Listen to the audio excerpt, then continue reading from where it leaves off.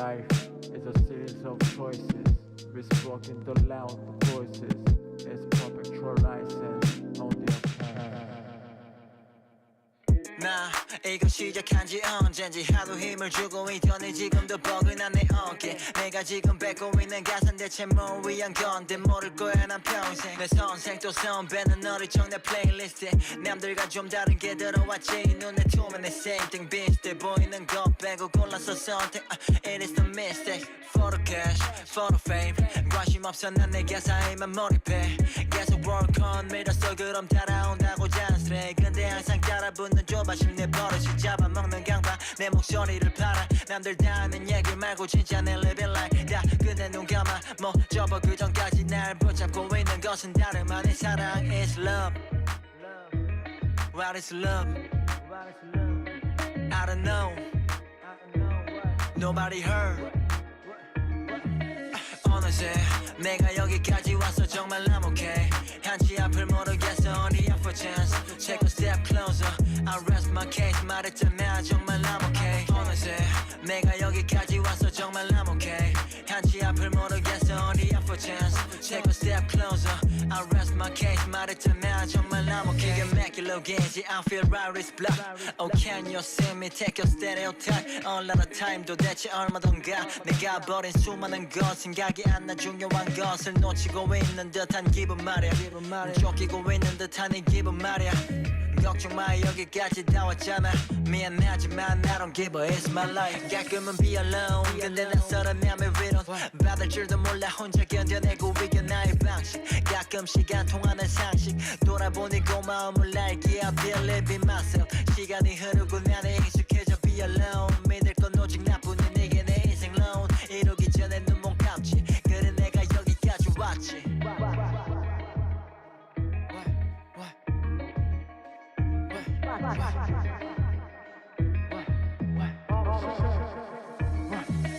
어느새 내가 여기까지 왔어 정말 I'm okay 한치 앞을 모르겠어 only up for chance Take a step closer I rest my case 말했잖아 정말 I'm okay 어느새 내가 여기까지 왔어 정말 I'm okay 한치 앞을 모르겠어 only up for chance Take a step closer I rest my case 말했잖아 정말 I'm okay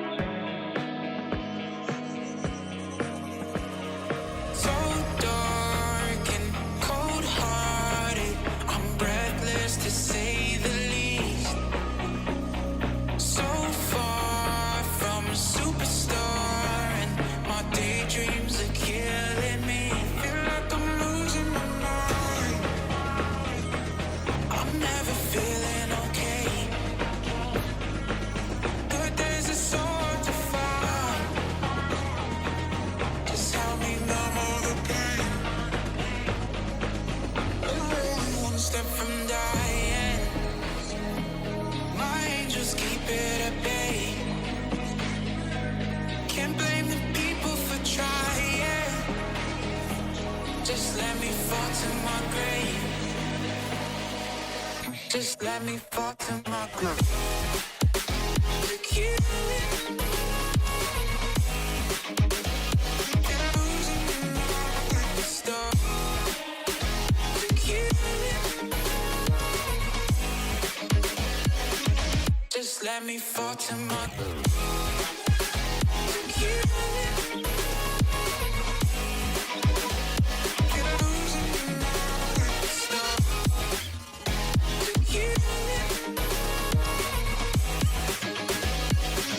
Just let me fall to my grave Heart fails under pressure Wonder if these bad days will last forever So pessimistic from the past All the good things end up in caskets I'm never feeling okay Good days are so hard to find Just help me numb all the pain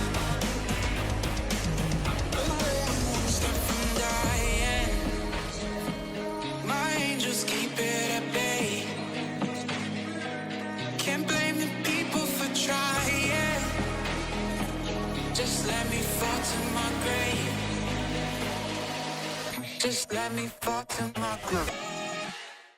Secure.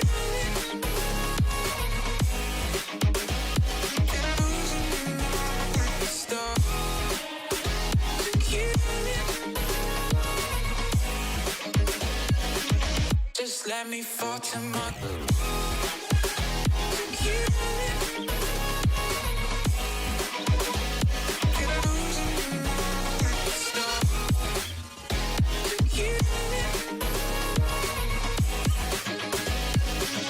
Just let me fall to my grave.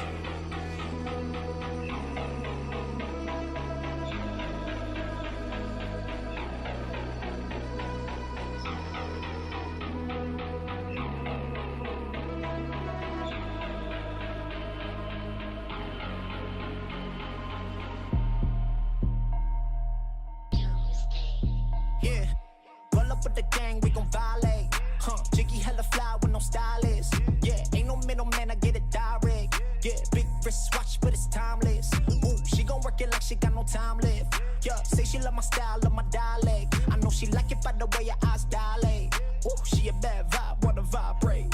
Yeah, you don't want no smoke, don't be a target. Flew to Tokyo for all my garments. Yeah, look at how we shine, this flawless. Damn, talking big rocks, talking onyx. Yo, they told me make it hit, then what you call this? Doomsday with the fire, no department.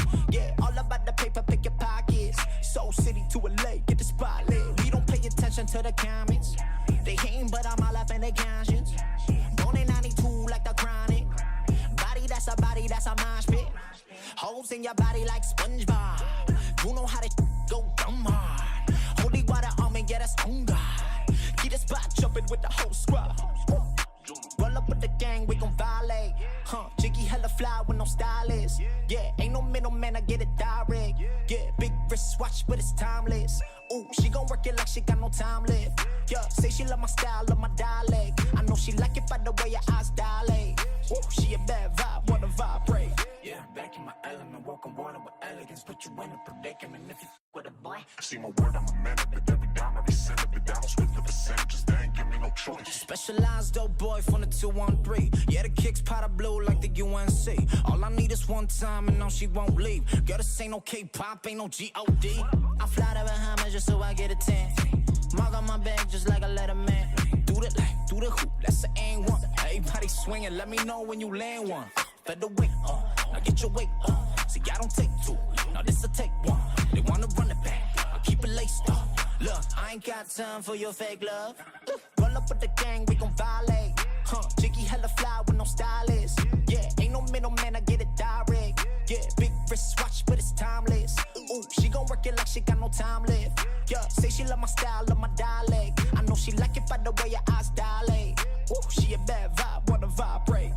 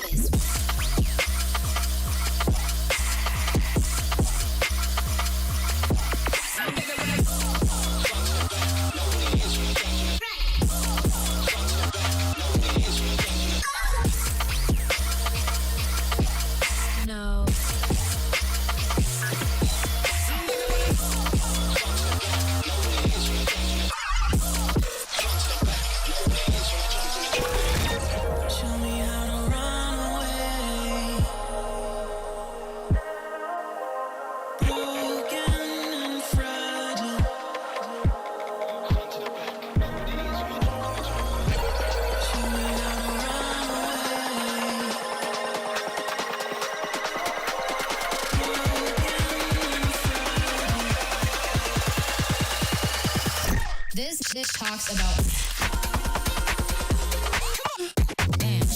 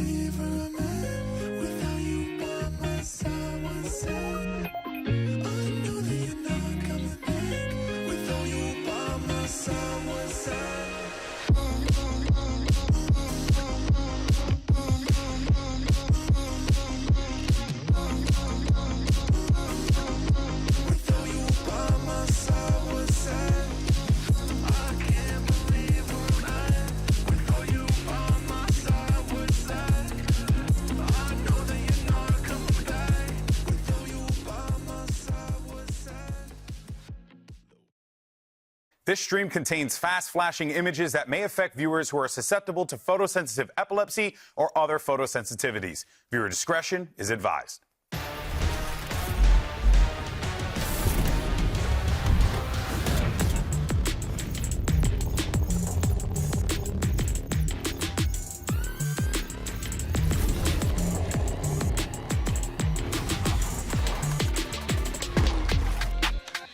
Today, 4 more teams will take the stage for the first time and make a run for the game's biggest trophy. Of course, we're talking about VAL Champions, folks. Hello, everyone, and welcome to day 2. Of course, we're coming at you live here in Seoul at the COEX Artium, I want to say. I saw it on the, I think I nailed it. Okay, Yeah. somewhere Achilleos and Paper Thin are yelling at me. Of course, I'm Golden Boy here at the desk. We're joined alongside Mimi and the birthday boy, Tom Biz. Mr. Business is in the house. By the way, we care so much about you. We got you a cake. We got you a cake, Tom. Did you? We did. But here's the Is he problem. gonna burn down the It's so studio freaking again? hot outside that it melted before it even got okay. here. So what we did is we made one in a JPEG. And we just want to say happy birthday, Tom. Has technology gone too far? Oh, it definitely has. There you go. Because the cake didn't make it, but if you want to eat it, it's right outside of the mall, melted on the floor. We paid like a whole 99 cents licensing that photo for you. Yeah. As our special I didn't even gift. show it. So happy birthday. Can we get the glare? By the way, Mimi was going to sing happy birthday for you. Right, Mimi? Yeah, I did. I heard the rehearsal. It was really impressive. That's my one big thing. That's your one big thing. It was like it was like Pavarotti, right? But no, you want to do it live. Yeah. Couldn't tell you what that is. All right, folks. Well, make sure you're in the chat welcoming Tom and giving him a warm happy birthday as well. Welcoming him. He was just born, actually. That's why it's his birthday. Yeah. You look so satisfied. I'm it's 17 today. 17. Congrats. No, how's your knees though? Because you're 30, so you know your hips are going to be all feeling it at this. They still work. They still work. Just about. That's okay. There'll be a couple cranks in there, and you'll start to feel the pain. All right. Well, let's go ahead and talk about what happened yesterday on this stage. Yes, you can. You can put it down for sure. We started things off with a Madrid rematch. We had a rematch all over the place yesterday. Gen G versus Sentinels kicked things off, and I mean, look, I think it's safe to say Gen G is just on another level right now. They're so good. Yeah, I mean, this match was like, okay, you lost to a boss at level 1, you go back and play him again at like level 30 and just dunk on them. It was kind of night and day from that Madrid final. Gen G were playing some fantastic Valorant. I think really shutting down Sentinels, especially on map 2. They couldn't find a solution, but the second match was just a banger as well. Team Heretics, I think, impressing a lot of people by staying resilient despite FPX's crazy gameplay that series. But it's still, I love them. they still haven't been able to get over that hump that is Heretics. They have their number every time, man. It's scary. FPX is my favorite team in this event. Like, Yeah. genuinely. I love watching them so much. They're so much more creative than a lot of other people. I think their bind, where they were coming out with, like, the craziest counter you could think of, like, was it a good comp? No. No, but did it work for them? And did they have a playstyle that interrupted and basically disrupted everything the Heretics were trying to do? Yeah. They're the so much worst fun. nightmare of the Twitter analyst. Somewhere out there, Anders is having a breakdown. Yeah. The more you use the word optimal, the more you hate them. Yep, that's right. Of course, though, that was a tough loss for FPX. Regardless, Heretics are going to be moving on. Let's actually go ahead and take a look at our bracket for Group B. So we are on the precipice of watching yet another Heretics Gen G matchup. The last time it was exciting. This time I'm expecting it to be equally as exciting, especially considering Heretics are at full power now with their entire roster. So it's going to be interesting to see how that all breaks down, but that is for a later day. Now, even though we caught day one of the competition for Group B, let's go ahead and dive into Group A because we have a lot to talk about. We also have some hot takes that we're gonna break down here. So get your peppers out. We Yes, got sir. hot takes, people. Where's my pepper? Oh Yeah, no! I got You my lost pepper right it? here. I found it. I So found it. responsible. All right. So you if you watch Americas, you know how we do this. Okay, we got the Well, mild. how do we do it then? You got the pretty spicy. Here, because you don't watch Americas. No, And never. then we got the extreme heat. So we are going to start with the birthday boy, Tomathan. Go ahead. his name, Let yep. us know what is your hot take. I was saying that if FPX has had different matchups in Shanghai, they would have got top 4. Wow. Okay. That is Top 4. Who Top was at 4. that event? See, this is where my thought process comes in, is that Yeah. I felt like there were a lot of teams not What at full strength. matchup would And they I have think they gotten? could have beaten a lot of teams. I would say it's pretty spicy. I would say it's pretty spicy. Yeah, I would agree. I'm guessing I don't that's- rate my own take. You can rate your own take. Yeah, it's your I would birthday. say Mild, that is because I think it's true. I think that's believe- extremely spicy. I mean, the amount of teams that they would have had to beat, the amount of like increased resiliency they would have had to show to even win Yeah, those games. but they almost beat Heretics, who got to the final, and they took a map off Gen G, who were the winners. So But neither of those teams were in the best form at the beginning of the tournament. They both accelerated into it and got really But good what towards the matters end. was them getting through yeah, and getting they top beat 4. Foot as well, like a decent team to That's fair. start off against. The emphasis on decent, not top 4 in the world. No, but then they went up against the 2 best teams at the time. And lost. And lost in the close. They lost by like 2 rounds, well, literally a couple of rounds in giga overtime versus Heretics. It's not insane.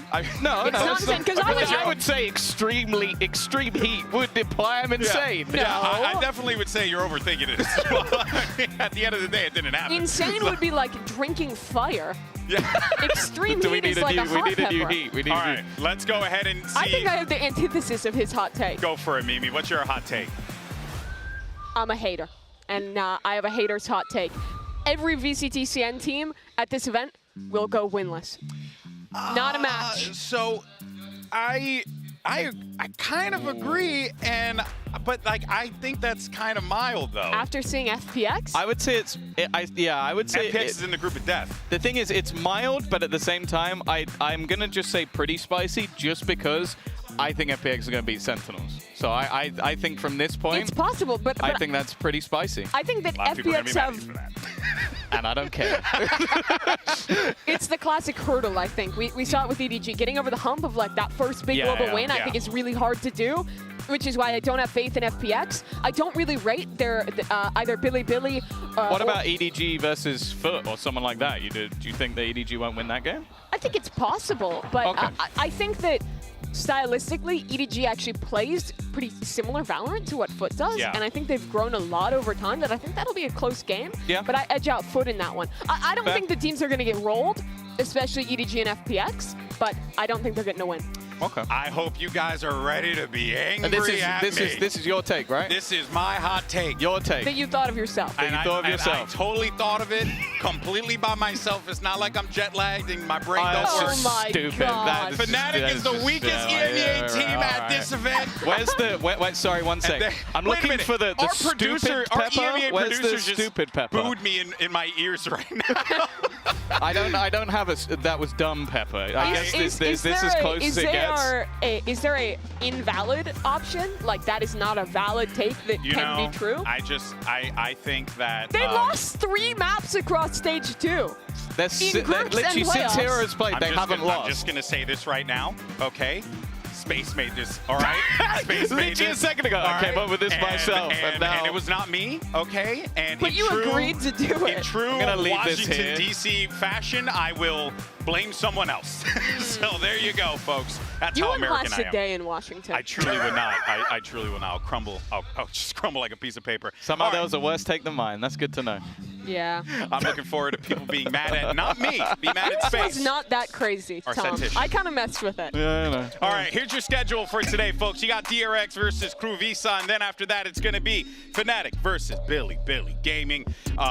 This is going to be interesting for Billy because, honestly, they're going up against, a weak juggernaut in Sure. Fnatic, as I had Yeah, said in my the weakest EMEA team, so it Yeah. should be an easy game for them, And if I mean, anything. against the 4th seed from EMEA, I think they're the favorite, really, if you think the about it. 4th seed, technically the 1 seed. Yeah, you but know, that's not true. But we have a new thing that we want to share with you guys. The group, now that we have our favorites out and everything like that, and we're sharing our stuff, we got our pick-ems powered by AWS, and this is actually coming from the game, I believe, Yeah, right? and it is from the in-game pick'ems that have been introduced now for this Champions, and it's really shocking to me to see GB, the team who you think is the worst EMEA team, with an almost 90% chance the of the community's opinion. highest percentage out of any team. That's so impressive for Fnatic. Yeah. They must have some really dedicated Once fans. again, I plead the fifth.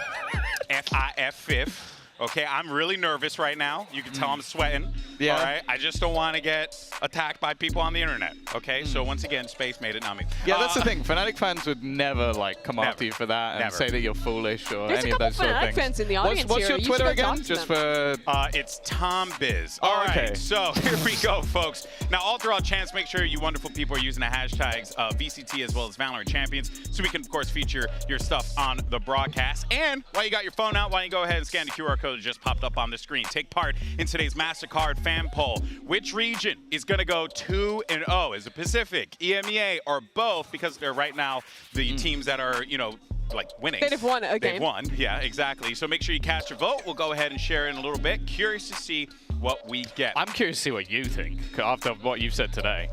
You know what? Again, I plead the fifth. I plead the fifth, all right? In true politician form, though, you did just choose to lie instead of actually saying what you believe. How dare you? Now, today, TRX's Buzz will take the stage for his 4th straight champions.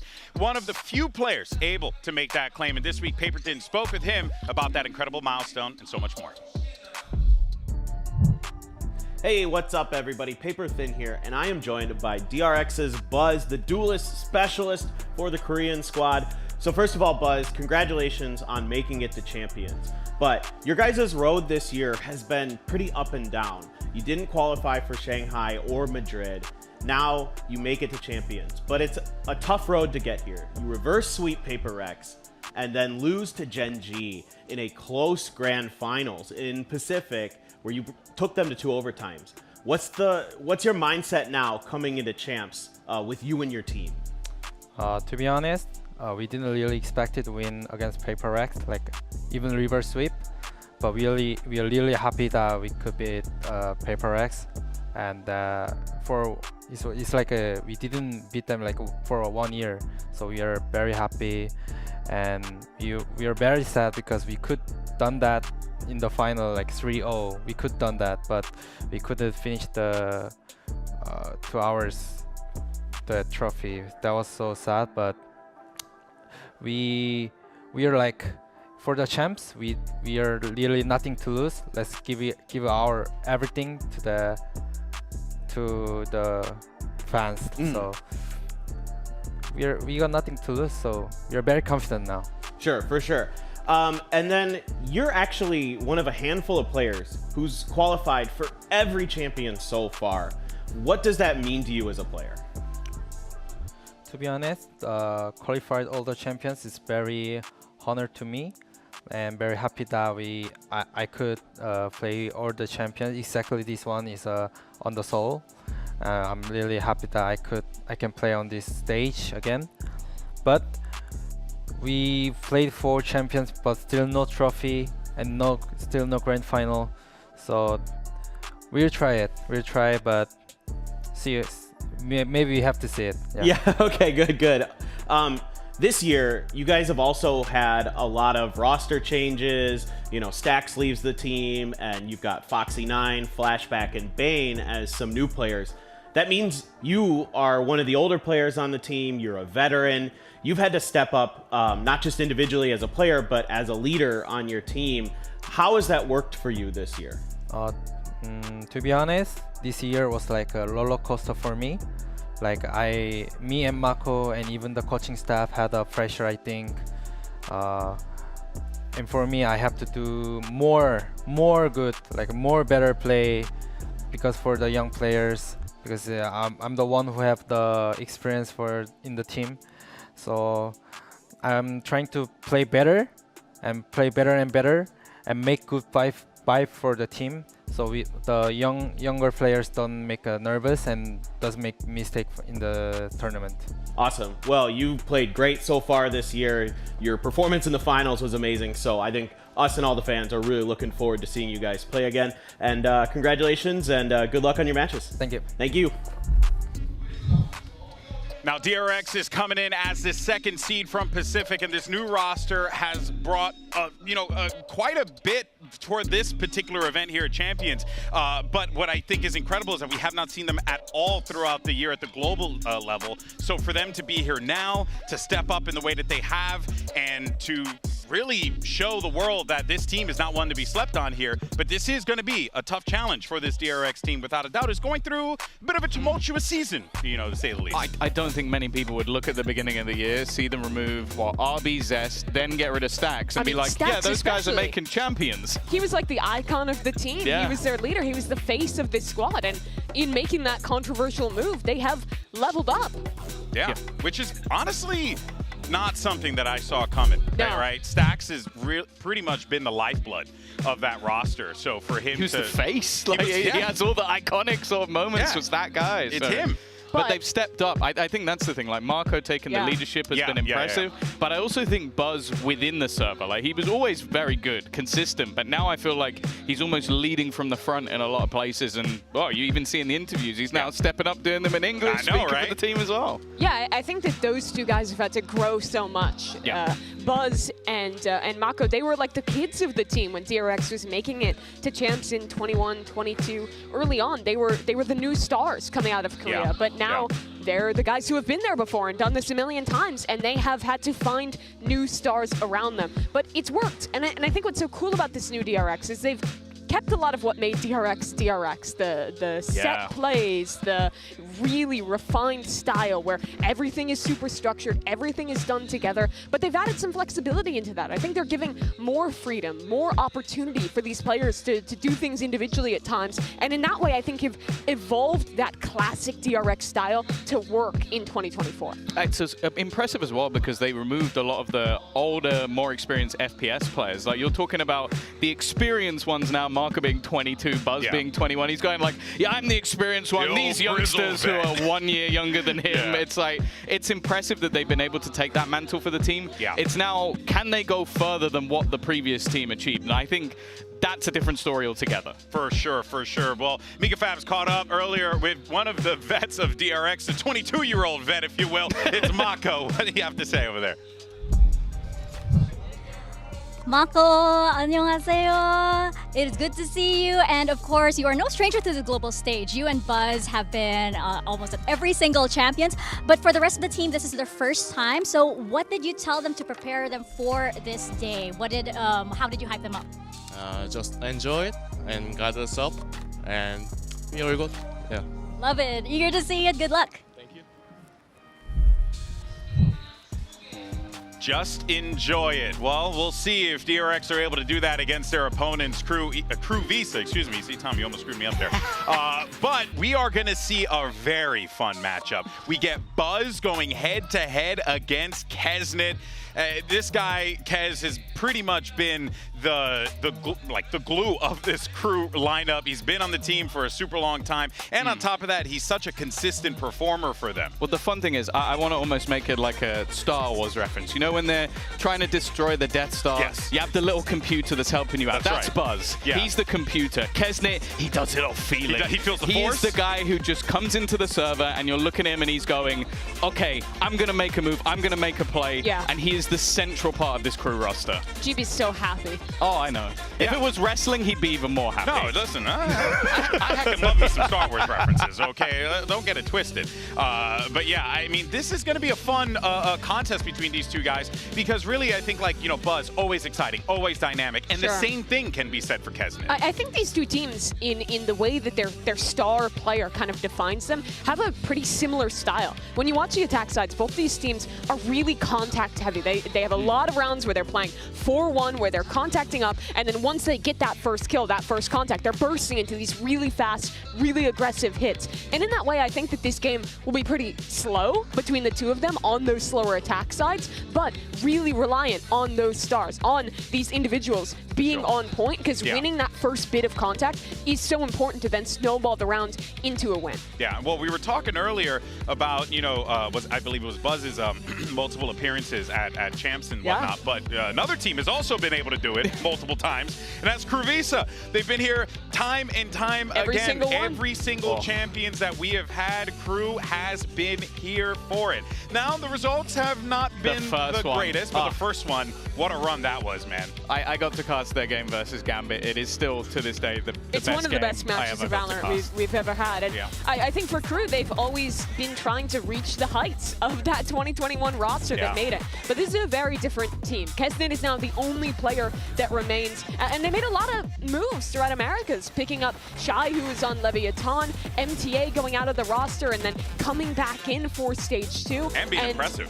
Honestly, they looked really rough in Stage 2. They lost all but one match at the very end, barely made it to playoffs, but stepped up big time in playoffs to make it to another chance. That's the thing, it's the Crew way. Yeah. It's when they need it most. Think about last year, what was it, 0-9 to make an LCQ run, then they removed the 11 LCQ. losses in a row, exactly. if you could include the start of the year. It's crazy what this team is able to do when it matters the most, and that's what excites me coming into this, because I think realistically, you probably would edge things over to DRX with how they've done throughout the year. But when Crew get on this stage, when Crew make it to Champions, you go, there's always a chance. There's always a chance. But you do have to compare it to Champions LA last year, where they went on that miracle run and then swiftly went out. 0-2 and we don't think about that.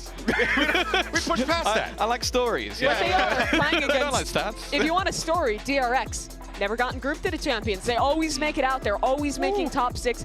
These kind of early stages is where this team historically has always shined. Yeah, and it has been impressive, both teams' journey, you know, to get to this point here. For Crew, I think this is a squad. You give them an opening, you give them an opportunity, and they will take it. They've done it so many times. This squad, if you're DRX, you got to respect and you got to fear, because they can't turn it up on you in a moment's notice. But for now, they'll send it back over to Mika Fabs and hear from Keznit about this upcoming matchup.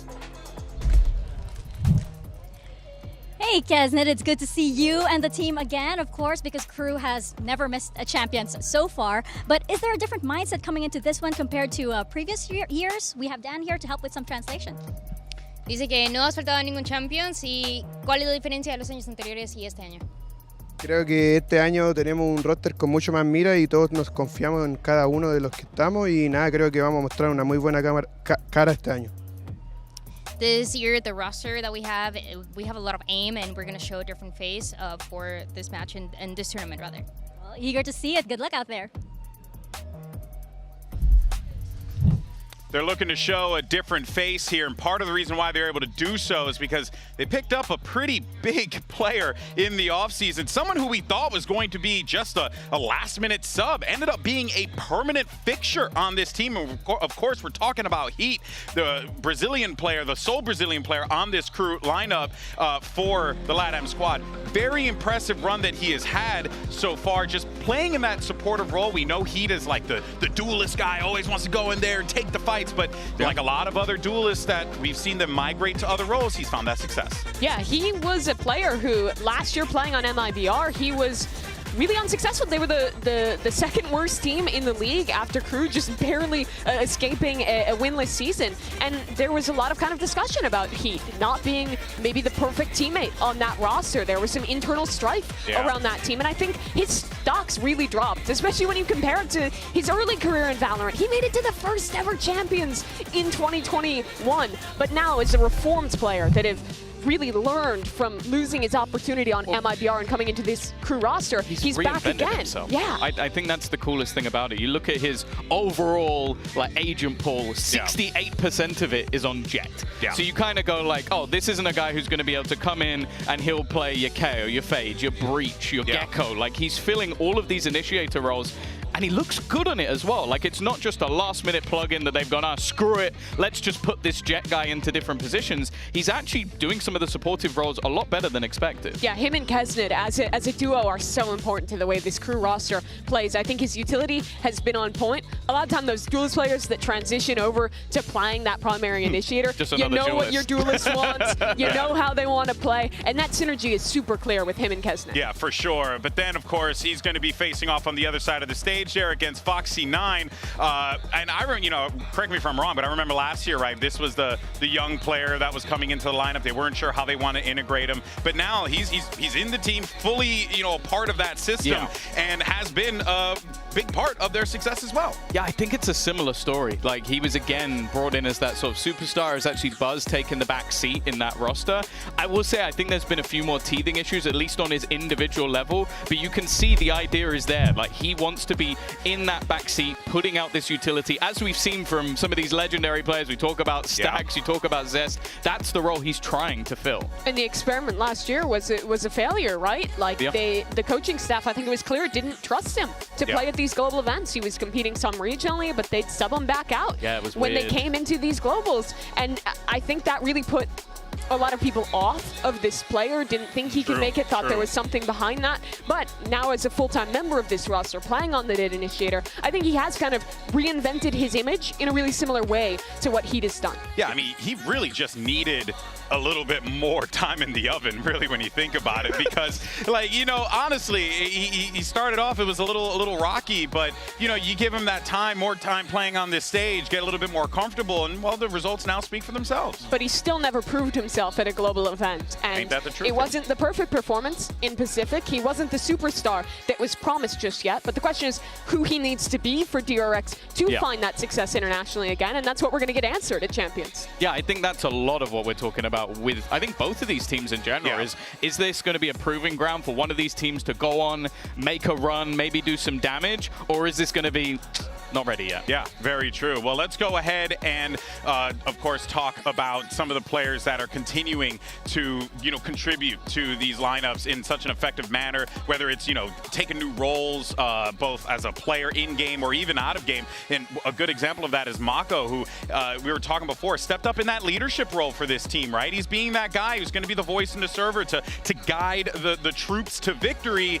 Question is he going to be able to do it as good as what we've seen Stacks do at the global level, in years prior? Well, it's also, does it affect his individual game? I think that's a lot of it, because this is a man that I think you go back a year or two, you're talking about the best controller, maybe in the whole world. Absolutely. I think in 2022 and 2023, that was the conversation. Wholeheartedly agree. So you're now kind of looking at it like, okay, maybe the stats don't quite align in the same vein. He can still have those games, but it's, can he put the rest of the players into the same positions? And you've got Bane and Flashback who can definitely fill that void in terms of the individual kills. Yeah, but it does feel like, as it stands right now, Mimi, that it's working out. It's going okay. Yeah. Yeah, I think the calling is good when you watch them. DRX still plays a lot of set stuff where they kind of follow up the idea they had at the beginning of the round. They're not super like slow, like they are a slow team, but they're not like a super mid-round heavy team all the time. But when they do lean into that, I think it's been solid. But that is a direct comparison between these rosters where they both have had issues figuring out the leadership, figuring out the IGL. Yeah. In the middle of this season, the leadership got changed up for crew. Melzer slotting back into that role. It's the same thing with DRX. Both these rosters are trying to find the right leader, the right direction to recapture that success that the organization had earlier in Valorant. Kind of wild, considering you would think like we would have scripted it without like similarly, you know, like the stories of both of these teams, right? It's quite fascinating, and of course this is truly going to be anyone's game here. We'll see how this breaks down, but it's time for the results of our MasterCard fan poll. Earlier we asked you which region's going to go 2-0, and the results are in, and y'all said Pacific, and I don't disagree with that. I would say both. Yeah, I would say both as well. Like that means that quite a lot of people aren't sure if they think that Fnatic will be Billy. I think that means a lot of people didn't understand the question. I think that was you. You put that evil out there in the world. I'm the FPX Hopium. Yeah, remember, if you did not like the Fnatic I'm going to go back and clip it. Tweet at Tom Biz. We already got a few and of it's them. my birthday, Wait, so follow while you're there. He also has Riot Gun Buddies. Yes, I do. That's I do. true. Fun fact. That's true. We're here Only with the for predictions followers. for the talent, and that's right, baby. The lone cruise standout. Okay, that's good, because you've uncursed the rest All of right, us. bring me through the copium. Yeah, well, okay. Honestly, it kind of goes to what we were saying before, right? Two similar teams, the way that they approach the game. I just think that if Keznit has a performance like we've seen in America's a few of these games, it could be a problem, and DRX might not be ready to shut that down. That's the contingency. That's the croupium for me. I'm okay right with now. Keznit Hopium. Honestly, I'm okay with that. At his peak, he can be the best player in any server. And I think there's still potential for DRX to not be able to show what they did regionally at a global event now. It is really, I think, an expectation reset where they are now kind of an unproven roster with 3 new players coming in. Do you know what the biggest change I'm interested, though? Go for is we've seen recently that Termi has stopped wearing a suit. No way. And I want to know. Yeah, he's been wearing like the proper like jackets and everything, the merch. I want to see if it, like when he comes out in a moment, does the suit come back for Champions? Ooh, I would. Do you think they're more or less likely to win if he wears the suit? Maybe less, honestly, because I think they've been kind of they've been frying since he stopped wearing the suit. That's true. I mean, they almost won Pacific, reverse swept Paper Rex. They looked good. It could be the suit. All right, folks. Well, here we go. Let's get this show started, shall we? Got DRX versus Crew Visa, Fnatic versus Billy Gaming. Day 2 of Champions Seoul is going to start right now.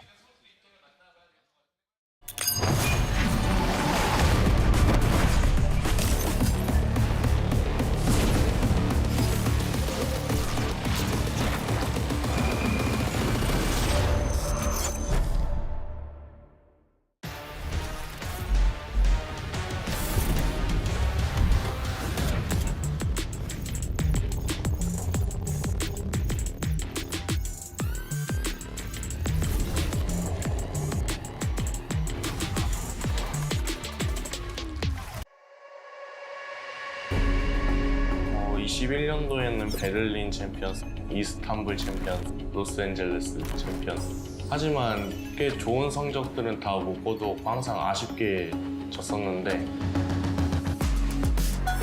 이번 챔피언스 서울은 한국에서 하는 만큼 저희한테는 진짜 거의 마지막 기회다. Yo creo que es mantener y confiar y tener siempre resiliencia, nunca dejarte caer. Creo que lo más fuerte de RX es su juego en equipo, sus rotaciones, que todo lo que hacen es con un sentido en conjunto. Es como un equipo que saben qué hacer en cada momento. 크루랑 저희랑 이제 오래된 팀이고 국제전도 엄청 많이 나간 팀인데 아직까지도 못 만났었잖아요. 근데 이번에 만나게 된 만큼 누가 더 이제 강한지 좀 알아볼 시간인 것 같고.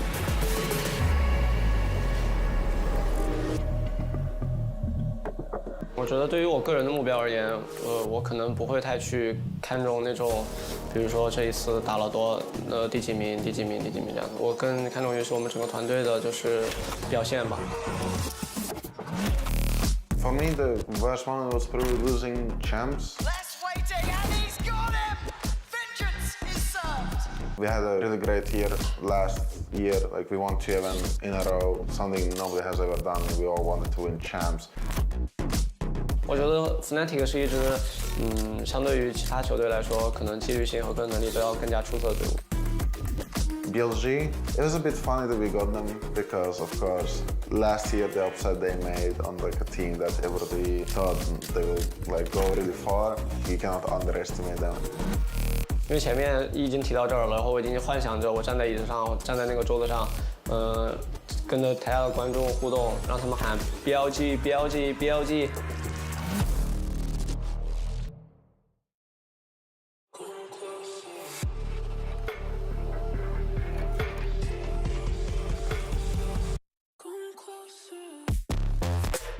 Crew.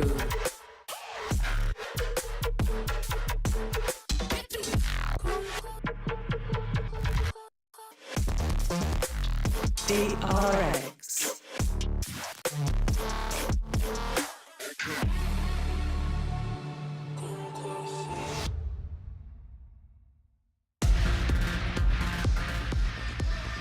And here we go, Crew versus DRX. Two teams with very, very similar paths. And you're right, Tom. Termi's not wearing the suit. Uh-oh.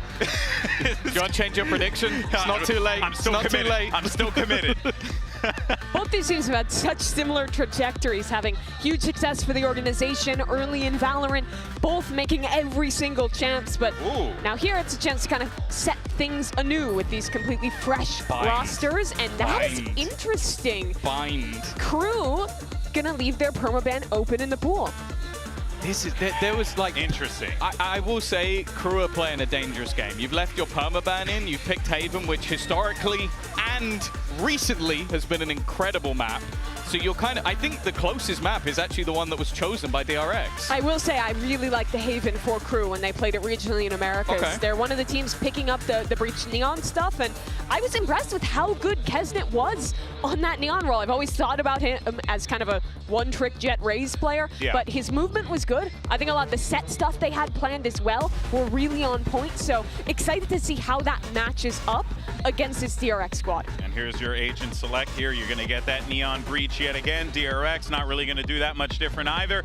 You'll see Buzz right back on that Jet. Both these teams, you know, classic Valorant squads, and I think we're going to get some classic Haven. They're both playing a Breach Sova comp. There's going to be a lot of early fighting for areas like A lobby. Both are going to lean really heavy, I think, into these set retake ideas that are so powerful with that initiator combination. Also, DRX, as of recent, have had some incredible attack sides. So them starting out, I think versus Gen G, they had a 10-2 attack versus Gen G the last time they played. So watch out for that one, because Crew, as you said, they're going to almost have to lean into the retake, because I don't think they'll beat the set strats. We're going to have to see how these rookie players perform on that stage. 3 new members for DRX. It's their home here in this Artium, but it's a new team, it's a new style they're playing against, and it's new pressures. Oh, this is going to be exciting. So let's go ahead and send it over to your casters. 2 guys that surely have perfect pick-ems because they're so smart. Isn't that right, Brennan Sideshow?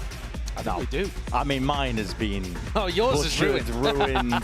Too much Senko, I think. It's only been 1 day. It's only been 1 day, yeah. I mean, okay, would you expect anything less? I don't think so. No. I don't think so. We got DRX Crew here as our opening match of day 2 of Champs for 2024. And these are 2 storied orgs as well. The Destiny's been going into it. These are 2 teams that have never missed the Champs before. And they didn't want to start this year, here and now. But despite that fact, Josh, they've never actually played each other. How wild is that? Yeah. Yeah, I was very surprised to learn that Crew and DRX hadn't clashed across all of the, not just Champs, but Masters events that they've been to as well. So we start here on Haven, and this pistol round to begin looks explosive. We've got 9 out of 10 players looking to control a tiny piece of square footage. Yeah, classic A lobby fight about to be occurring. To cage the feign like there's only 1 player crossing here for DRX, but they've slowed it down still. And Crew now going to offload that util, but a stun's going to be connecting. Keznit forced and pushed back and away. Melter with the blind is good connection. Dart to try and again repel and push and ward away. And in this carnage, it is DRX that are just leaving Flashback alone. A 1v2. Spike dropped down at his back, and he's trying to catch a timing of his own. I like the reclear from Shy and Melzer, but now they've split up, and that's where the danger comes through. Does Shy have eyes on the spike? I think he must do, just based on the minimap.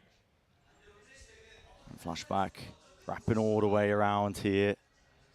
Just doesn't need... Oh, spotting one of the players, and he knows exactly where Shy is for the 1v1. But Crew coming up on top. That's a pistol round, granted and earned. And that's immediately going to what Tom was talking about on the desk. Are you going to be able to stop DRX from taking map control, getting into their executes? He was talking about the fact that there were 10 attack side rounds for DRX against Gen G. Against Gen G! But to me, when I was watching the game, a lot of that was based on anti-stratting the Viper comp. Yeah. And the way that Gen G play this map. It's not just that DRX are amazing on attack side. Here, Crew stacked 4 players A. You can't do that every single time. And in this follow-up, they've only got 2 there. Keznit, MTA. So mixing that up and trying to find the right timings to contest DRX is going to be super important. And Miles is dodging most of this util coming his way as well with a Bulldog in hand, Flash. Paranoia to supplement, Smoke to at least cut up the side as well, buy a bit of time, kill trips as well, helping him out. There is that plan online for DRX, so pocket change earned, a little bit of extra money, but overall Crew keeping it nice and healthy for the bonus. Looking lovely. Now, bringing up bonus round stats again, because of course, you know, your boy's nerdy. Yeah, you've been digging. I have. But one of the reasons why I was digging into this game was that Crew have the lowest bonus round win rate out of all of the teams from EMEA, Pacific, and Americas, which is kind of wild. That is weird, yeah. And so even with them winning here, they're coming into the next round with 3 Guardians, a pistol. They've got no Vandals, no Phantoms. The way that they manage their economy, so different to the teams that are actually competent in the bonuses. So they've got to hit some crazy shots here. Otherwise, it's just about doing a little bit of damage to the economy. Seeing it again, early fault line setting up. Going to be used to get Keznit onto that line. There's a dart to worry about. Oh, he's missed it. 2 shots rattled away, but not able to claim it, so he is postured off and away. DRX going for a quick pivot.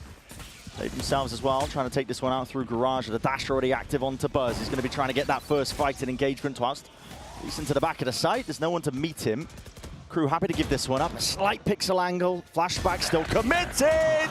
And still holding it down. No one able to cross back up into Garage here. And at this point, round is basically wrapped up. Only 2 left to stand with MTA and Heat. Not much they can really do. I don't think there was any chance there for the Crew players coming back through Garage. Even if they'd had rifles in hand. Just far too snappy on the aim. Heat and MTA, they want to try to do a bit of damage, and that's a great opening shot. Yeah. Need a bit more, though, and already the flank is occurring. Flashback spots it out, and damage done to the remaining 2, so no bonus round, no increasing the what is it, like a statistical anomaly, I suppose, sitting at the bottom in terms of converting them. Yeah.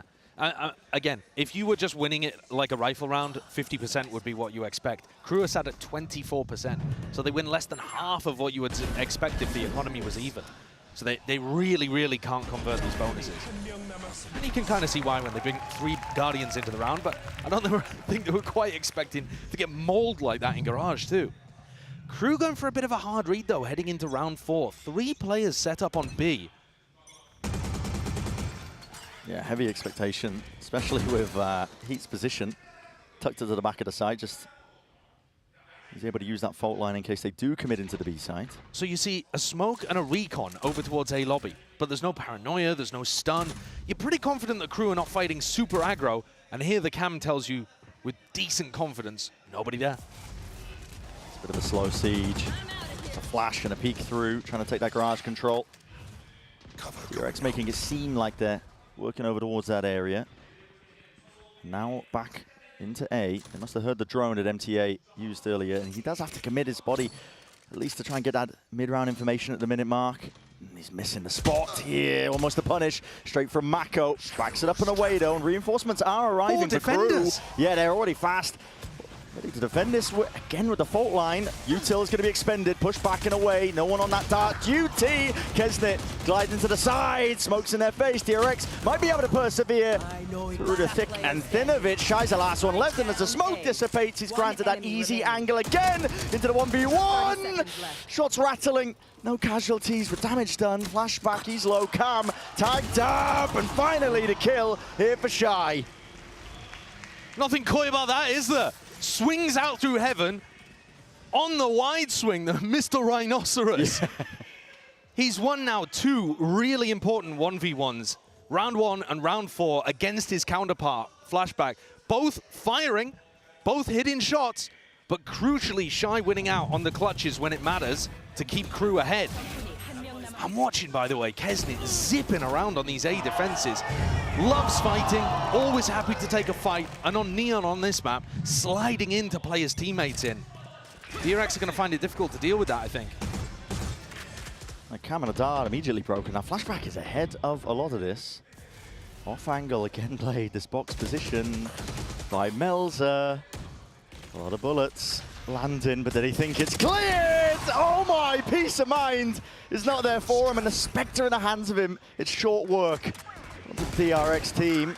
Only 3 of them left to survive into this as well. Norofet will give away quite a bit of info.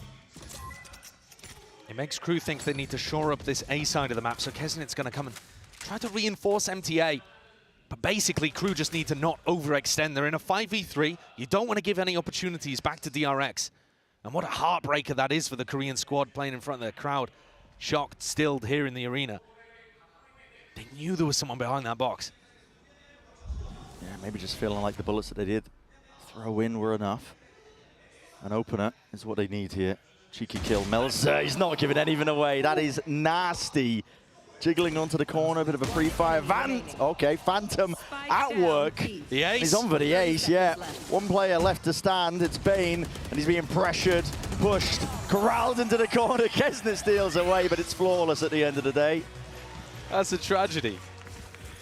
Since joining Crew, Melzer's never had an ace for them. Oh, okay. And Keznit's just stolen it away. That's brutal. That is brutal. Fair enough. It's giving texture. It is giving texture. I mean, what is... it's a tragedy, honestly, that DRX get caught by that. The spot behind the box and the Spectre spray down as well. It's not even like it was a Phantom, a Vandal. They died slowly, realizing their mistake. Crew are running away with this one. They are. Right there. This is DRX ran down in terms of the money onto that half bite.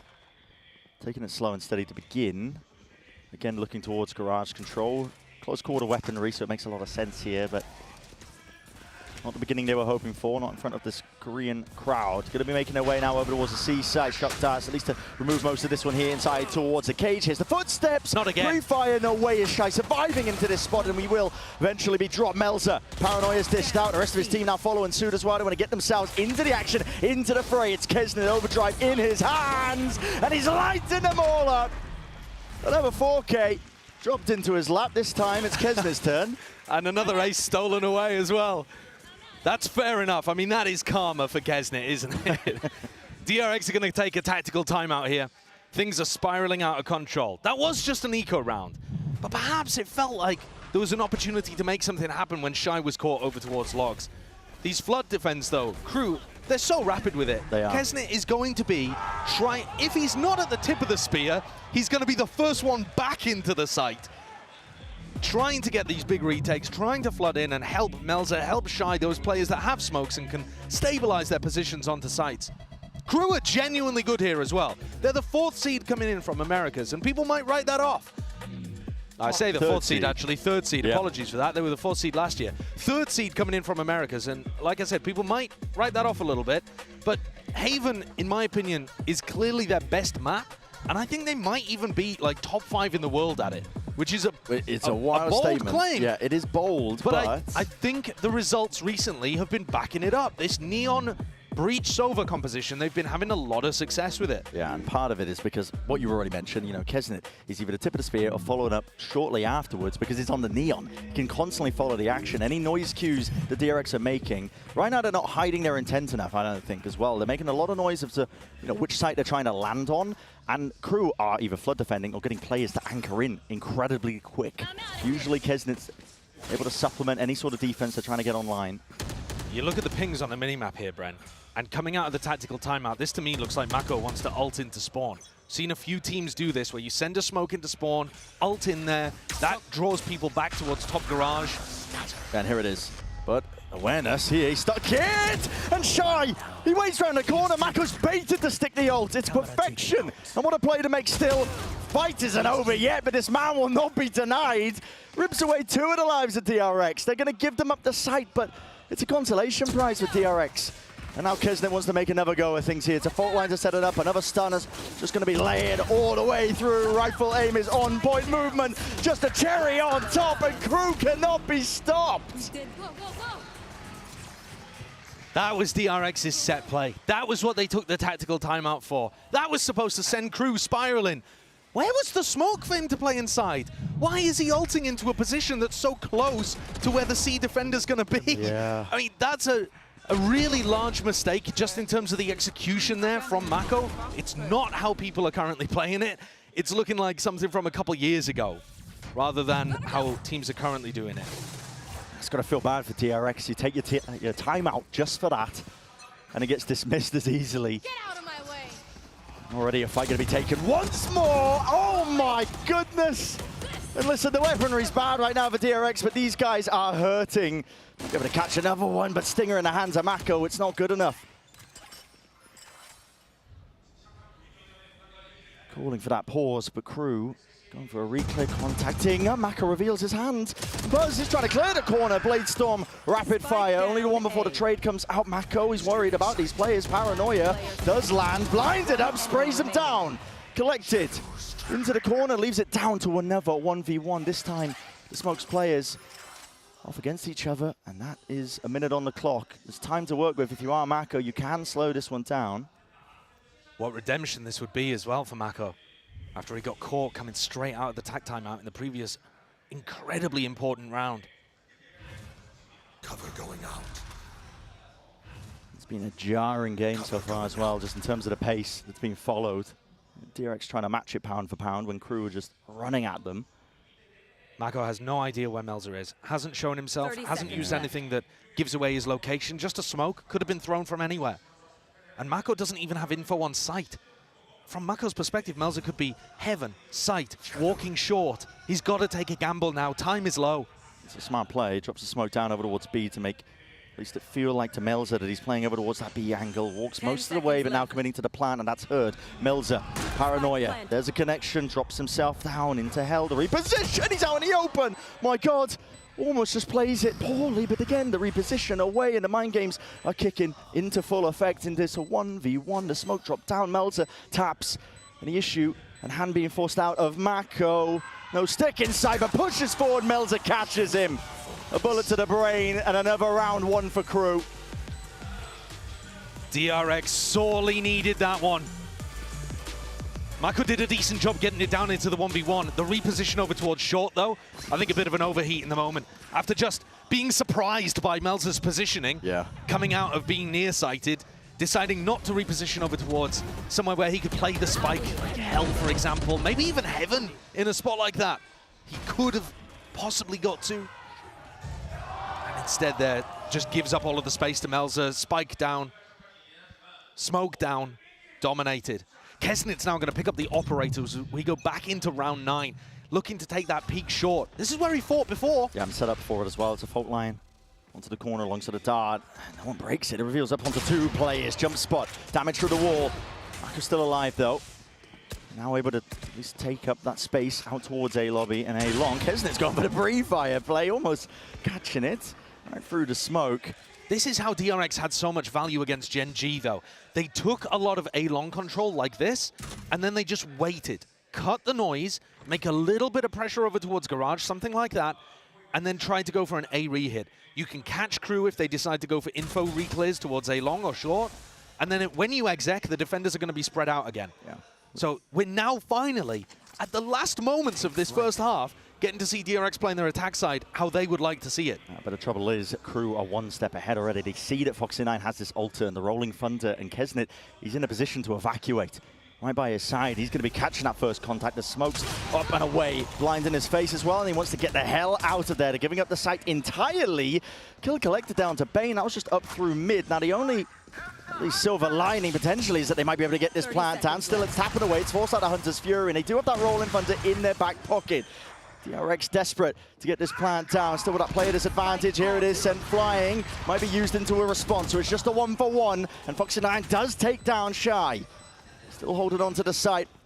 Wall up and over to the top. The retake is going to be difficult. Again, Keznit just blindly firing away and through with that op in his hands. He's hoping for an easy kill. Buzz dominating the smoke, but does not win out his fight. And up through heaven, it all has to be contained. Flashback of Mako, and down and out.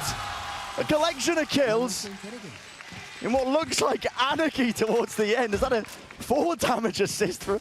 I mean, Mako's just spraying him down. I think he's done 120 to him. And the fall damage has done the rest in that spot. God almighty. Not the greatest ending, but listen, it's 7-2. Crew will still be fairly happy with that. The post-plant breach ult ended up making the difference from Foxy9. He waited for that retake ult to come out. Throws one out himself. That cancels things.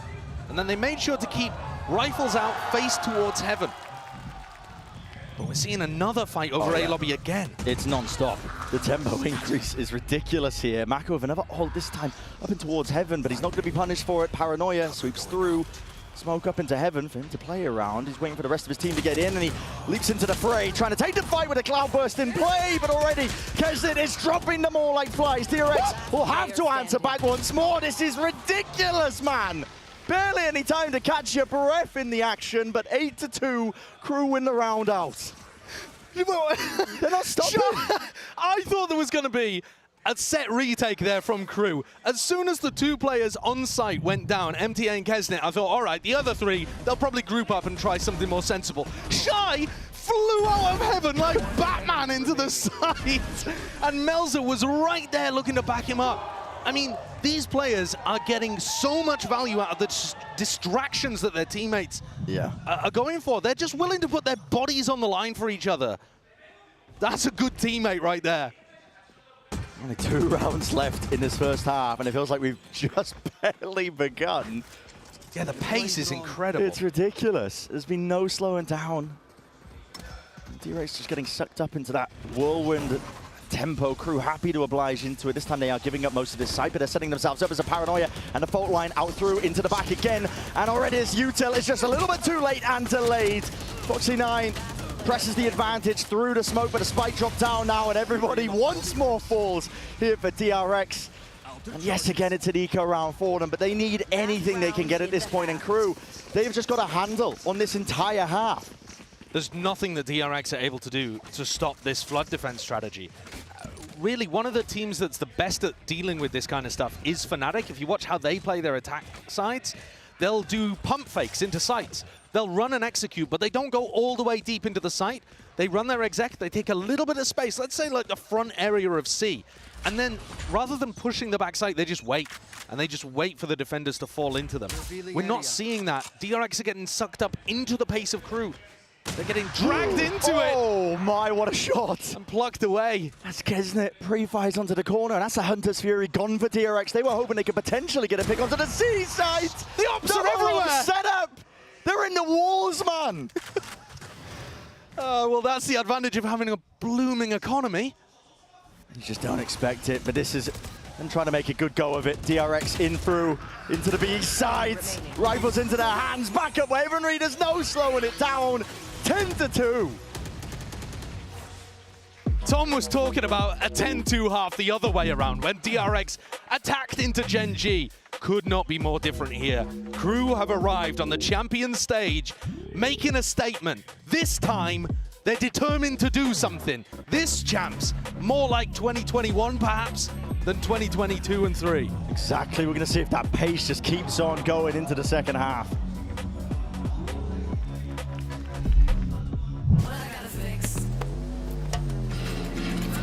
Oh, come on.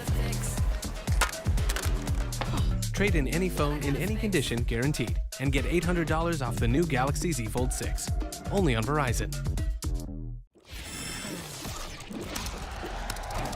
Red Bull gives you wings.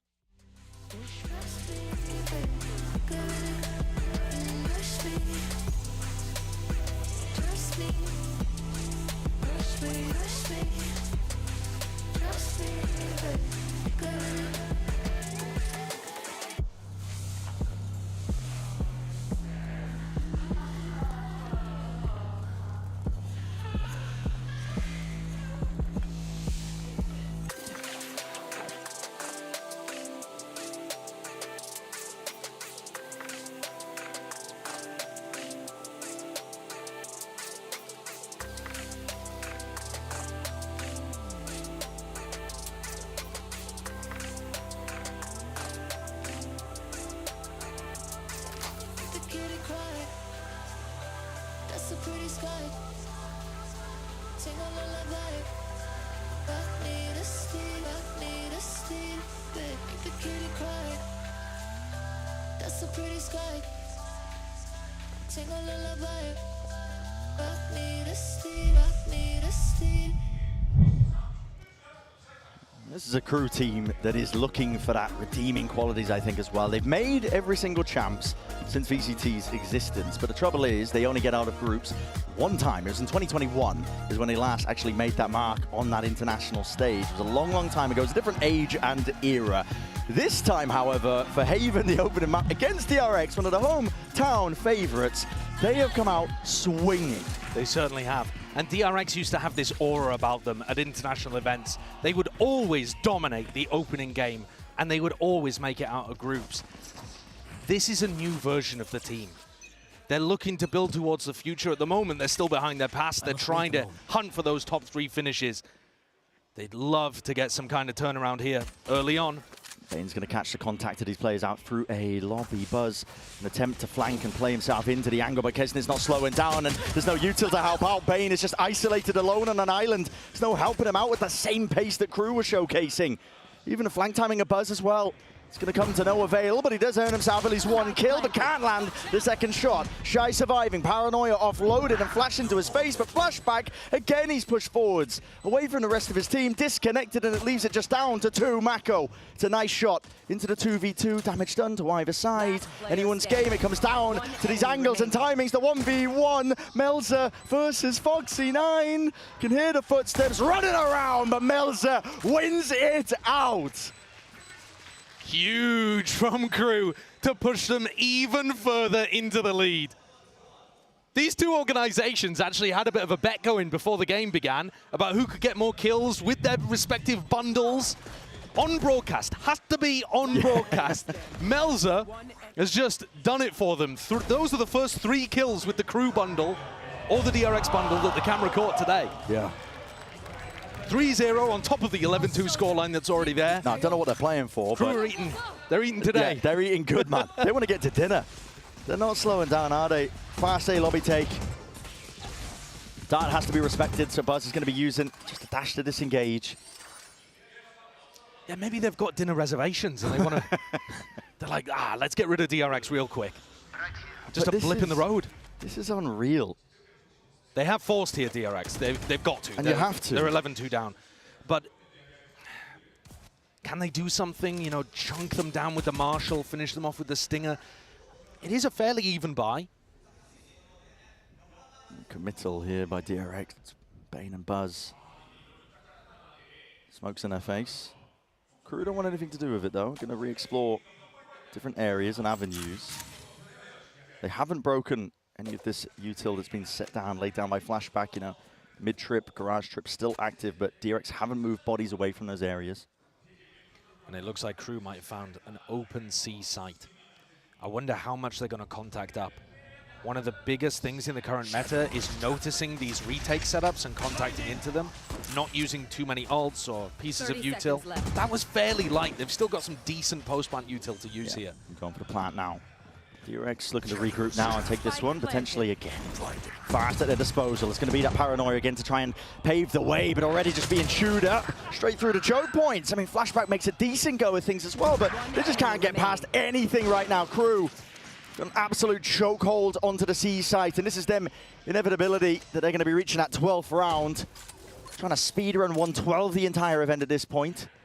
And I am worried about what this is going to do to DRX. This is not the same team that had all the confidence to be able to make it through groups and get to lower bracket finals and try to break that glass ceiling for Pacific and for Korea. That's already been done by Gen G. DRX at this point, they are rebuilding. They've got rookie players on the team. 3 of them, Foxy9, Flashback, Bane. Oh my. And they've got a brand new IGL, Mako, who, in his own words at the press conference, says he wouldn't say he was entirely comfortable or used to the role of IGLing. If you get 13-2'd on your opening map, admittedly not your map pick, but a map that you're comfortable with, I'm worried about the mental being rattled here. It does rattle you, I think. And it's a big test now for this DRX team. How are they going to pick themselves back up after this? at this point already looking ahead to Abyss, and that's a map that's essentially a middle ground, I think, for both of these teams, if you're even looking at the strength of it. But here we stand, Crew not willing to hold back in the slightest. It's a fault line, util going to be used again on either side, a bit of a handshake in terms of the darts. Bane with the drone, looking for that info. Going to be trying to hide away, only one player revealing themselves. Buzz onto the off angle, but he's not expecting it across their placement. It's sky high. Pre-aiming for Shaq, but he's not in the server, he's nowhere near. Cage triggered. I do like the idea there as well. Mako gave him a little smoke that you could barely see so that you could try to play like anti against the recon dart, and unexpected in the corner. Didn't work. Crew looking to close out. Yeah, trying to force pause into the round to at least make them stim in. A re-exploration is punished in kind. Any short plays as well. Dealt with, dismissed, and that is the map closed out. 13-2, Crew. Domination. It's the only way to describe it. If there's going to be one team that spots a weakness and drives it home with supreme confidence, it's going to be a Keznit-led Crew. Not willing to take a step back, not willing to make the same mistakes as prior events. It's a Crew that is looking empowered. And now Abyss coming up. As we already said, a middle ground map for both of these teams. Who the hell knows which direction it's going to be going in?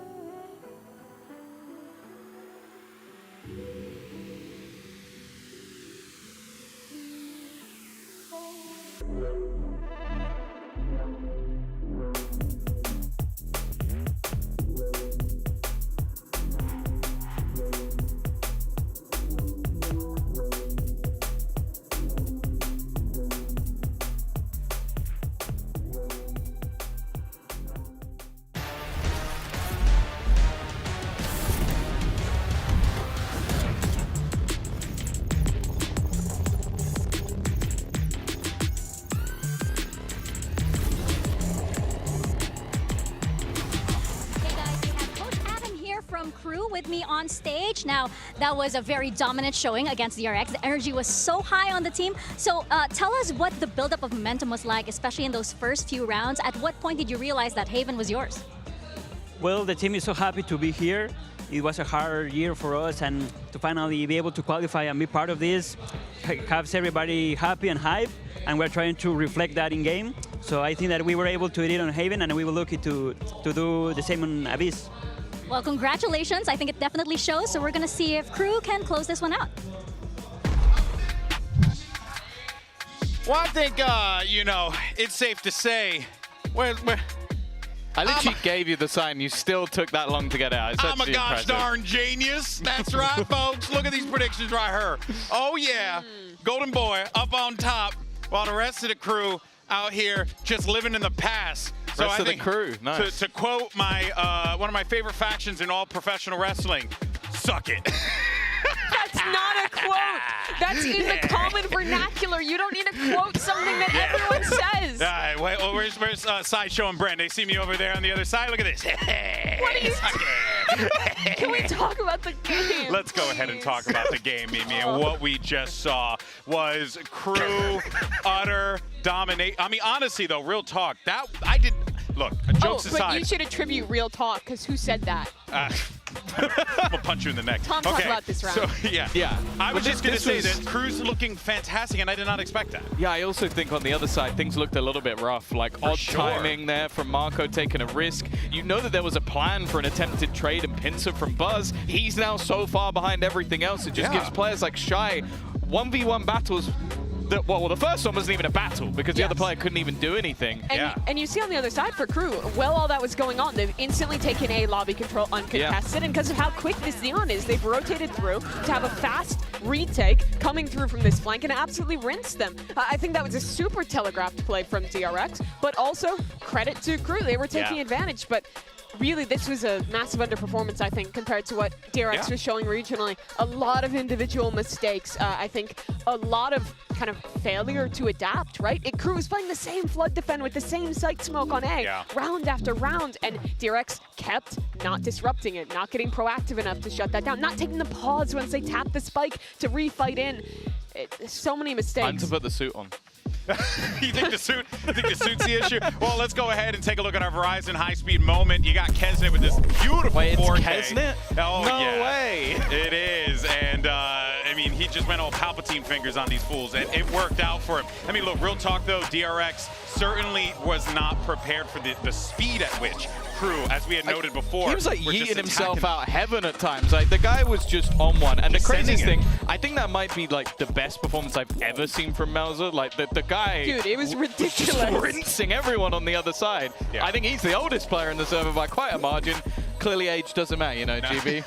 Ain't that the truth, baby? That's right, old and beautiful. But I will say though, that while I was enthusiastic about Crew coming into this is not the result that I or anyone would have expected. No, I mean, Crew, for all we should be critical of DRX, Crew, I think, leveled up. The protocols were really good. The flood retakes, the synergy between these players was absolutely on point. I think Heat's utility combined with MTA to set Keznit up was always on point. I mean, both of them were kind of the passenger princess mode with Melzer and Keznit having the games they were. But it was still excellent stuff from this squad. Now, maybe the foresight of Lionel Messi. He might have seen that one coming. Obviously a big part of Crew. But honestly, it really was...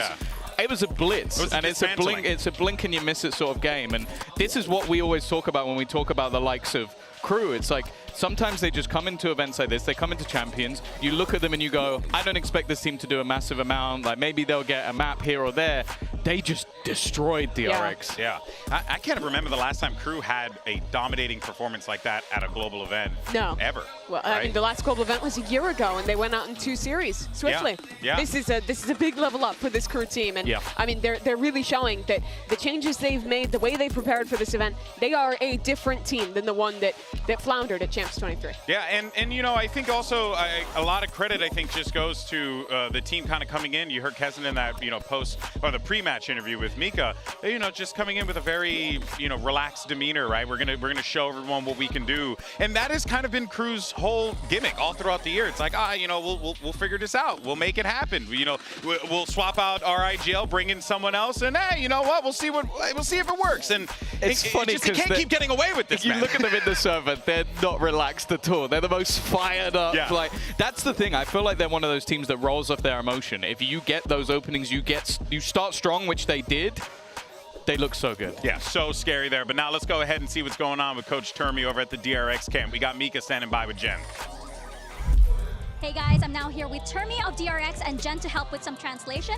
Now, Coach Termi, that was a tough map. It was a really, really frustrating game. So tell us, what did you tell the team in order for them to reset for map number 2, which will be your map pick of Abyss?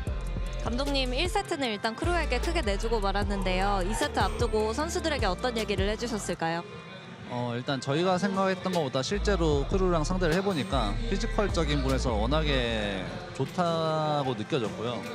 그런 부분에서 선수들이 좀 당황한 것 같고 저희가 하던 플레이가 잘 안 됐기 때문에 좀 어느 정도 감안하고 저희 할 거 잘 하자라는 얘기를 많이 했고요. 네, 선수들의 멘탈은 크게 무너지지 않은 상태입니다.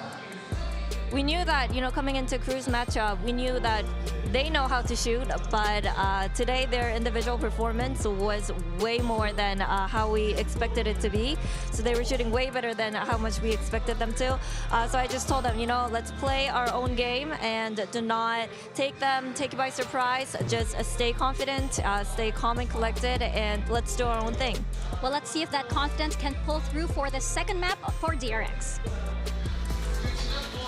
I mean, you want to play your own game here, but the reality is Crew just played you like a fiddle, and they were able to lock up that 13-2 in relatively strong fashion. Now we make our way over to Abyss. And I'm going to be real, I worry about DRX's ability to bounce back. They have a lot of young, new players that haven't been in this position on a global stage before. They did pull off some great stuff back home in Pacific, but I think on this stage, you saw their faces, you saw kind of how taken aback they were by Crew's style. It's a worrying sign. I think even more worrying than that is that they got boomed the last time they played this by a team that literally is the epitome of that, PaperX. They lost to a Neon Phoenix comp on Abyss, a Neon Phoenix. Now, do I think that the other side are going to do that? Do I think Crew will do that here? Probably not. But definitely not. They almost embody that, this more aggressive style, and they have switched things up. I like the Harbor. So they're taking a note from the other LATAM team out of Americas in this one by pulling out the Harbor. I think a lot of the cool stuff. Omen? Yeah, that's crazy. It's a duelist-less comp. This is a little unique. The Harbor's really cool. To take mid-control, you can do a lot of walk-ups off the wall. It's super disruptive to the normal style, but playing no dive besides that Omen is really interesting. He's going to do some wild stuff with that teleport. I don't think he's ever played Omen before. Yeah. He's going to do some wild stuff with that teleport. He's going to try and get around them and be real clever with it. That's what I think. I mean, DRX's prep has to be completely boomed at this point. You just lost 13-2. This is not a good position for that Korean squad to be in. Yeah, not at all. This could very well be a quick one if Crew manages to lock up the 2-0. Can they do it? Let's send it back over to your casters, Brendan Sideshow, for the call. We're about to find out as well just how cooked it is, chat. I mean, this is this is crazy stuff. I mean, a no duel has come from Crew. They are clearly feeling like they are in fully the driving seat right now. And I think the question remains that we were asking on that first map. The DRX have that gusto, you know, to really pick themselves back up after just getting slapped around, dismissed on home soil. Listen, this is a team that's been looking for that redemption, but when you're getting battered like that, it's a hard ask. Termi thought it came down to firepower, and DRX are coming into the pistol with 3 sheriffs. So if that's not enough to shore up the firepower gap, I don't know what will be. This off angle is a common one. You see a lot of Jet players on Abyss playing just to try and catch that contact early on, and he sees it, signs of life, but he can't escape.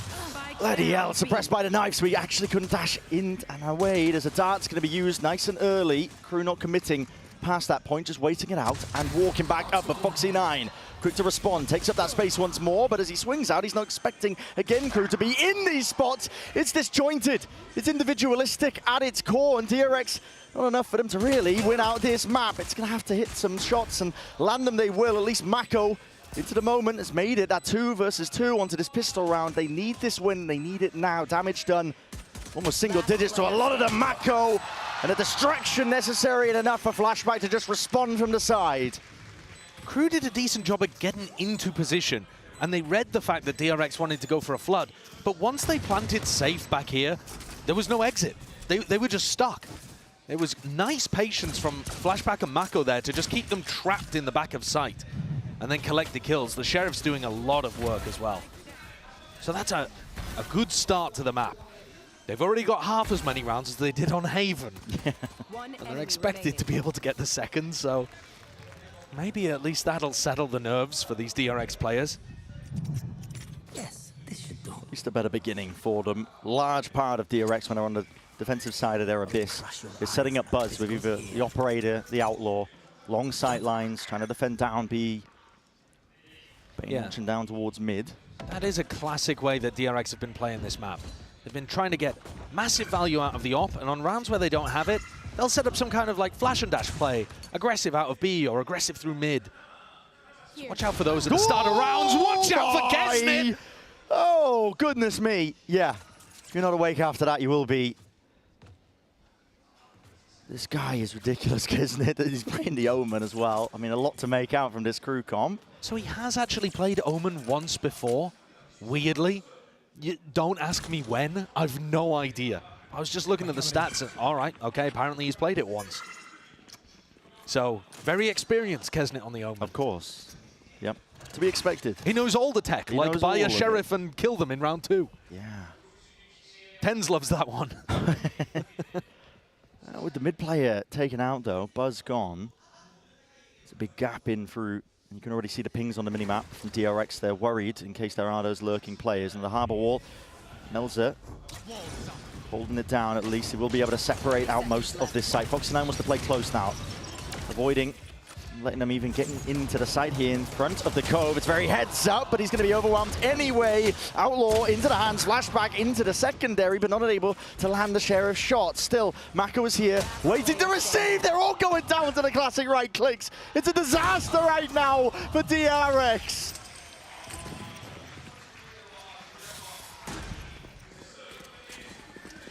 They'd won the pistol. They'd won the pistol. They'd given themselves a little bit of breathing room to work with after getting flattened 13-2 on Haven. And then Keznit gets that opening pick and it all spirals out of control. No way. The decision to play up aggressive at the A choke point as well, I didn't mind it. He got in front of the Cove, he got inside of it, but there was just way too many players. Yeah. And against, when you're on an anti-eco there, you're playing into the people with classics in hand. It's just, it's a fine decision on a rifle round, bad decision on an anti-eco, I think. MTA's already got null command online, but it's Heat's ability to get out of here unscathed that might be more important, because he's just donated a Vandal over. They're looking to recover this. Keznit, he's just going for it, man. He's not shying away from the fight. Does he realize that one player slipped past him, though, and including that rifle, picked up, at least the guns, but flashback off to the side. And as well, we'll just put one straight to the dome, but lots of players ready to receive, and there will be no resurgence, at least from DRX into that round. Just a little bit of damage, but again, the guns being at least picked back up, and not even a worry, I think, for Crew. If you're looking at the money situation, you'd think they were cheating. You've got about 7K in the bank on some of the players. There is one positive here for DRX, though. They got a kill with their bundle. And they are playing for that. Yeah. They are playing for that. I mean, they've got to be getting value here out of Buzz's operator. They need to. I think that's an enormous win condition for them. And Buzz was unbelievable in the playoffs, at least regionally in Pacific. I was so high up on him, man. I had him like as my second highest player in terms of who I was rating coming into the event. Now that's crazy. I've got the opposite of the Midas touch, because so far I'm not predicting any team correctly or player. But Buzz needs to get value, and his opping has been consistent in the past. This time, though, the wall rips its way across, and as well with these doors broken, DRX are watching it with a crossfire said, but it weakens a lot of the other extremities as a result. Asks a lot of them. Buzz can shore up the B extremity, so it's only really A that you're worried about. But once things go silent, now you're concerned that Crew are grouping up and about to hit into, you know, Buzz with a drone to push him off the angle, or hit into A. Mako's going to be confident enough to jiggle peek out A and get a little bit of information, a bit of security there. So they're feeling good about the A site right now, but all throughout, they're having to Be careful towards mid. 0 point now thrown out towards A main again. DRX still feel like A is safe, and that's exactly the timing that Crew are using to group up. Straight after that 0 point. It's perfect calling from Melza. Exactly, and Keznit's still inserted as well, which means Foxy9 has to have his eyes directed into a different location. Mako is the sole recipient of all of this aggression. The smoke is layered down nice and early and sprays it away and will play for his life. But the door's going to be broken. Still trying to take this fight offset with the movement. It's nice by Flashback. He does answer straight back into it. Drone. It's going to be used, pressing forwards. Melzer's alone though, an isolated res up. Adjustment, transferring with the rifles, and now no time. Not available here for Crew. They will be dropping and falling. 2 for 2 now in terms of the rounds. DRX, better beginning than Haven at least. DRX continue to have that awareness of the mid insert. Knowing that somebody could still be there, could be using that earlier map control to slink through. And Mako went for the same play inside the smoke towards A main that we'd seen on that fateful anti-eco that looked like it was going to send Abyss spiraling in the same direction as Haven. The DRX have got there too. Now it's time to push further forwards. They're not going into this op on B. It's only ever been a single player to make sure and give them information. Look at this. Yeah, that's a hard read. Hard read, hard anti-strat. DRX have been playing a ton of Abyss. If you wanted to look at any team in the world, I think DRX, I don't have the numbers to hand, but I think DRX have played it the most. It feels like they opt into it a lot. They've been picking it tons in Pacific. So they're comfortable there, but it also means you kind of have a read on how they play.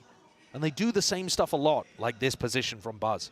I'm surprised he's still here, to be honest. Yeah, but there's a blind spot in the cam too, so he's available to be perched up here. Anybody to break the drone? No, it's him himself who has to commit to this, and a lot of utils going to be sent flying forwards. Crew not backing away from this fight. In fact, they want to be the ones to draw that blood up and the bound. This quick scope, and Buzz is able to find the one, and there's no return of that fire. No trade in sight, still alive and kicking. And finally the reinforcements flooding back in and around, but the bullets running out. Buzz, how the hell are you still alive here? Dash back online, Shorty in his hands. Foxy9 finally there with him. Over the shoulder, leaving it just down to Shy. Bullet straight through. And Buzz, the miracle worker, finally challenged on B, finally delivers. It's not that he was whiffing in earlier rounds, they just weren't coming towards his sight. Yeah. And he wasn't being particularly mobile with the op. It's a ridiculously large map. But here you see a bit of what you were talking about earlier, Brent, that form he was demonstrating towards the end of the Pacific playoffs. Get him an op into his hand, and if you challenge him, if you come into him, he's so good at playing around the utility, playing around these angles, and around the way that his teammates are going to flood in, using him as a distraction. Now he's going to take it towards mid, so he's found that success on the west side of the map. Now looks to see if he can bring the sniper rifle to the middle. I don't think he's really going to get the angles here against the harbor. No, double smokes, very difficult to get yourself through. I must wait a moment. Despite that fact though, DRX are up in terms of the economy. It's not Crew down. Drone around the mid round here. Util broken with the cam. Taken care of. Nice and bold from Buzz, getting himself back onto these angles. So much better re-clear of mid this round. But look, it's still going to be a split. Yeah, Buzz could definitely ruin this. It's all about whether or not Buzz can even spot this one out. But again, High Tide works its way across. Crew calling for that pause. Oh my, okay, that is scary stuff. Pushing back and through. Flashback takes the timing pass, but it's watched for. Traded out and around. Hunter's Fury up through heaven. That's a connection onto the two, but they weren't anticipating that the players would hold their ground. It's down to just Heat. Last one left in through A main, but the spike is dropped down. Unobtainable. With only 25 seconds to work with.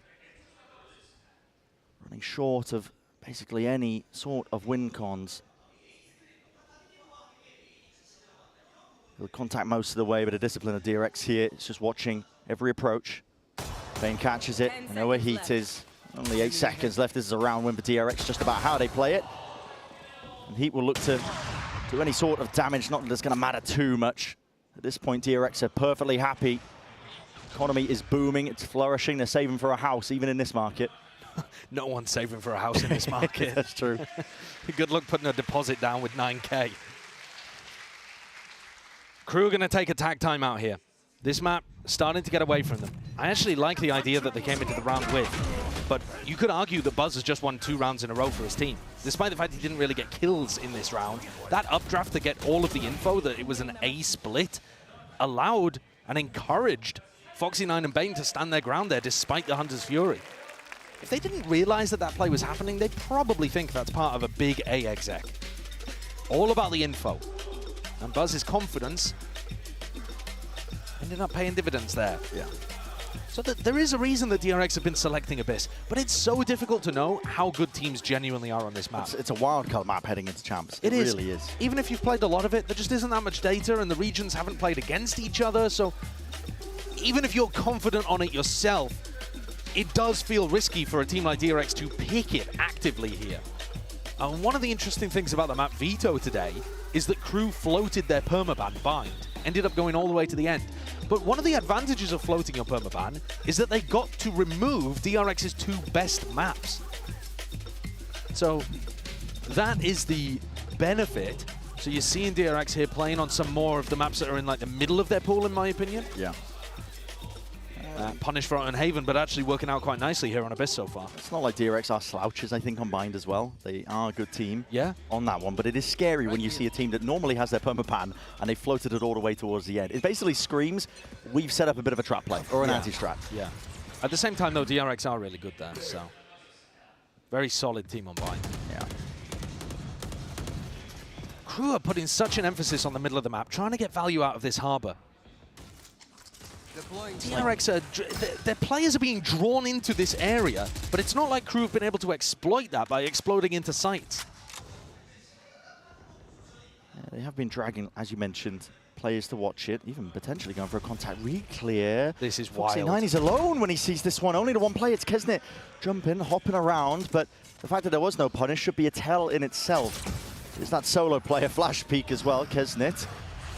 Might see a bit of an overheat as well. He's still got plenty more util where that comes from. TPing all over the place here, but calling for that pause and a different angle for Buzz, but still the same value. This guy has got that consistency when you put that up into his hands.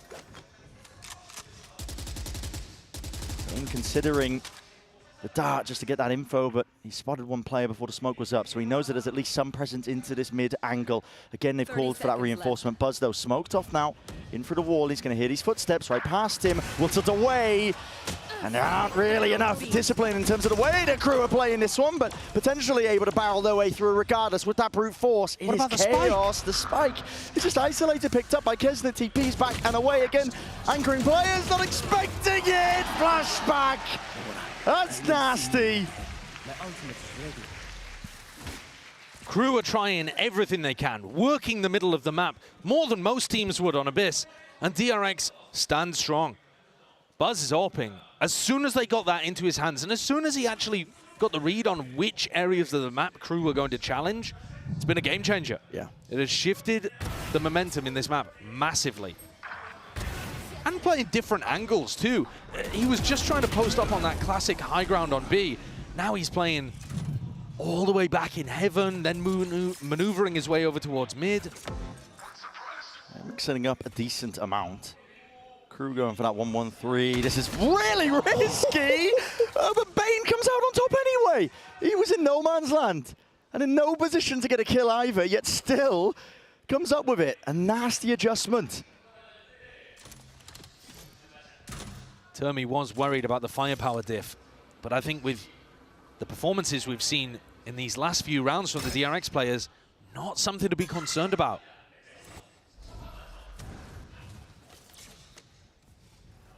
Actually, I think it was more so the flood defending from Crew that Termi wasn't given enough credit to be honest, in that coach's interview, which we'll see whether that has impact in this game once the sides swap. Exactly. But for the moment, not really getting much value out of this. Are they going to try to commit Harbor ult here? It's good against an Opper, but Buzz dodged it last time. Yeah, drone's going to be used at least to, again, circumvent that position. But Flashback is caught by the knife here. And as well, that golden beam of light up and over. Flashback is forced to make that play. Pushing forwards is traded. Hunter's Fury used to try and help them out. Buzz as well, he tried to get back into the action. He's dropped as a result of it. Now the plant position isn't the best here.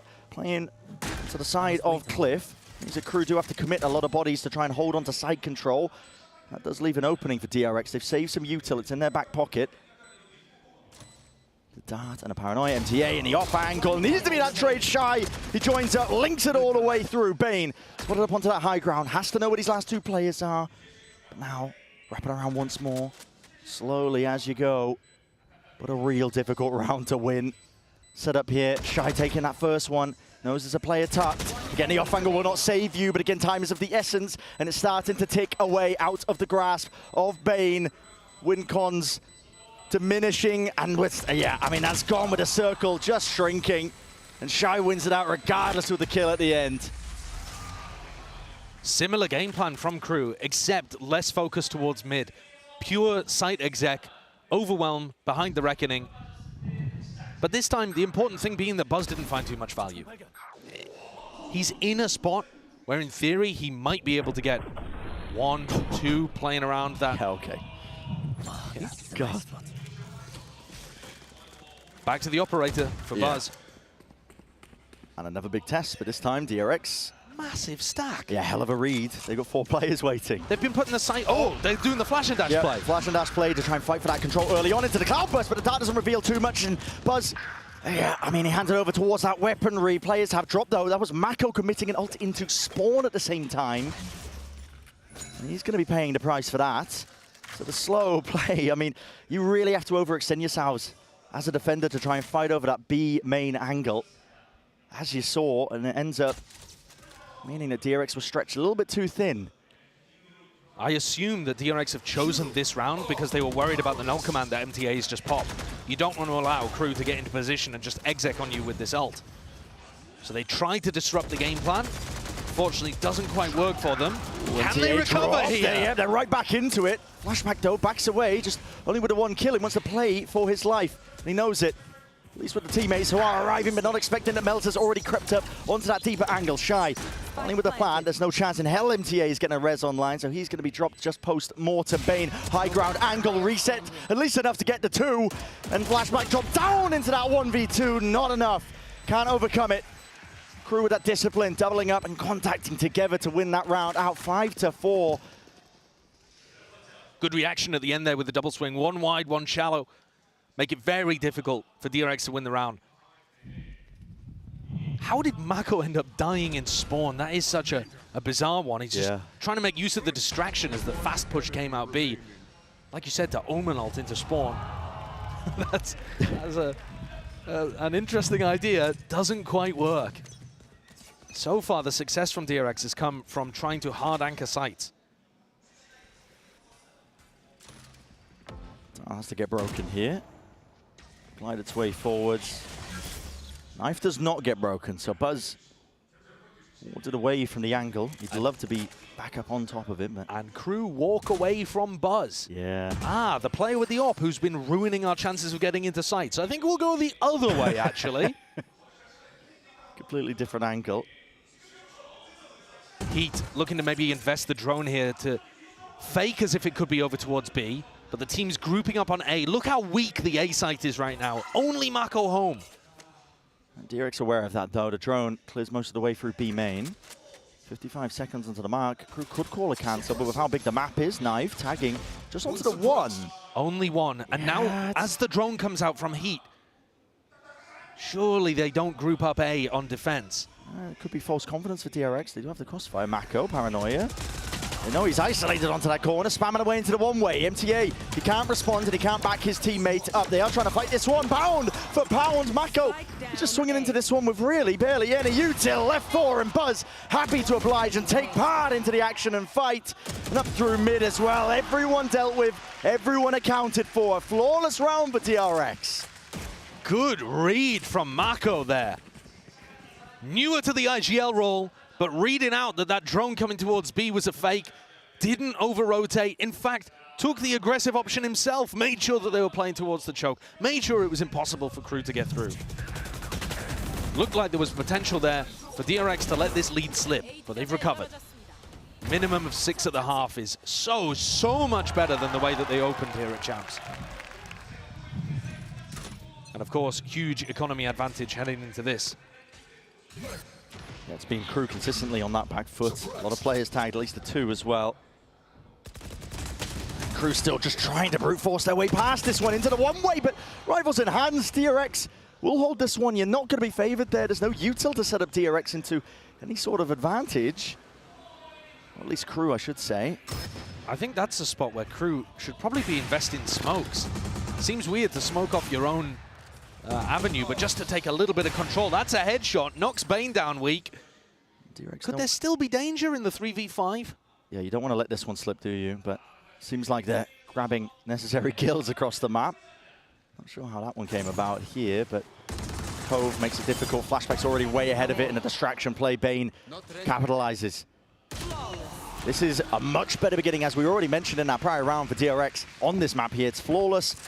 They got that momentum back at least as well. And, you know, was feeling rattled from this team. I was wondering if they were going to be able to pick themselves back up with so many players, you know, pushed into new roles themselves, despite the fact that they're veterans like Mako on the IGL, but all these new rookie players, despite the fact that they've been playing in front of the home crowd for most of this year regionally. It is a difference maker when they are at the biggest event of the year. They still have one final test to get over, though. 7 rounds is good at the half, but Crew are now coming in with that Harbor ult, Sova ult. It's a great combo. It's very effective. Got to imagine they're going to use it here on one of the sites. Careful.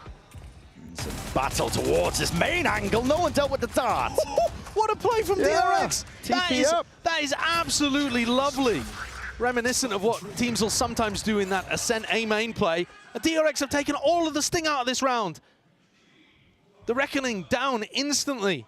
The teleport up recon so that you can get kills through your smoke. Yeah, Buzz falls. Crew have been able to find kills like this in the 3v5 spots. But normally the damage has already been done too early. Yeah, and DRX have been usually tempered enough that when these sites get pressured, especially over towards B, doesn't matter. They're able to be able to get a kill, back away. My eyes are down. Never overextending their hands here. Flashbacks gets that acknowledgement. Cage are going to be got back up here. Shock darts removing most of the trips.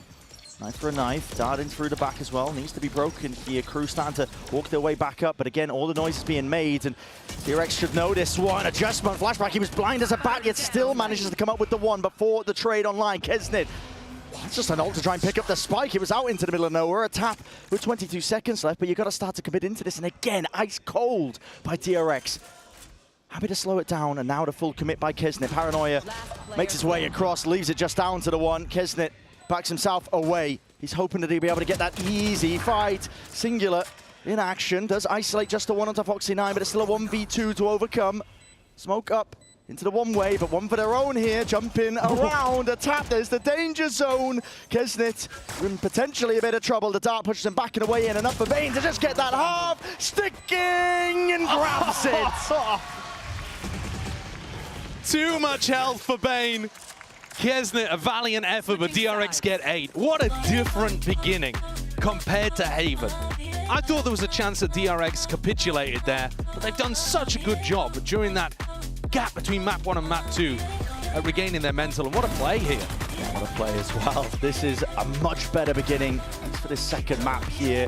We'll be finding out if they can keep that going as well if we end up going to that map number 3.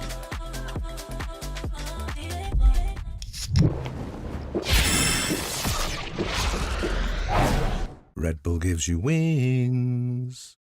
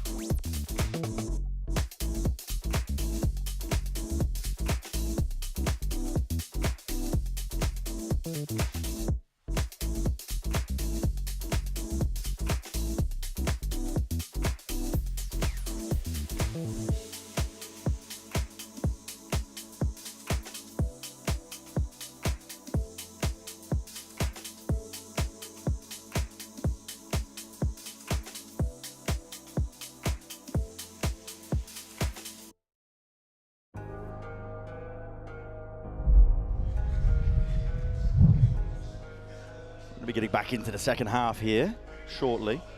As the teams have their mandatory half-time, they can discuss, they can talk about it. But for now, DRX are going to be feeling real good about this. Crew, you know, Mimi kind of mentioned onto the desk of their composition. We haven't really taught Crew that much because honestly the full focus has been on DRX, rightfully so, with how they've been able to bounce back. But you know, this Harbor pick, you might start to see a bit more value from it this time around. They were getting brutalized when Crew ended up playing against Leviathan. Mazzino taking all sorts of liberties, just using the high tide to walk himself down mid. Yeah. I wonder if they're going to be taking a page out of that book. They can definitely take mid control, but we saw them take mid control on their attack side and it not find very much value. Here on the pistol, Crew have got 4 players stacked on A. They're not going to be able to do any aggressive flash and dash combo stuff. Feels more like a read that DRX would be heading in this direction on the pistol.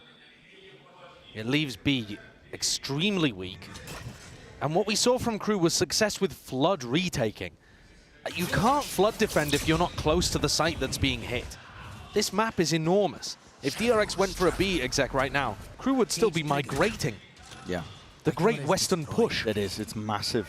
Rotation timings are a big problem for a lot of teams. There's a kill trip that's laid down even though there's a heaven smoke, but by walking all the way up, DRX are able to navigate it easily enough. Going for the plant down. It's a good plant spot too. Committed into the boxes. It's very strong into the post plant. You can allow most of DRX now to retreat into the main angle. Crew are trying to retake here with no flashes. And they're just trying to make a go of it. They've already made their way in through the side. And watching that one, flashback gets taken care of. In through mids, and a peek by Foxy9 is not set up at all. Buzz trying to at least even out the odds of the fight to be taken. Again, doesn't adjust in time up through that heaven spot.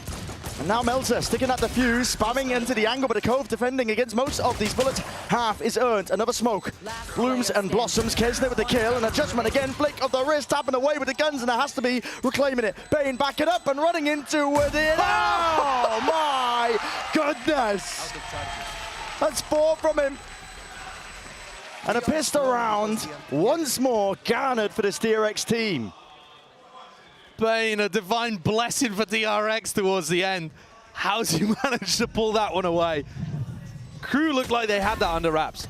They're still trying to play this retake style. I don't think they should have been using as much util early in the round. It would have been nice to see them still have a paranoia or a breach flash. A KO flash to be able to retake there on B. But the way that they just play around each other, it's solid. It took everything from DRX to be able to repel that. A 4K from Bane.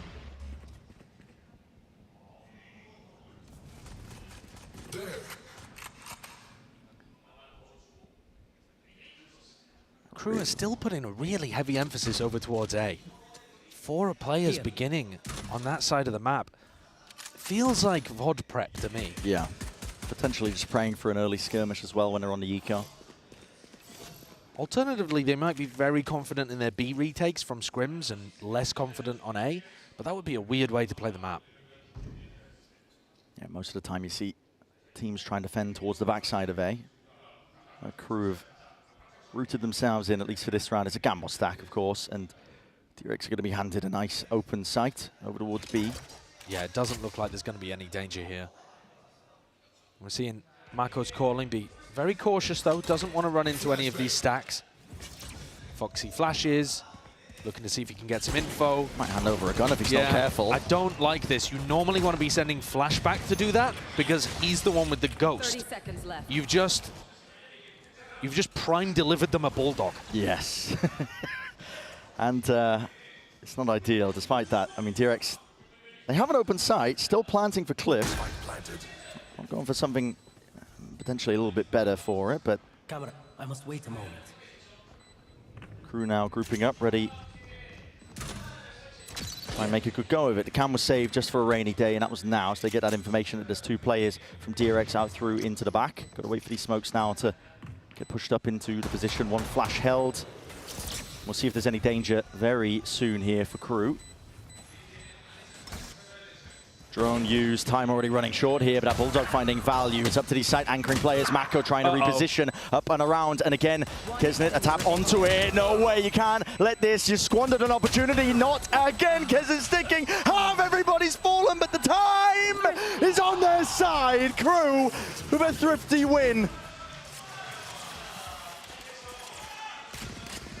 Now, I don't want to point to the fact that there was a bulldog for the retaking team, but it did find a bit of value there. Oh yeah, it found the opening kill, man. And again, another post plant over towards B that looked very difficult, this time impossible for DRX to hold on to. Oh boy. If they're going to be planting safe like this every time, their post plants need to be better. They need to be able to stop Crew from getting back in. It's only been pistols in their hand and a donated bulldog. The rifle rounds might be very worrying here. Keznit is not one to back away from a fight and a challenge. He's trying to get that back up again by MTA, overextending and overcommitting. He pulled his knife out like he was the most confident player in the world. There was only 3 there. Could not be more surprised to see extra players. He was like, what, I haven't aced already? He's damaged up, worse for wear, but still surviving here. Drone spotting the last 2. See if it bites them, handing over to Guardian. Flashback's already dropped though, so very little chances of this now as well. Foxy9 will be shortly following suit. Denying another one of the Keznit aces.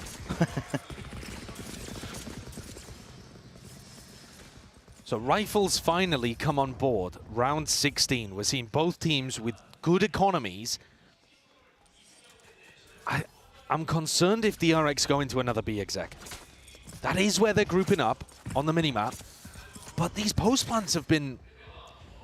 They've been rough. Yeah, they haven't even been pressuring the Crew retake. They just give them all the space in the world to run back into the site, and then they're like, oh, whoopsie daisy, now we have to stop them from defusing. And yeah, just looks like a lot of exec util. Everything being combined. Concatenated, Shido just takes a bullet to the side there. Thought he was safe, at least into his cage. And now Crew have much less options in terms of trying to deal with this one. They won't be able to push back the plant. Better That's going to go down, and it is a better plant at that. So DRX holding their positions now. The flank from Keznit will have to find value, and he does have options to at least get past the initial trip. Drone in and through, and spotted. Buzz out, tagged up, pushing them back and away. There's still no 2 of these players here, but that's being heard by Flashback, and he deals with the flank. Pesky problem with Keznit, dealt with now. Flash in through the back as well, and bullets to follow through off the back of it. Hunter's Fury forced to be used here, but a knife is going to be cancelling that one out, so no, oh no, just out of range. I stand corrected, and a tap of the spike will force them out wide. MTA now got to do the most, but with the rifle in his hand, just not enough to get over that barrier. Still heat, adjustment, snappy, tapping away, can't quite get it, the easy kill! Time was never on his side. Tragedy or a comedy, depending on which side of the table you want to sit on there, who you're rooting for, DRX or Crew. This time, though, that different plant position, in my opinion, makes all the difference. And yeah, they still had Hunter's Fury to work with in the post, too.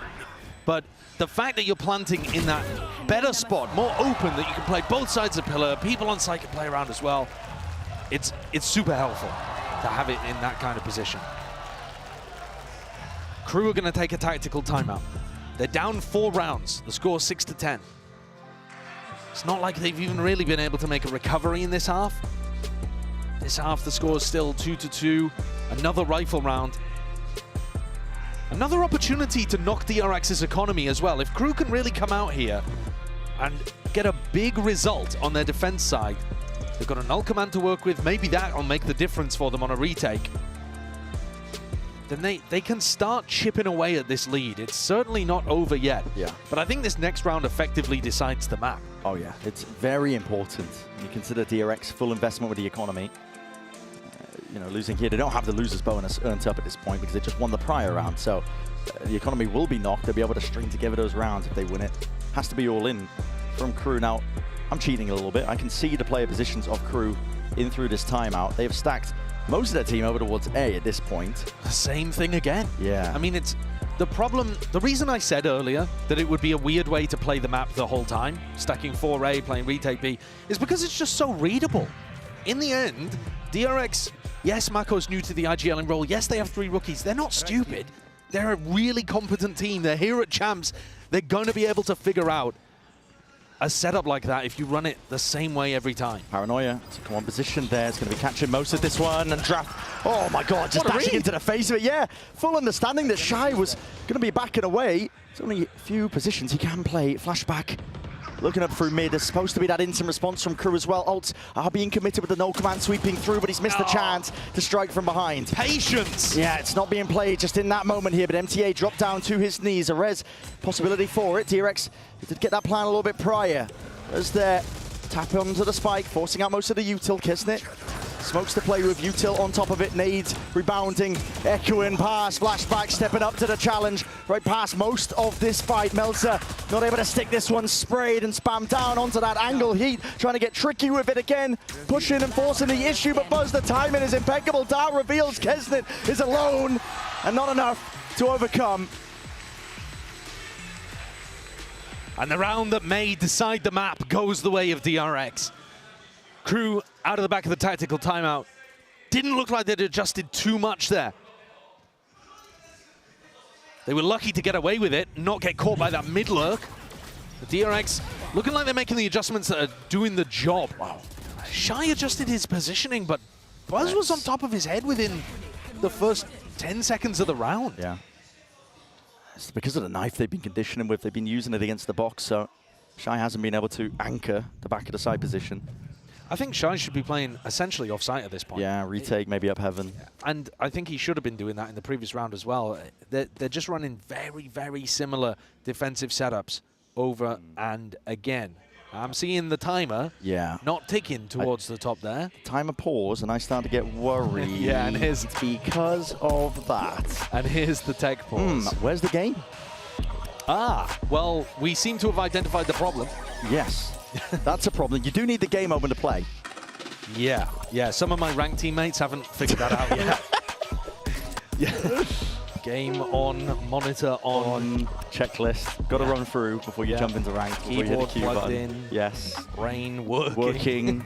Mouth working. Yes, all that important. Too. All important. All important.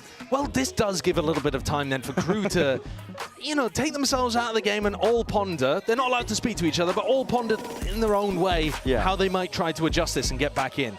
Their buy is rough. They've got 2 Guardians, and they don't really have that same opportunity to break DRX's economy. They can do some real damage to it if they win here, but they have to win here. They have to stop DRX from getting up to 12. Otherwise, it's curtains.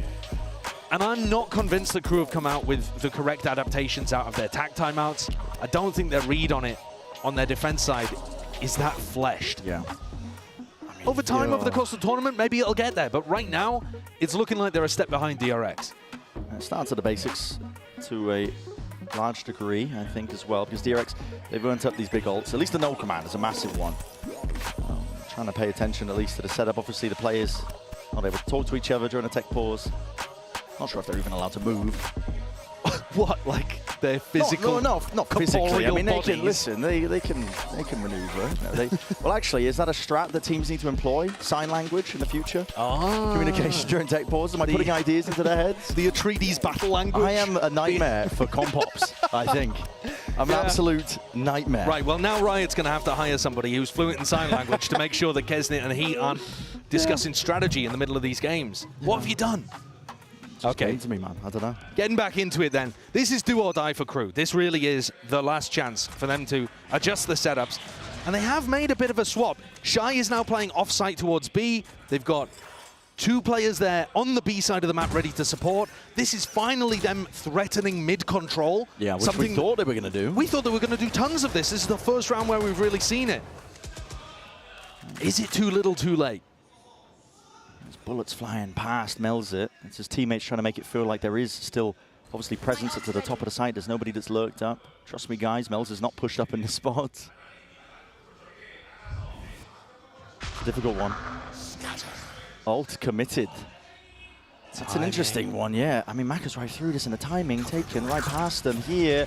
And this is going to be a squeeze and a pinch into these A anchoring players. MTA dropped straight to the floor here. Hunter's Fury being used to again push them back. Heat will be able to get at least some value from that with Mako falling. Flashback holding off angle. Claims to kill onto Melzer.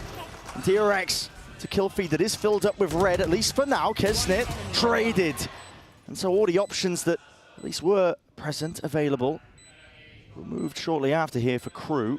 Not able to hold their ground onto that one. And brutal. I mean, look at the webcam for Heat. Yeah. It looks like he's had a tech issue again. That is a brutal one. A tilter, too, because damage already done in the round. Listen, I don't work for Compops, but the rules, as I understand them, are that you're not going to replay a round like this. Not if there's been damage done. He was also in a 1v3, so from our outside perspective, very unlikely for that to be a winning scenario for him. It looked like DRX were massively in control of the round. But as a player in that spot, you're feeling like your agency has been taken away. That's the kind of stuff that puts you on tilt. After you won 13-2 on the previous map. It's a tilter. I feel like I'm talking about the mentality of both of these teams a lot, but you heard it from the desk too. This crew squad, they live and die by their emotions. They do. They are such an emotion-driven, fierce, red-hot team when things are working. And then stewing on themselves, getting a little frustrated when things are not working. And there's nothing more frustrating for a player than a situation like this. And they're also, economy's boomed. They're down 6 rounds. DRX are winning this map. Yeah, it's 12-6. They are winning this map. You can say with most confidence, doesn't matter how wrong I've been so far in this tournament, I'm saying with a lot of confidence they should be winning this map. Yeah, they should be. And so now you're thinking ahead to Bind, just to trickle some of that kind of stuff in there. It has been a map that's looked regionally very solid for DRX. Crew's permaban recently too. Yeah, a lot of unknowns. So we're expecting that to be a bit of a trap where Crew have got something prepared, but what? How good it is, we have no idea. And DRX historically have not actually been able to translate success on Bind into international success on Bind. Yeah. So that's another thing to keep in the back of your mind too. Has looked good in Pacific, but is it good enough to be able to get wins here at Champions?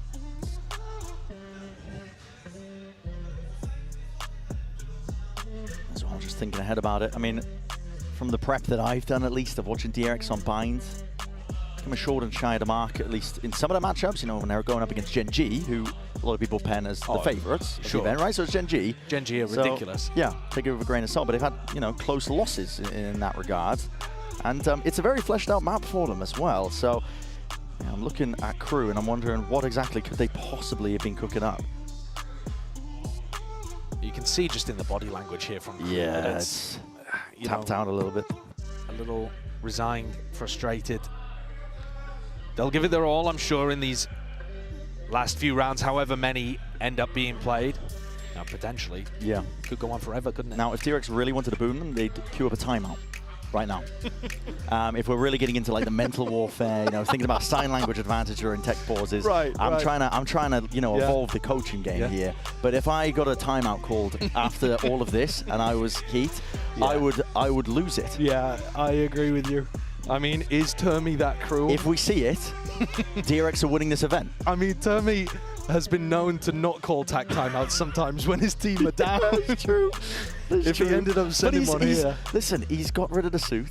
He's turned a new leaf. He has relaxed. He's stopped benching Foxy9. Yes, he's given him a chance to play. Yeah. Which is a point that we haven't really spoken about too much, mainly because Foxy9 has been on this map, he's been supplementing, he's been helping out, he's been there, he's been present. Yeah, Prior map he wasn't. Hasn't taken over the game. But exactly. The last time that Foxy9 played an international, he's not a brand new rookie to these global events. Foxy9 was at Tokyo.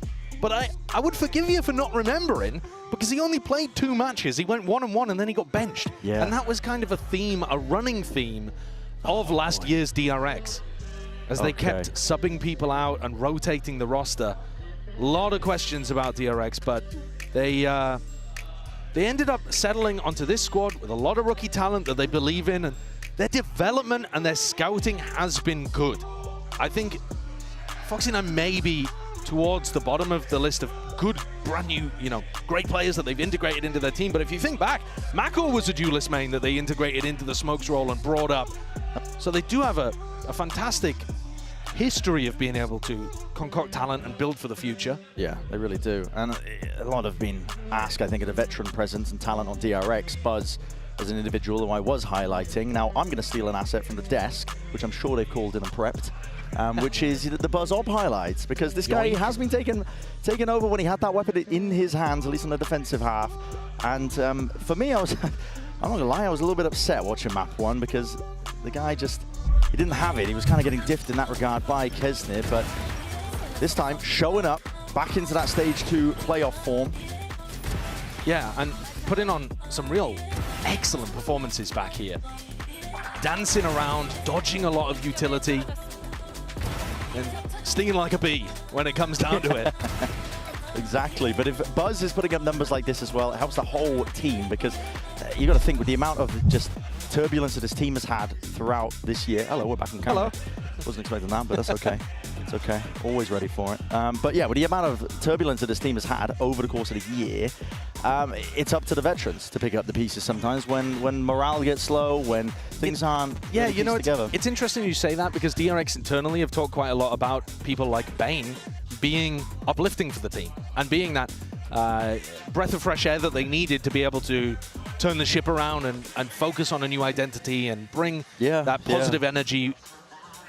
It would be, I'd love to be a fly on the wall and a fly that spoke Korean on the wall in the back end between map 1 and map 2, because, you know, who is it that's there helping DRX maintain their mental with all of these players that have had some experience regionally, but, you know, when you're looking at Flashback and Bane, there we go. To be honest, Foxy9, not as much experience. Yeah. We're back. We are back. We are back. And yeah, at this point, staring down the inevitable, which is DRX most likely walking away with this map. They are grouped up. They are ready to go, raring to go over towards A. It's a slow wait, seeing if the knife gets used, but the timing of it is awkward, so it is going to catch most of them here, pushing them back and away. And they want nothing to do with A now, not that they showed at least presence towards that area of the map. Maybe that was always part of the game plan. Shy is pushing up. So this is the first time we've seen Shy go aggressive on defense over here. Yeah, might be able to at least get a kill. There's a fight about to be taken while mid is being pushed. Flashback's going to miss that. Yeah. Backing around. It's a real awkward one. Jump spots abound. Up through the ropes. There it is. Flashback strikes. And with Shy down, so goes the setup. Over towards B. So no command not even necessary. And he's really just done enough. It's 2 removed. He was running his wee little legs there as fast as humanly possible. But at this point, it's weakening out the defenders. Player spotted out over towards the A side. There is time still available. And with all this space gained and pushed up, vacuumed up here. Flashback even with that third. He's cracked open a side and essentially won them the map with that. Yeah, I think if it wasn't curtains already for Crew, that lurk play and those kills have certainly driven the dagger into the heart. Yeah. Keznit and MTA looking to pick up the pieces. Ooh. And it's a 4K, possibly on for the ace here as well. Can MTA shut it down, or are DRX going to be thrown into bind? MTA survives. Flashbacks on Vivel, running his way around. No ace today. But it is inevitable. MTA just making us all wait for a little bit. He's going to give it a good go, but already, look at the angles to account for here. I mean, Buzz has already just taken up this position into Spawn Blade Storm right behind him. Let's nice out. He's behind him. He's toying with him. He's walking up right behind him. Oh, no, no, no, no, no, no, no. It's like a horror movie. But 13-6 for the finish. Map 3 bind, ready and waiting. And if there was ever a final kill in a map that showed you a team has recovered from being battered in map 1, reset their mental, and are feeling perfectly confident, literally toying with the final player. Yeah, this is it. I mean, DRX have definitely pulled themselves back up. The momentum now firmly behind them. The morale turned around. And we're going to be sending it to a break on the other side the rest of the series.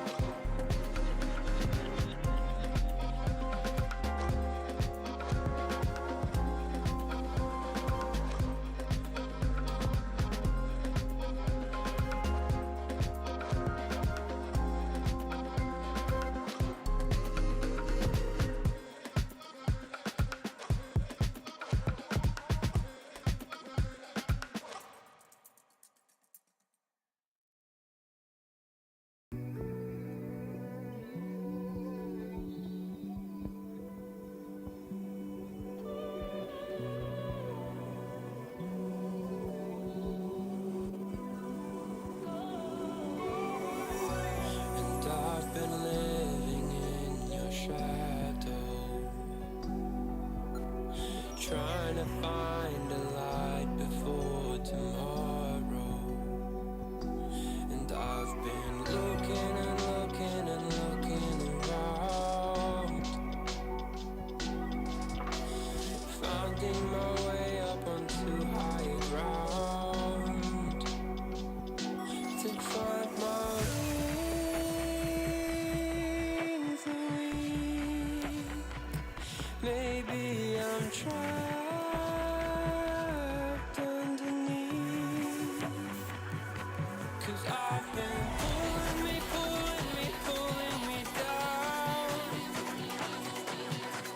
Yeah, I've been pulling me down.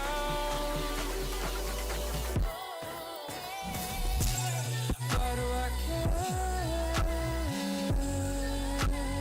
Tired of all the jealousy now.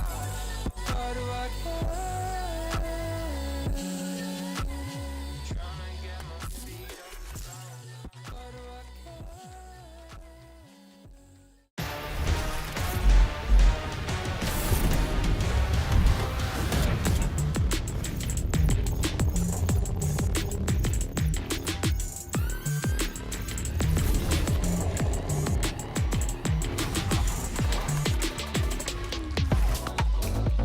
Welcome back, everyone, and DRX forces that mat 3, and we got ourselves a game, and Tom is gloating with, you know, okay, we get it. Do we have the clip of GB celebrating after the last map? I don't remember that. What was it that you were like, honestly, that really doesn't sound like anything I would ever do. It sounds like something you would say. I also remember you saying something like, oh, it's going to be a quick day. No, I don't think I would ever say, I don't think I'd ever jinx us. And when it's map 3, and it's tech pause. Hey, it's still 6:30, okay? So we're only an hour and a half into this thing, all right? Because map 1 was like 35 minutes long. I'm just saying, DRX fans, he's your hero. Yeah, I guess so. But hey, you know who's actually the bigger hero in that one? The young players who stepped up big time for DRX. You got Fox9 Flashback, who popped off. Flashback especially was so instrumental in this one. The lurks he was getting, the way that he was really getting those first bloods, not really allowing Shy any opportunities to be able to lurk himself. And we got to say, Flashback was impressive.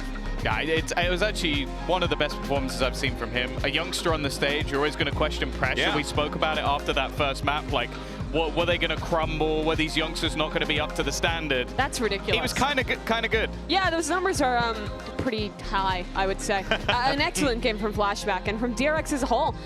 I think that, I mean, the casters were talking about it. They had some really good ideas on their defense, the way that they were building around Buzz's operator. I think they gave him a lot of opportunities to A, have individual impact, and B, the way they were calling their macro around him was really good. Setting him up on these early lines with the heavy side early, sometimes even showing that with utility, and then stacking the other side, showing a lot of variety in that. I thought it was really good from DRX and from Mako as their IGL, especially there. Yeah, but then on the opposite side for Crew, they went with a different composition. Leviathan had rolled the composition before. No duelists in this comp as well. So you're thinking, okay, this could be an opportunity here. Maybe they've learned a little bit from what Leviathan did with that composition, but instead, I think this is the case of like, hey, it's a good idea, it's a good comp, but they didn't quite feel comfortable with it. The thing is, I think, wasn't it, the difference with the Lev 1 is they do have a duelist. Yes. Other than that, Yeah, it has similarities. So it's that Omen coming in. I actually don't think that, like, Keznit will always play well on his agent. It's whether the team works well with him on that agent. I think that was the problem. Like, he was setting up paranoias. It's like, if that guy is at the back using util, that means he's not at the front popping heads. Exactly. And to me, a lot of the issues were a little bit more like macro. I think that they index really heavy on their defensive side into playing set retakes with the Harbor. They had a lot of ideas around using the Cove to get out of choke points or put that down on the spike. Very similar to how teams used to play Pearl in the Harbor Viper meta, right? You're putting up the wall, everyone's fighting forward, one player's sticking on the spike. I think fundamentally that's a okay game plan. I just think it's really hard to deal with the post plants on this map, frankly. The spam game that we saw consistently every round from DRX and from the other teams that have played this map as well. I think it's just too strong. I think that maybe you need indexing... a Sage wall. I don't know about that. Sage is good on this map, but I don't know if she's the play in Pro. Well, let's go ahead and look forward, though, to map 3 because we're going over to Bind. And, you know, this has been a solid one for DRX. So if you are a DRX fan, you're feeling pretty good about the team going into this one. But I do want to see what we talked about before about Keznit being on the Omen, being behind everyone, not being in front of the pack. Sure. This time around, Keznit's going to be in front of the pack this time but around. we don't even know what they're going to play. Yeah. This is They've Crew's never played it. permaban. But I mean, realistically, not played it for a whole year, GB. Realistically, like, do you really think Keznit's not going to play Duelist on He's Vine? going to play Race. Yeah, he's going to play Race. So you're going to have him be that tip of the spear for the lineup, which is what found them that success in Map 1. So if they can lean on that again here, they could very well walk away with a dub. That being said, though, I think DRX are feeling a little bit more confident. And if these young guns at a global event start to step up the way they did in Map 2, it's going to be quite problematic for the LATAM squad to figure out. They've got more data than they could ever need. The last time that it was played by DRX, they lost 18-16 on this map. So you can basically have watched every single round 1,000,000 times just in that matchup, and you'll have everything to try and break down what your opponents are doing. Maybe you can try and throw a spanner in the works here and there. But that was against Gen G, who I think is presently the best team in the world, I think in most people's opinions, after their early performances here and winning the last global event. They play the 100 Thieves comp with the Fade and the Gecko, and I think they play it really well. Their defensive protocols looked on point. I think the coordination between the initiators was really nice on the timings they were using to pull out those util combos, and well, it's not as much opping as we saw on Abyss. Buzz is still going to be a menace on the defensive side in this comp when he's playing the Raze. Yeah, we're gonna have to look out for that for sure, because if Buzz gets firing again here, how does Crew try to shut that down when he's already feeling comfortable like that? Whew, it's gonna be real difficult. We got a little spoiler there at the Agent Select, but it looks like Crew is also playing the Mirror here with that same 100 Thieves comp with the Gecko and the Fade. I think it's the best comp on this map right now, and Crew have played, or at least watched, other teams in Americas play this a lot, and I imagine scrimmed against it as well. The only thing is, I feel like if you're going to come in as the team who's never played a map, I feel like you need to go a little bit bold. Because if you come in, you haven't had the reps on LAN, you haven't had the reps in the server, it's only been in the practice, which sure, you're going to learn a lot from. I still think it's a little bit of a worrying sign to go in against a team who've already had plenty of reps on this comp and then try and beat them on it. I disagree. I think this is just a good comp to play. I don't think you need to overcomplicate it. You have a lot of odds you can watch of how to implement this one, and I think that Crew have played similar ideas before with the Gecko combo comps. I'm not worried about the comp, I'm worried about the team and how they can bounce back into this third map. That's right. Well, here we go, folks. Map 3. Which squad is going to be starting champs with a big dub? Let's send it back over to your casters. You got Brendan Sideshow yet again for the call. Vine is going to be an interesting one because of all the setup that the desk has been talking about. You know, it's been Crew's permaban, and for DRX, they are a good team on this map. Their setups are well thought out, especially on the defensive sides. And already, I'm getting an early glimpse in terms of how they want to play this one. It looks different again. Normally, they're playing double initiators over towards B, trying to crunch areas. This looks like a fight towards short A. Well, it actually might end up being a crunch just through the other teleporter. Yeah. If we see Shy take a little bit of space and have that Viper contact battle. Vayne hears all the noise, including the stimmy. Doesn't choose to use the C's nice and early here. It's a big tool to try and delay this one as well. He actually gets it a little bit too early, but there are, crunch online now. Triggering that play, it's a nade into the corner, and Shy isolated, pushed back, TPs on TPs. Crew want nothing to do with it. But the molly is preemptive, drops them down, including a smoke in their face. Mako has locked them well out of that site. Perfect play so far from DRX. But now, as Crew reset, they're going running around the world. They're not going to know exactly where people like Flashback are. And they're not going to know that it's a 4-player stack, but Crew are much more grouped up. Walking around here, just onto the corner, expecting that re-clear, but crouched up, the bullet's just not quite landing. Only the one for Flashback. Melzer, sitting nice and pretty, still with that shower's control. Buzz, it's a level of awareness there for him. And this is good. This is a nice read here from Melzer. When Flashback dies, you're expecting Crew to accelerate into B. That's where the defenders go. Buzz seeing signs of life down for a short. Foxy9 over the top there with the Dizzy as well. Forces Melzer out into that fight, crouched up Heat. He removes Buzz. No longer a problem into this round, but a spike has also been dropped down. Tap from Heat, seeing if there's that second wave of things. Again, out wide and open. Not enough of the movement, and time now is thoroughly against him. MTA, a lot to do in this spot. Forced to at least get the kills or stick, but it's an impossibility. DRX have played that one to perfection, despite the mid-round adjustments of Crew being on point. A great round from DRX. perhaps a hint of things to come, with one of these teams being much more comfortable on bind than the other. The crunch through, and Shy not recognizing that potential of the threat. It's a difficult read to go for, because they had no info towards short, but he got sandwiched. Absolutely flattened. Nice!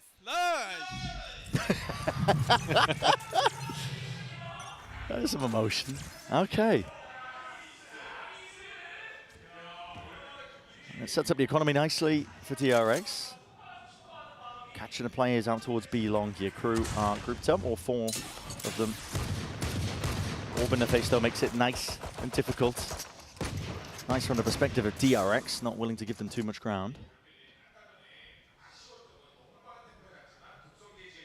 Just trying to piece off the map, portion by portion, see if they can build up to large ultimates. Normally you're going to see the attacking team want to build up their Thrash first. It's the one that tends to come online. Take a little bit of a TP here, straight into the open arms of Bane. That is a lovely adjustment. A lot to overcome there, even if they are eco kills. That might let him catch up to Heat's ultimate. Yeah, shows that he's on point with it. Large part of this composition that Crew are running, it relies on the ultimates to try and generate fast execs that can't really be stopped by anchoring players. And they don't really have one. They're going to be heading into round 3. Heat's the closest. And that Nightfall, I don't think it's on its own good enough to really be a massive execute tool. Yeah. You can get a lot of room over towards B if you take Long and Hookah. But Heat is still 3 away from that, so, you know, we're not really going to see it online for a little while. DRX with an opportunity to convert on a bonus round. Flashback takes up position in Hookah with a judge. That's brutal to get through. At any time on bind, in any part of this map's history, that is brutal to get through. Doesn't matter if you're on a bonus, man. Listen, it's good, even on a full buy. I'll find you. Haunt out through the smoke, Bane. There. It's broken, so there's some acknowledgement for him. And that sends Buzz, he was playing a float position in spawn, it sends him more towards the A site. Flashback would love any of these Crew players just to walk straight into him, but nobody's budging right now. Crew making sure that they try and play that slow siege. That's a walk up, and I think just a pre-fire into the corner as the orb was coming up, but hard to tell. Shido. They may have got the timing wrong. It's a massive kill. As you said, Flashback has his orb over there, but Foxy9 looked like he was caught out in the open. Have to see that one in a replay. Keznit still with a huge amount of patience, knows there's a serious chance that there's a shotgun on the other side of this. You have to expect it. But also at some point, you're probably going to want to go in there and you're not going to have initiator utility. Try and use the nade to rebound, but depends how deep he'll bank it. Flashback could still be alive. And you don't know which side he's on. Exactly. So it's a lot to clear here. Buzz sees a lot of them. Signals now for the wall to go straight back up, and so does the Dizzy. It actually does connect into the tube. Is that Crew going to be sending it forwards? The go button is hit ever so slightly here. There's a lot of util being used. Again, it's disjointed, but that's partly because you see the molly's already been placed down as well. So Crew being stunned with only 15 seconds left, and this has bought time for DRX. They've got players into the spot and a position, and Keznit just goes for the widest space in the world to clear it. Doesn't work out. Still alive onto the corners. Molly at their feet. They can't step over it. They can't get access to it. Jumping around, making a mockery of the round. DRX are converting this bonus.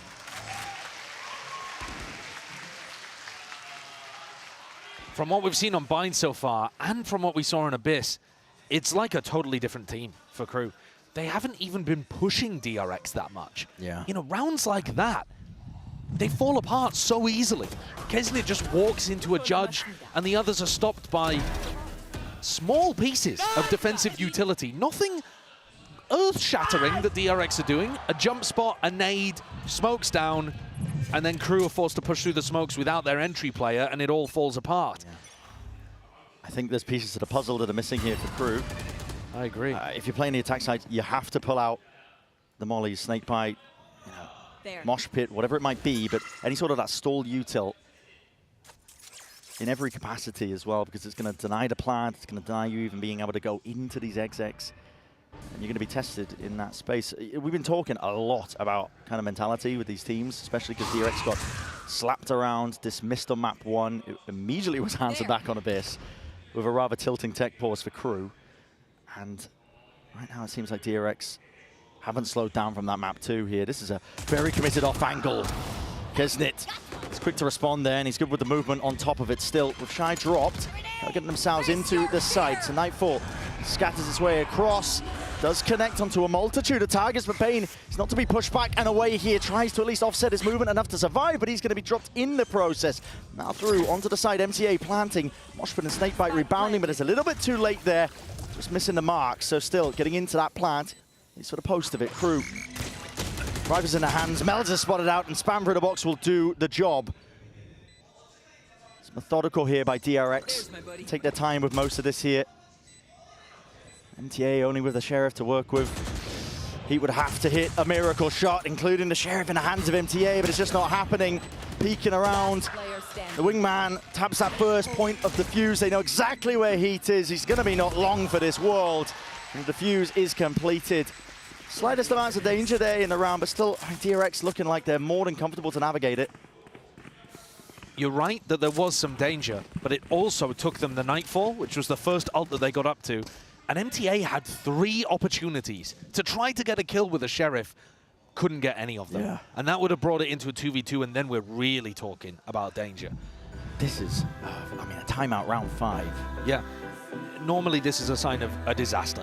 Something either within the comms, something that they want to address very early on about the macro, because you don't actually have that much data. You've played a pistol, you've played like a anti-bonus that you lost, and then, you know, apart from that, it's been ecos. Yeah. So in theory, you shouldn't even have too much to discuss. But this next round coming up, they do have rifles on board for both teams, and they have big ultimates online. So Atom might just want to hop in here and give a very quick beat about giving them a specific strat for round 5, just to get their feet underneath them and make the score 1-4 and make them feel like they've got some opportunities to go toe-to-toe with DRX. Sometimes that's exactly what you need, really. Just, you know, like you said, breathe some signs of life into this squad, because it's just flat right now for Crew. Yeah. They were a fire that burned out too fast by the look of things on Haven. Yeah. Burned too brightly. Wear their hearts on their sleeves as well, playing in the back of their emotions. On top of the world, really. In map 1, we were talking about potentially turning around the dire straits this team has always been in since 2021. When they attend these champs, they never really make a deep run, and it, you know, still early days in map 3. But for now, in terms of what we're seeing, rather dejected Crew, they're gonna have to turn it around if they want to see if they can dispel that narrative. Deep orb is going to be used here by Crew. Sky's own. Feigns like they could be walking all the way up here past that orb. Trying to control the B orb as well and make sure that that's not something that a player like Keznit could take away and get his showstopper online. You see that DRX are trying to control both of the alt orbs. Stop Crew from getting those active. Orb's gonna have to be dropped as well. Crew looking like they want to try and lurk potentially up through A short.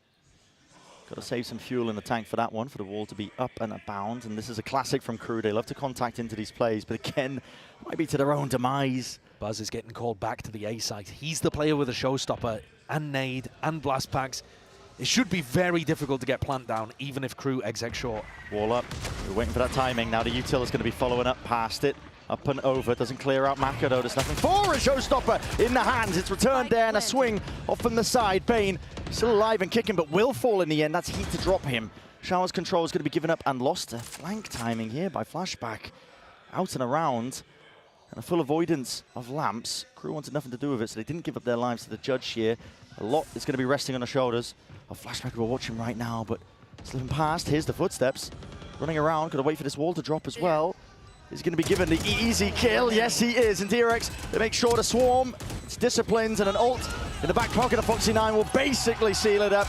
Checkmate at that point. DRX with another very nice defense round over towards A. And that's after Crew got about the best case scenario against Buzz's showstopper. If you go 1-for-1 in that spot, the wingman still plants. That's about as good as you're going to get when the Raze on defense has that ult. But it's the post-plant situation that's just brutal for them.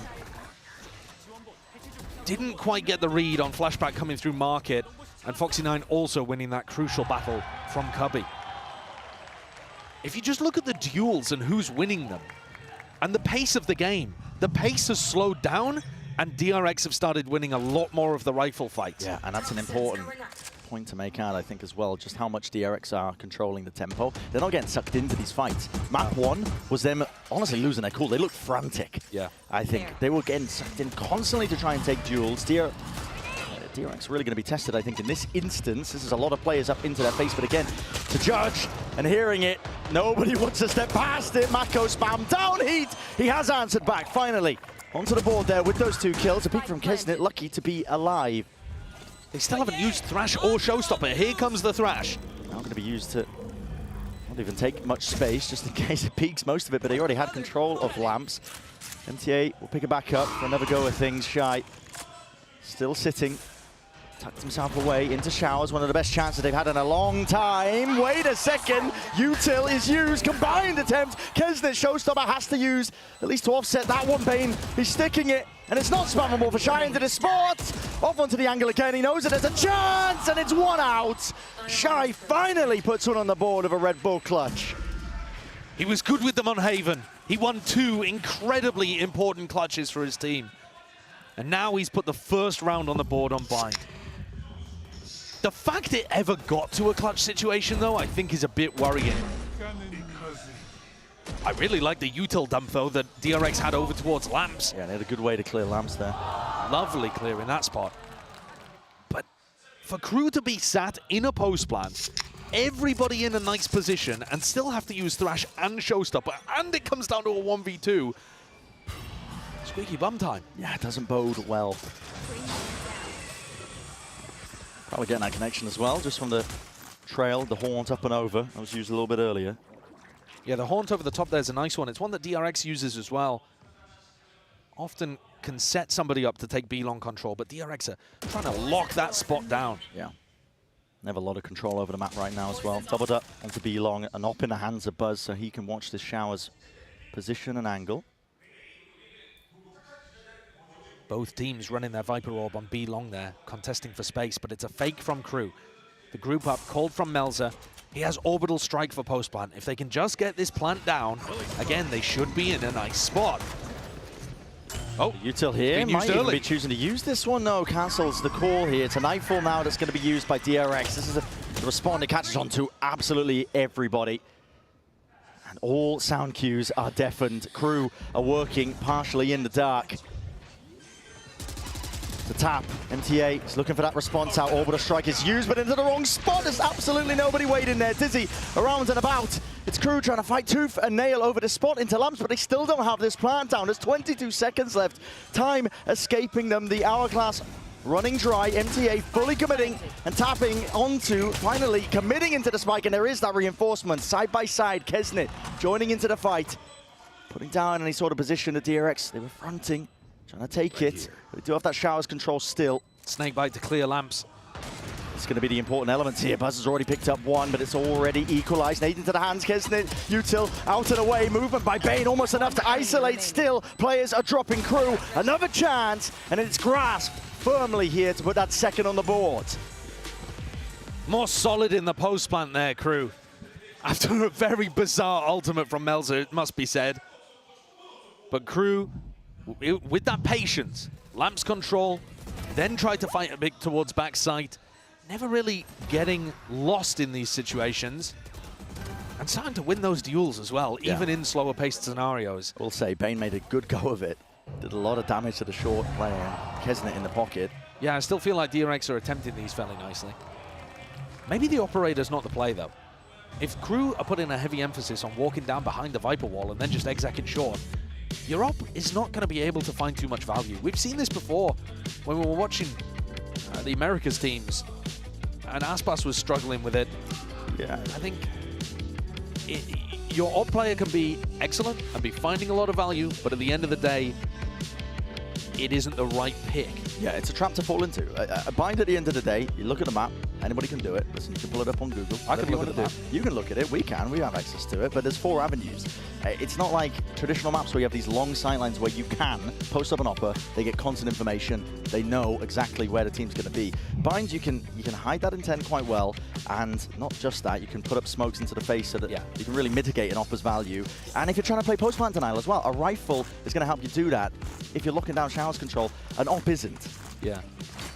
I agree with those points. I think that something that DRX should be trying to play around. Mako's going to pick up a judge too, and we've seen that can already find some value. And they might be talking about what we were just discussing in that timeout because they had the money to buy an op. They didn't invest into it. Pit down towards short, Heat with the ult to try to clear it, if they wanted to. Instead, Crew taking a lot of Showers control. They might even try to backwards Nightfall here. Set up that trail and have... You know, Melza clear flashback from short. There goes Buzz early on. That's a beautiful shot. I think you can still commit A here. Flashback is now under so much pressure. Yeah, he's worried about players potentially lurking up right behind him. A fade ult into the pit from Showers would go crazy. Foxy9. What have they got to do with it? Yeah. Yeah, not too much. They didn't make champs. Jump spot. Out of Nightfall. Going to be committing this one over towards the back of the site. The nade as well. Foxy9 so damn low, just about. Wriggles himself round to the corner, but that's both Snakebite and Mosh Pit that's expended. 44 seconds of Crew in danger of running out of time here. And already with a sound cues cut away as well, they are making their way through. That is rapid. Keznit, he is leading the charge for his team. Flashback worried as well, still trying to maintain control and his composure. Out towards A short, buying DRX a bit of a wink on as well, but the plant is down. Starting to tick away. Keznit also with that showstopper. Nobody can really wrap through. Oh, I was going to say no one can wrap through short, but now Flashback, Pit down. These players can try. They're trying to bait them in here. Flashback only for the one still alive, though. The defuse! No way, Bane! He sticks it! Where's the protocols in place, man? I've got to assume they thought Keznit's showstopper was going to deal with it. Keznit somehow thread the needle with his Raze ult to miss the defuse and, I think, miss the player that was pushing him. And just somehow landed it in the middle. Yeah. The splash damage didn't catch. A lot of unknowns there. Look at that! The Raze ult just misses. But I think he was distracted because of that push from Mako. So he's like kind of putting it between the two of them. They still had Melza's molly to work with. Like there were so many more layers there. They just thought the Raze ult had done the job. Uh-oh. Yeah. Disaster time for Crew. Squandering those rounds that should have been easy. Mako, it already plays up in front of him. The contact play again works out for Crew. Keznit. Not pushed back in a way here. Dizzy over the top. Inside the smoke though. Buzz, he's hiding. Rebound with the nades. It's going to be landing and does deny that plan. As a nade and a mosh pit all going to be used for Bane trying to help him out. Doesn't fully commit into the fight at the front of the site. He's just about wiggling his way through. Damage is excellent, but still Melza. There with a trade. Foxy9 instantly back and at it again. Keznit, he's here. It's a three-piece for it. Nade rebounds. Flashback abound. This guy, there's no safety in terms of anywhere that he can stand as that solo play, and they give it up. Crew, got nothing to do with this. And because he has to be worried about Shy and Showers, Flashback there had to very diligently clear the angle. He couldn't just sprint over towards B and make it a foot race. This is looking like a save. Yeah. Credit's not good. Crew is starting to get a bit of a toehold, let's say. Yes. On Bind. It's not a full foothold yet. No, it's precarious. But 6-3, working their way back in. At least getting into good post-plant situations like they were in the previous round, even if they mess it up. I'm wondering, though, how many rounds Crew actually need. We have no idea how good their defense is going to look. Yeah. This map, again, to remind the viewers, this is their perma-ban that they floated in order to get rid of Ascent, Icebox, DRX's, in my opinion, 2 best maps. Stringing together the rounds here for Crew. No one beats my firepower. I wonder if there's anything cooking in the back of the minds of the DRX players about how to stop this contact play, because Crew have just been essentially disrespecting a lot of this util and doing exactly this. I mean, walking up onto the angles. And in your mind, you might want to buy an operator, but again, you fall into that prior trap of, you know, maybe then They avoid the operator, they go into a different site. I think get value from it. You could try to take aggressive short control. Yeah. As it looks like they're doing that pistol round setup that we talked about. Aggressive short control. If flashback takes contact, you sand crunch. It's very solid. They've got big ults in this round too, DRX. It's still a half buy though. Making sure they save money for the remainder rounds. Crunch? Peak is there. There is a possibility to crunch. Not yet though. No, players are sitting there. They backing around. There's a lot of util being used by Crew. Here it is, time to strike. It's being held by Crew. Watched onto that one, but it doesn't matter if he's holding it. He's not ready for this. Foxy9, he's straight back at them. Drops 2, and Mako's right there too, alongside it, just watching that A short avenue. Heat. Alongside MTA, last 2 alive for Crew. They were not expecting that one. Again, it comes down to comfortability onto the map. Are they aware that somebody's here into the TP? I'm not sure they are. Rifles flicking around there. They're wondering about it. They're looking They seem the like, opposite way. yeah, they know there's some level of danger. All Flashback has to do, though, really is stay alive. Yeah, he does. And he's going to be the nuisance player now. Wingman's out through and wide, and the Dizzy can't really see absolutely anything here, but it leaves it again just down to Heat. It's a 1v3, 25 seconds. Spikes drop down. Discipline played by DRX. This is tempered. They back away immediately. They don't want to give up any easy fights with how low Bane and Flashback are. Buying time. You hear the plan. It's committed inside. Heat. Spike planted. Hell of a job ahead of him. Gonna isolate these fights. Orbital strike. Does not catch it. Haunt is dealt with. One bullet will drop it. Has to reposition. He's worried about every single angle. Flashback was ready. Aim trained on it. Works on the pistol. Works here in round 10. Beautiful crunch strategy. And a great way of dealing with what Crew were throwing at them. Those contact plays down short. And I agree with you that it comes down to comfortability. Most teams are going to have protocols. They know that if they hear that teleport sound, they need to get out of there ASAP. And Crew are just a little slow with it. Didn't quite throw counter utility towards the teleport. Doesn't look like they're ready for those kind of, I guess, higher level plays that we see on Bind. And now it's odds and ends for Crew to try to recover this. 8 at the half for DRX or more would be fantastic on the final decider map. Yeah, and money's back up. There's a thrash on either side. Has been earned up. Again, just walking up through the A short angle. There's a lot of pressure though with this util. But it's flying forward, straight past this one. Foxy9, false confidence maybe. He's peeked out, almost getting the collapse melter. Again, he was trained onto that spot and position, so they do hand over the gun. It was trained. Traded back over, so and Melzer still has control of lamps this entire time. It gives options for Crew if they do choose to make their way back over. I mean, kind of, but he doesn't know that lamps itself is clear. He hasn't felt confident enough to pick up the weapon yet. Only now is Melzer full clearing lamps, and the fight is happening showers. Yeah, Bane. Danger. But again, safely navigated with Shy going to be dropped. No longer has to worry about that backstab potential. Here's a Nightfall going to be utilized. Forced to swing out from Melzer. It's not going to be long for that world. Stopper in the back pocket of Buzz is going to be able to use this one for any sort of win cons here. Round 11, but honestly, again, that patience and discipline on display here by DRX.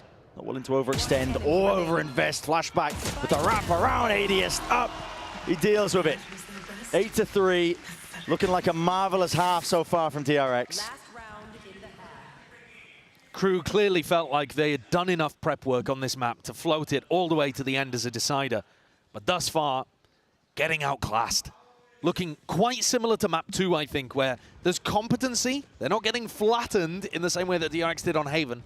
But at the end of the day, each round seems like there's a mistake or an extra play coming out from DRX to push things. Yeah, you have to think maybe the gamble floating this map against a DRX that have looked competent even at some of the worst times on this map regionally. Yeah. Hasn't quite paid off. Huge ultimates here for Crew.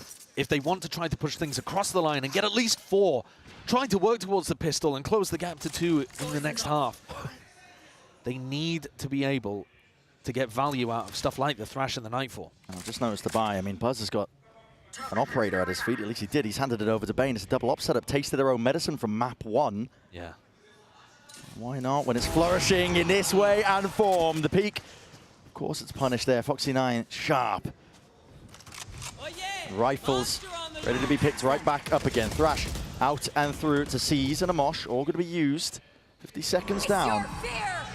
Wait this one out, but there's a gap. I think Bane not actually going to be caught by that one. Showstopper used up and over the top here. Dizzy has to be used to respond, and now Buzz right back at it. Ult of his own revealed. Spamming and praying and spraying away. Bane is losing track, but still wrangles the kill. Rifles are there, and they put down these Crew players. Even with Crew trying to set up a two-phase push there, the Thrash to bait out defensive utility and then go forwards. Even with them learning as the map went on how they wanted to approach their attack side, DRX one step ahead. The power of experience coming from a team with 3 rookies. Fully turn this one around and now looking primed to take this series. What a turnaround from that first map. They are in that driving seat.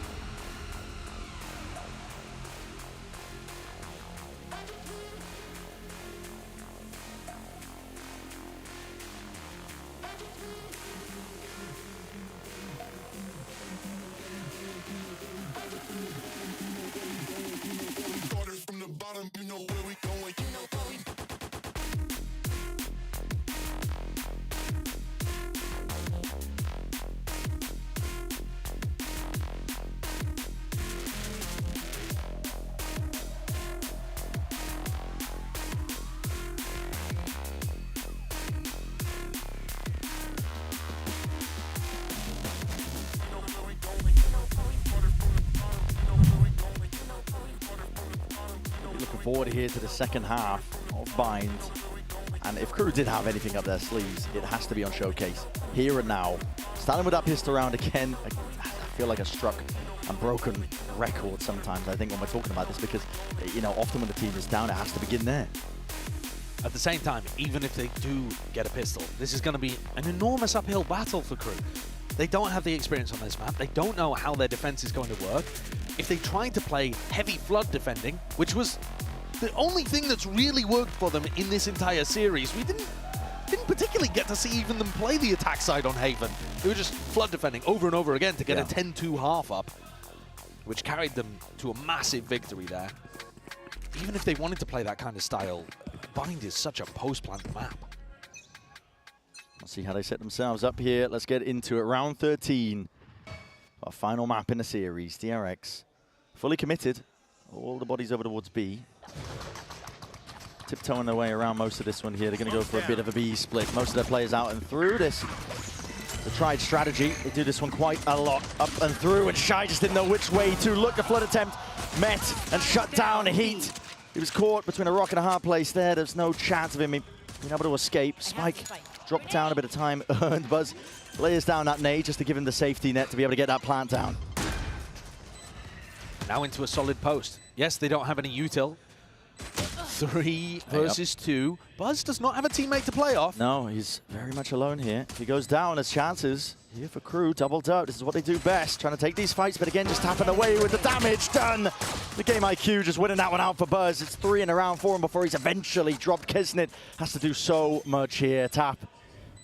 And just walking, trying to bait out that peak, not giving anything whatsoever, tapping away. It's no easy fight. Nades re-earned, but expecting that re-flank, and right from behind, it's a dagger to the back. DRX now up to 10.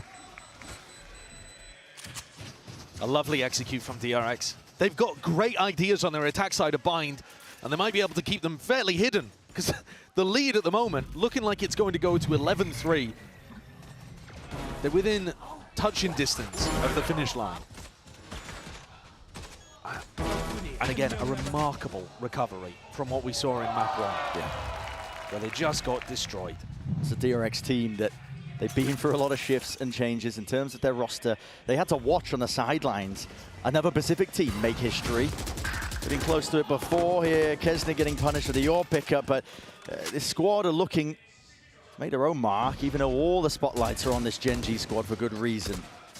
Playing in front of the home crowd, here at Champions in Seoul. And they were the Korean darling team. And I think that has been overtaken somewhat by Gen G. Can they fight their way out of this one? Yeah, I think they can. I think they're fine. That's brutal, man. But you're exactly right. They were the darling team of not just, Pacific in some capacity, Korea. And they've had to watch that get overshadowed as Gen G have stepped up into that spotlight, have made history before anybody else. And again, you can see it in the body language coming out from the guys over towards Crew. Ever since kind of like halfway through Abyss, maybe even early on in Abyss, they've seen that. Crew are going to take a tactical timeout.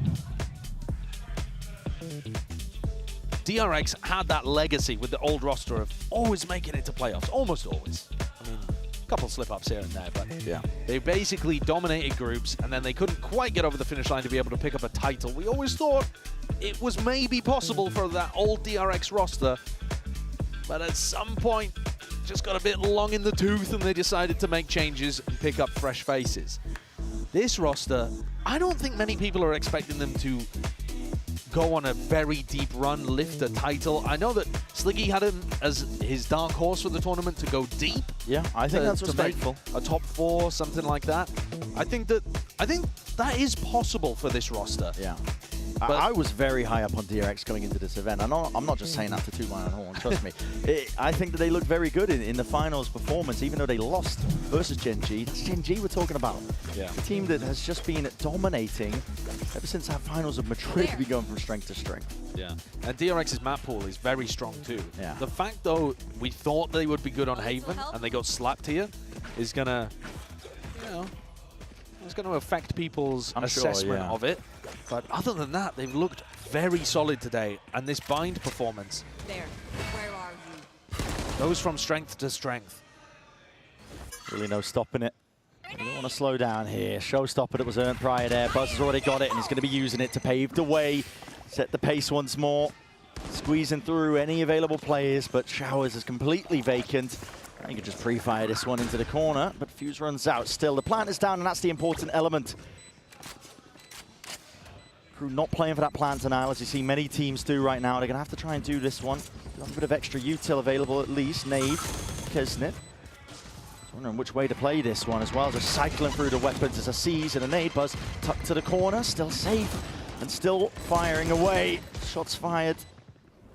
That one through. That's a Showers player dealt with here for Crew. Onto this retake. They deal with Buzz too. There's that danger, but now he's going to be active. Into the fight now. What's the next layer to all of this one? Has to watch it all down. MTA at least a tap onto the defuse, and DRX at least forced wide into the open.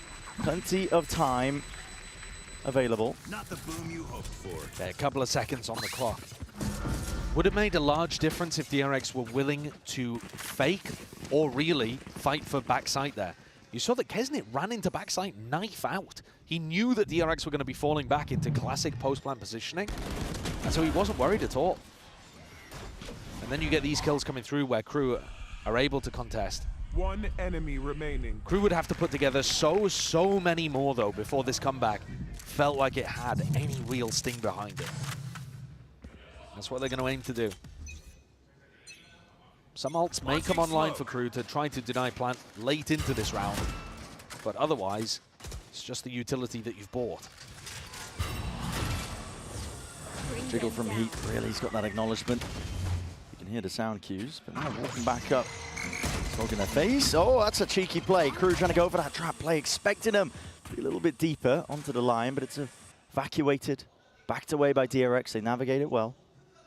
DRX love inserting Buzz over towards B long and then pressuring short. This is a classic strategy of theirs.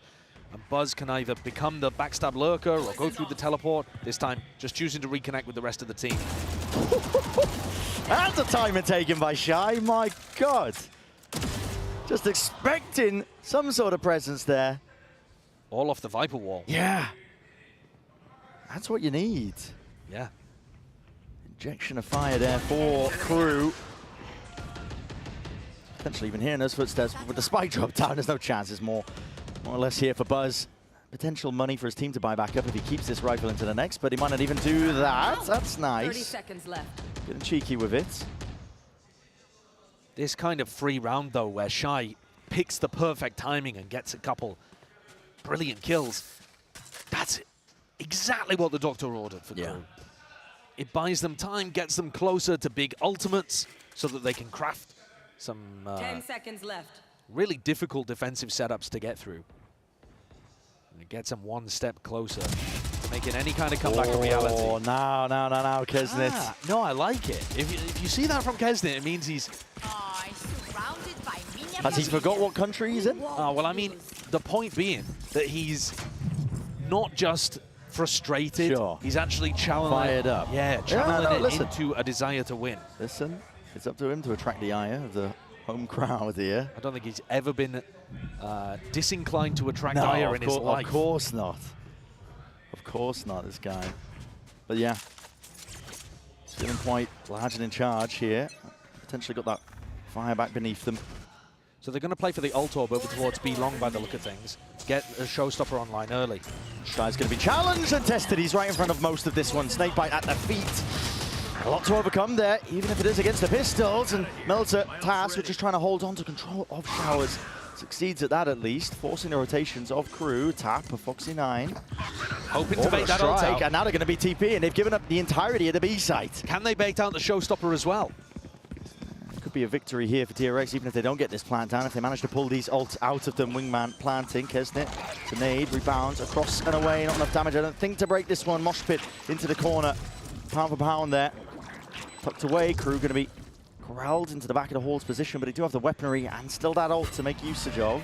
Foxy9 as well with that crash, but I don't want to use it. Here's the ult. Showstopper forwards. MTA taking care of Bane, and Rocket not really that necessary here with the rifles. Foxy9 making a decent go. Gotta respect it. But even more than Foxy9's kills towards the end, it's the fact they dragged out Melzer and Keznit's ultimates that got no value. I mean, nothing. It was just a cheap tap on A, and then Keznit trying to make the retake work, worried, even though they're on an anti-eco, even with a player advantage, wanted to secure that round because every round means everything to Crew currently.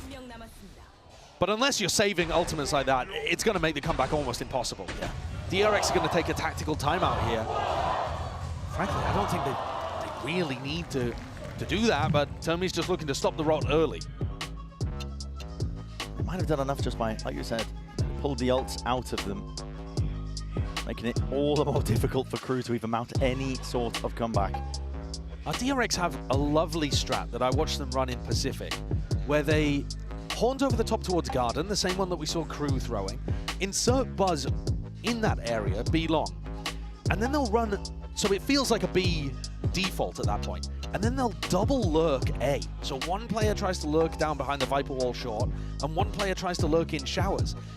Whichever one dies, the other just runs into sight. And it has ruined a lot of the Pacific team's defensive protocols. We haven't seen them run that strat yet. They pulled it out multiple times to huge success in Pacific. I'm wondering if coming out of a timeout to get a big round on the board, it might be a moment to unveil a strat like that. But on the other hand, they've got two big ultimates that maybe they just want to keep it simple, keep it safe. Exactly. Not just that as well. I mean, maybe taking the timing to think about whether or not Shy's going to be using this ult. Could potentially use a Thrash to clear it, even a Nightfall as well. A really good ults. Making the most of it. You can see, one way going to miss. All good though.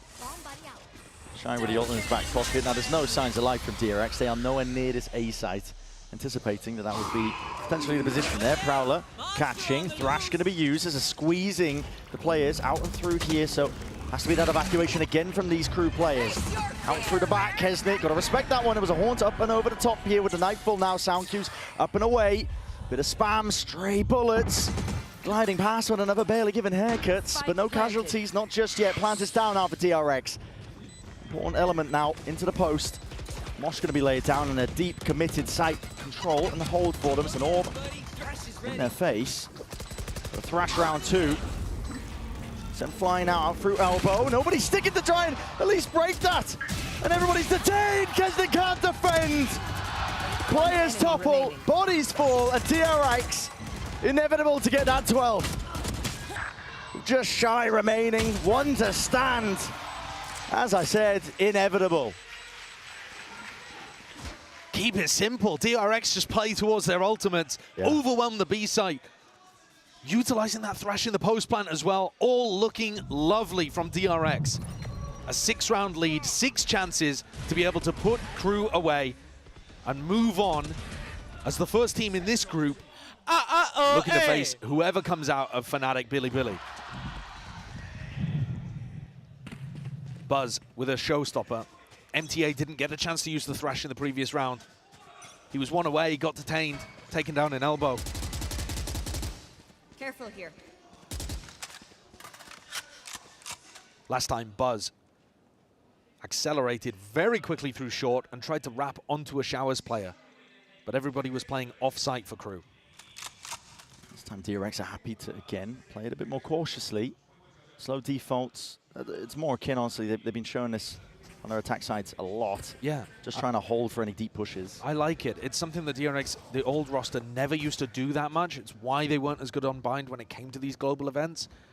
But learning from some of the EMEA teams, to be honest, in terms of the style, now approaching these early rounds much more slowly, cautiously. Flashback's got to lurk over towards Showers. Looks dangerous over there, though. Really dangerous. I mean, either Flashback catches the contact here onto one of these players. It is returned with a fire, but as a showstopper right onto the other side of the map. In through B, and Buzz has gained a lot of ground from it. Just the threat of it! That is egregious by Heat. Thinking he can take that timing back and away, and the thrash is just dealt with. Broken down. Keznit can't take the timing. This is it. The impetus. DRX know exactly when to strike where it hurts, with an orbital strike earned up as well. There is nowhere to run and nowhere to hide now. MTA is going to be pushed back from this corner. If any of these players contacts a thrash up and around, detainment onto Buzz, that will be the kill. And the angle just not afforded to at least answer back, but finally doubles up, and Shy has to do it all. So much to overcome, not quite possible. DRX with that 3rd map win, overwhelming. Huge opener for this newer squad for DRX.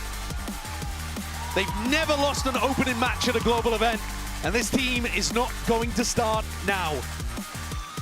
I think we were all very worried that it was going to be a different tale after map 1. There was possibility of capitulation, the mental fortitude required to get back into this series and play on Abyss and Bind. Deserves a lot of credit for this Korean squad playing in front of their home crowd. And Buzz, you were talking him up earlier, what a performance from him towards, you know, the 2nd quarter onwards of Abyss and all of Bind. He was on fire. Took over, he was top of the scoreboard in that last map, 23 kills, 4 first bloods, on point. And the crowd going to be happy with that one as well. Roaring applause for this squad that, as you mentioned, hasn't dropped an opening game. That Champ's not really looking to start anytime soon here. They've managed to battle their way back. And honestly, I think there's going to be a discussion to be had about, you know, that shakiness. But to be honest, dissuading that, I think, with how good they looked on map 2, map 3, it was really well put together. They weren't falling into the trap of trying to, you know, fight at the tempo that Crew were doing. They were really just, honestly, kind of just controlling the entire state of the game. Yeah, they slowed the game down a lot, map 2, map 3. A great decision for them, and the maps played into it as well. Yeah. Much more difficult to play those maps at a higher tempo. Crew did win one thing today. They won the classic kill versus classic kill battle. Don't know what that was playing for. Are they going to feel good about that? Yeah. I don't think so. Letting slip a 13-2 lead is brutal. Crew have got difficult opponents coming up as well. Whoever loses the Fnatic Billy game, do not doubt. Yeah, do not doubt. Do not disrespect that Billy team. What, why are you even saying them? You're disrespecting them by assuming they'll lose against Fnatic. Listen, I'm sorry. We'll be finding out after this match, I'm sure. But we're going to send it down to the floor. I believe we have the Gentle Giant waiting for the interview.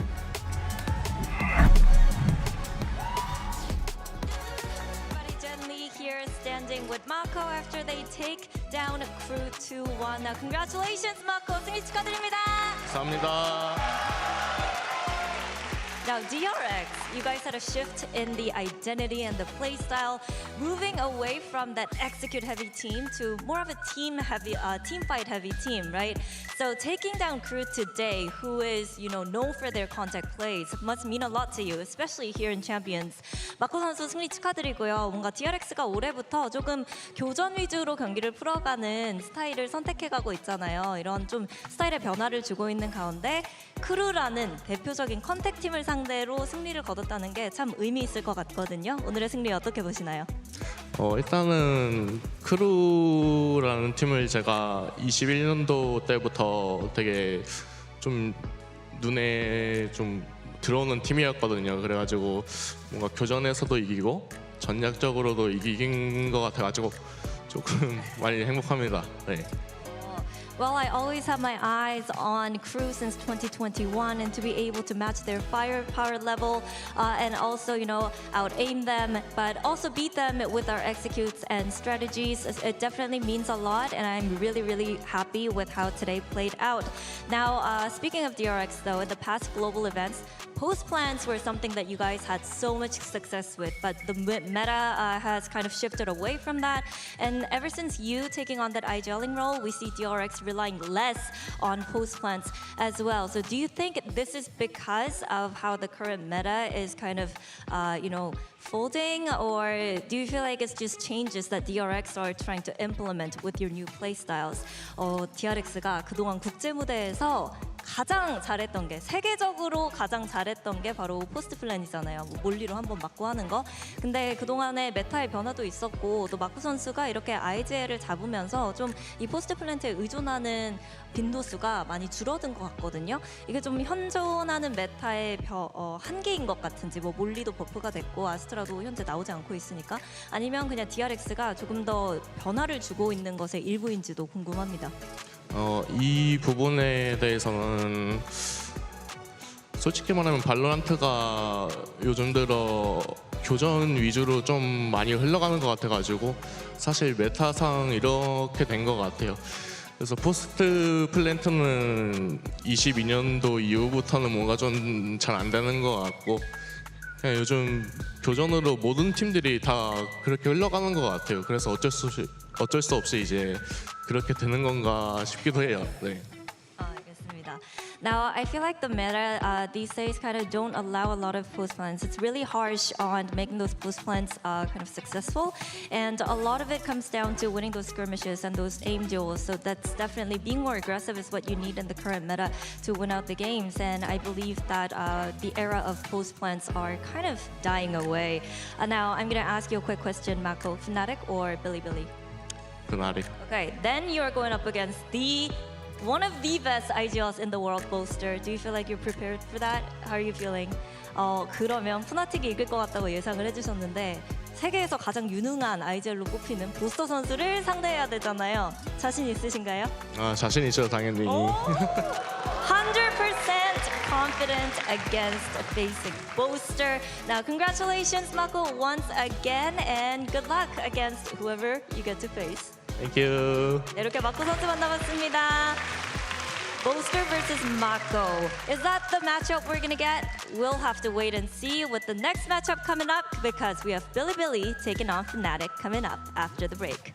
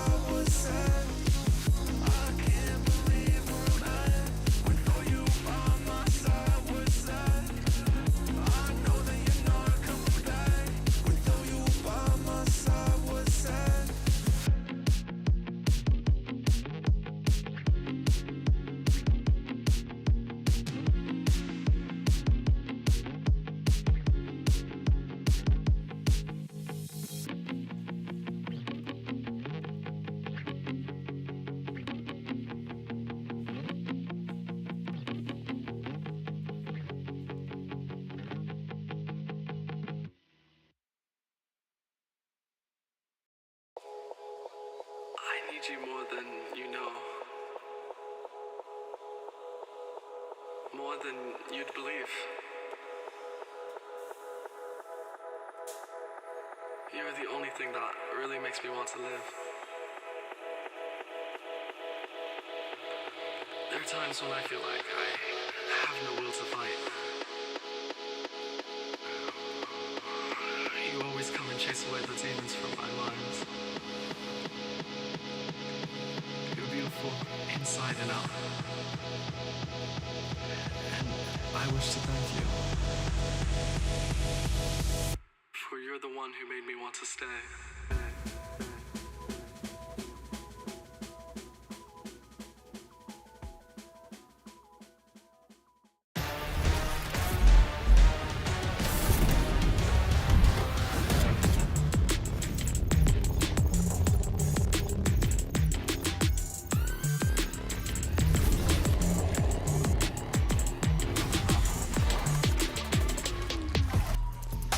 Welcome back to day 2 of Champions Tour and our second opening match of Group A. I'm Golden Boy, once again joined at the desk here with Mimi and the birthday boy, Tom. I had to do it again just to give you some embarrassment. Didn't say that in the script. It didn't say that in the script, but I added it because I'm my own man and I can do what I want. But up next, did say that in the script. We have a great potential. Well, hopefully, I want to be hyped about this. But of course, it is going to be a 23 rematch between Fnatic and Billy Gaming. Now, if you hadn't been watching the Chinese region for a little while, you might remember Billy from their incredible run that we saw at Champs. Everyone's so enthusiastic about this team. Obviously, time has changed, right? It's been a while here, but Billy, they were the underdogs then, they're the underdogs now, and we know what they do when their backs are against the wall. The last time we saw them, they did the funniest thing possible. 2 wins in a row against NRG to make playoffs at their first ever global event. But Fnatic was the team who queued them up for the second match of that bout, right? Beating them in the group stage. It was a very, very dominant game. Fnatic rolled them in a quick 2-0 and made their own way into the playoffs. Yeah, I also think last time around I kind of looked at that team and there were a lot more positives. I'm nervous about them here. I think they're going to have to have come in with quite a few changes from what we saw in the regular season because they got through in a very tight margin. Yeah, Fnatic, however, I mean, it has been the resurgence of all time. They're a great team. Yeah, after not making it to Madrid and going out swiftly in Shanghai, they have come back into stage 2, did not drop a series, and I think reinvented themselves. The critique of this team so often was that they're just playing the same stuff, they're doing the standard, they're running through the same motions, but they were playing new comps, new ideas. This was a fresh-faced Fnatic in stage 2. Yeah, well, they literally had a new player in the mix as well, and they haven't lost since he joined, the youngster in Hero, and it's funny calling him the youngster when Alpha is still like almost a similar age to him, but it really is impressive what he's been able to bring, but also how they've been able to bring this guy into the team. Still the 4th best EMEA team in your mind, though, which is what you said, top of the show, we have evidence of that. I don't remember that at all. But look, here's the deal, though. Fnatic, a team that, would at times lean on, hey, Durka, go shoot everyone and win. Right now, famous strategy has worked for them from time to time. But now this team has actually leaned so much more on their defense, so much more on what they're bringing to the table here. You're really seeing a more well-rounded Fnatic coming into Champions. Yeah, like the statistics will tell you what you need to know, but at the same time, I pulled some clips specifically for their map of Sunset, because on the defensive side, this was a map that they didn't play up until the end of the season. They pretty much banned it all the way out. Yeah. And this is just them taking B main versus Vitality. Now, Vitality were a team that really loved leaning on that B main control, and that's how they would set up. So you had different utility setups every single time using the stuns, the stars, switching the personnel that were there. In some cases, they were very aggressive, taking deep control. Other times, they were combining it with the ultimates that they had online. It was ultimately just a beautiful counter to a very, very good team on Sunset. and they ended up obliterating them. I was so impressed with how Boaster and the coaching staff showed so much variety in all these new compositions. I think a lot of the times when teams try and innovate, right, not a lot of other squads are playing as much Yoru, as much ISO, as much unique stuff as Fnatic is. That was Alfia on Breach. Yeah, I mean, it's crazy. But the depth they've shown, they have multiple looks in all of those. They have a couple different looks on the default. They have a lot of set plays, and that's across their map pool that is proven to be incredibly deep. This is no longer the fraud Fnatic that was struggling, that wasn't making it to the globals. This is back to the Fnatic that is going to be contending for trophies at global events. But the thing is, they've never done it at Champions before, and this would be the perfect place for them to find their redemption. Exactly, and with Leo out, Hero has been brought in as the sub, and they have been dynamic, unreal this the previous stage. And now you're going to have Hero at a global event here. You know, it's a different type of environment for him. But honestly, I can't think of 4 better people to share the stage with for your first match. The other thing as well is you have to think of the stakes even when he came into EMEA. Yeah. It was a team that, okay, they made it to one of the internationals, they failed the first and didn't look particularly good. So it was basically a story of, okay, we have to get to Champions, we have to do well at Champions, otherwise this is a failed year for this squad. And this kid hasn't broken a sweat. He's looked fantastic all the way through. And he's filling into the shoes of Leo, the guy who we've always lauded as one of, if Leo not the and best. Sentinels. That's the thing. He's playing multiple roles for this team, not just the Leo's Exactly, right? And on top of that, the team has had to flex around that. Chronicle is playing more Initiator. I think he's looked incredible, especially getting to see more of his Sova these days. But yeah, Hero, I think it's just remarkable how well this guy has stepped into this roster, stepped into this system on a completely new level of play. For a guy that was a completely unknown name, it's really remarkable. Yeah, well, of course, you know, when you have a player like Hero, you need a leader that's going to guide him, and who better than Boaster? Good thing we caught up with him, courtesy of Mika. What you got for us? Hey, Boaster, it's good to see you again. It's good to see you again, especially since this is going to be your 4th champs in a row with Fnatic. But what do you think is Fnatic's biggest obstacle to lifting that trophy? I'm going to have to say it's our mental aspect maybe, but I think this tournament, we're feeling good, we're feeling prepared, we're feeling really positive, and yeah, nothing's going to stop us, hopefully. Hopefully. Well, let's see it on stage. Good luck to you guys. Of course, this Fnatic team, they're such a talented squad, but they have been known at times to kind of, you know, get within that mental prison and kind of struggle to be able to climb their way out of it. I think, though, that this time around, this team's coming in feeling quite refreshed, quite enthusiastic. Actually, passed by them in a hallway. They were bumping some music. They were vibing. I think this is going to be a Fnatic that's feeling quite good. And Billy Gaming, their opponents on the other side of the stage, need to be careful because this is a team that not a lot of people are given the time of day. In fact, all of Fnatic was predicted by the entirety of the talent team, which goes to show you how favored Fnatic is in this matchup, Mimi. I don't think there's an opening match that is more heavily favored, at least on paper, than this one. Billy coming out of China, I think it's very different if you're not watching this region than the teams you're more familiar with, FPX, EDG. This Billy squad doesn't play as many crazy comps. They have like one map where they're off kilter. For the most part, it's standard meta stuff or what was meta like a year ago. But I think where they falter is really in the execution. There are moments when you see them playing really well together, having solid trading, really seeing the improvement in fundamentals from the last time we saw this team, but there are still a lot of moments regionally where that is slipping, where people are overheating, individual mistakes are cropping up, and the team isn't able to adapt and stay in these games, and that's why they're coming in as the 4th seed from this region. They scraped it as well. It was a joint 6 points. Like they were literally the bottom team to make it through, just about got here, which I think is always an achievement in itself. Of course. But this is now where it's like the level that they need has to go up a significant amount to get close to Fnatic. Yeah. It absolutely does. And I think also they're going to be playing against a Fnatic who doesn't play like the Chinese teams they're playing regionally. They're really structured. They're going to punish those individual mistakes. And honestly, I think the biggest fear for Billy is that once those risks start to be taken, when a player like YZ's going for these swings, if it stops working, if Fnatic is punishing it, can they come back into this game? Because they haven't had a lot of experience internationally, no matter how great Champions was for them last year. Yeah, great point on that one. A lot of pressure here for Billy. Some added pressure as well, courtesy of our friend artists over in Navi. Well, you know what? He's never said anything silly about Billy before, so what would be a problem with him saying something? I also want to point out, I'm going to mainly direct this to GB. Why is going bald a punishment? That's the real question. Saying. Like, you know what I mean? What's going on here, artist? Bald is beautiful, baby. Okay, lean into it. Maybe it's a reward. You get. Yeah, that's right. I'm gonna look at it as a reward. That's the best way to see it. I think there's like some internalized bald phobia within both of you to assume it was a punishment. Maybe. I don't think that's a thing. Well, here's the thing.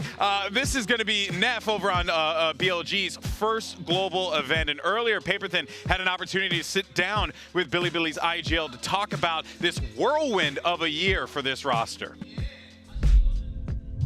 Hey, what's up, everybody? It's Paperthin here, and I am joined by Billy Gaming's Neff. Now, Neff, I have so many questions for you, but we don't have a lot of time. You have had a crazy journey the last couple of years, right? Last year, you win Ascension with Bleed. They qualify for Pacific. You can't move on with them. You have a bunch of time in between to play some games, play with some other teams and things like that. Then in stage 2, you join Billy. What's this year been like for you, going from winning to Ascension to now qualifying for Champions? I mean, following last year, right, after our Ascension win back in Thailand, I mean, I was pretty ecstatic. And then after that, knowing that I had some complications about the following year, like I was obviously like pretty down and pretty like sort of depressed about it. Like I couldn't compete. Then I had a bunch of time. I sorted out everything, and then I was able to compete again, right? And then I was actually about to join a team called DSG, if you know, Disguise. And then I was ready to sign a contract, pen and paper, everything down. And suddenly Billy approached me. I was like, do I really want to take this risk? Because it's like moving to an entirely new region and such. And yeah, I took the choice, and now I'm here. Awesome, man. So speaking of that, you moved to a new region. What it's been like for you playing in VCT China? You know, you've got a Korean coach, Chinese players. How has that transition been for you? I mean, at first, before I took the decision to move to VCT CN, right, Billy, I mean, it's kind of like a very new experience. Like throughout my whole playing career, I've been speaking in the English language and then having to switch over to Mandarin. And I mean, obviously, at first it was pretty tough. Like, I did not know anyone on the team. We only had a couple of scrims before I made the decision to join, right? And then after that, I moved over, and then we interacted more between the teammates, the coaches, and the staff as well. And then everyone got along pretty well, and then now we're here. And I think right now I'm pretty comfortable right now. Awesome, great to hear. What about for this event? Are there any teams or players you'd really like to go up against, or that you're looking forward to playing? I mean, before the draws happened, right? Like, we are the 4th seed, not the best, and then we knew we had to play the 1st seed for our first game, right? And I told myself I really want to play against Fnatic. I want to play against Boaster and Alpha in particular, and we got it. You got it. Yeah. Yeah. Well, they're a tough opponent for sure. So looking forward to that. And then finally, what is the expectations and the mindset for you and your team coming into Champions 2024? I mean, like I said, we were the 4th seed, right? So obviously we didn't do particularly well in our own region for the playoffs. But I think we are still not a team to be underestimated by the rest of the teams. And I think that throughout this tournament, we're just going to take each game one step at a time. We're going to take every round, every game as a learning experience for us in order to better us for the future. Yeah. Awesome. Great, man. Well, thank you so much. And congratulations again on making it. And we're looking forward to seeing you play. Thank you. Thank you. Yeah, great to hear there from Neff, and quite fascinating, right, that, you know, this team, like, they know they don't want to be underestimated here, but they know that the work that they have to do is going to be quite substantial. But what he's saying there about taking this as a learning opportunity, I think it's definitely the right move. You know, the CN region is still, I think, behind, clearly. They haven't had as much time as the partnership league. The game hasn't been out for as long. But Billy is trying to play a lot of the style of some of these other teams from other regions. And I think taking that learning opportunity, growing as a squad is so important, especially when they do have some great talents on their team, like YZ. Yeah, I think I'll be honest, if they played against early in the year Fnatic, who ultimately stuck with a lot of stuff from the year before, I think they would have had a good opportunity to face off against them. The problem is they've come up against a Fnatic who are now in their innovation era. That was always the thing with the OG Fnatics going back even a few years. It was the scariest prospect when Boaster had those chances to really go wild with the comps. So now they're going to have to learn to play against a whole different style that they won't have faced before. And they still have to get over some of these blocks. You were seeing there some of the best highlights, the highs for this team. But they have still never beaten EDG or FPX, the two best teams from their region in the partnership era. And they've never beaten EDG as a squad whatsoever. So there is still a pretty big gap, I think, between those top two CN teams and the teams like Billy, like Trace, like DRG, who we saw earlier in the year. So any opportunity to come here, scrim against so many different teams from around the world, and also to have a chance to showcase and make an upset happen like they did last year is huge. Real quick though, before we get ready for the match, I want to ask you guys differences between, you know, what we saw the 23 Billy versus the 24 Billy, right? Because we were kind of saying the same thing last year, and then look what happened. They managed to pull off some pretty incredible things. I think YZ just isn't, I don't think he's hitting as much as he was before. Like, he was truly in his like superstar era last year and managed to sort of almost diff some of the players on LG. I don't know if he's quite there right now. But I do wonder if there's something about champions, about these global events, about wanting to prove yourself so bad to level you up. But it's against Fnatic, and that's, I think, one of the toughest two opponents you could get for your first round draw. Yeah, of course.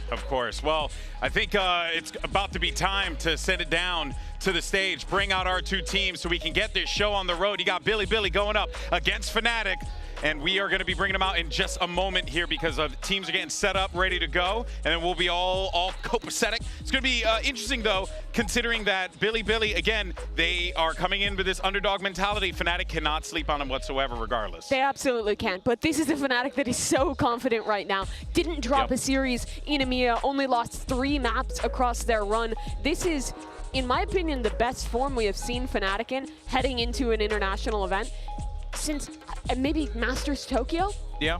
I would also say definitely heading into Champions. I don't even think that's arguable. I think that because of the lows, there's been a work ethic. I think bringing in Hero had that additional boost of just him almost energizing the team and having that desire to win. And I'm hoping maybe on the other side, Neff can be that as the leader of this squad as well. I think there's a good opportunity there. Yeah, all right. Well, we did get word. Players are ready to go. So let's go ahead and bring them out. You got Fnatic going up against Billy Gaming. It's about to go down. Let's head to the stage.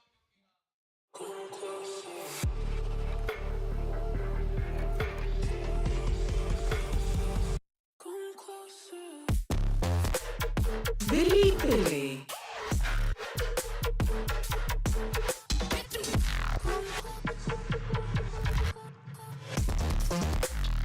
Fnatic.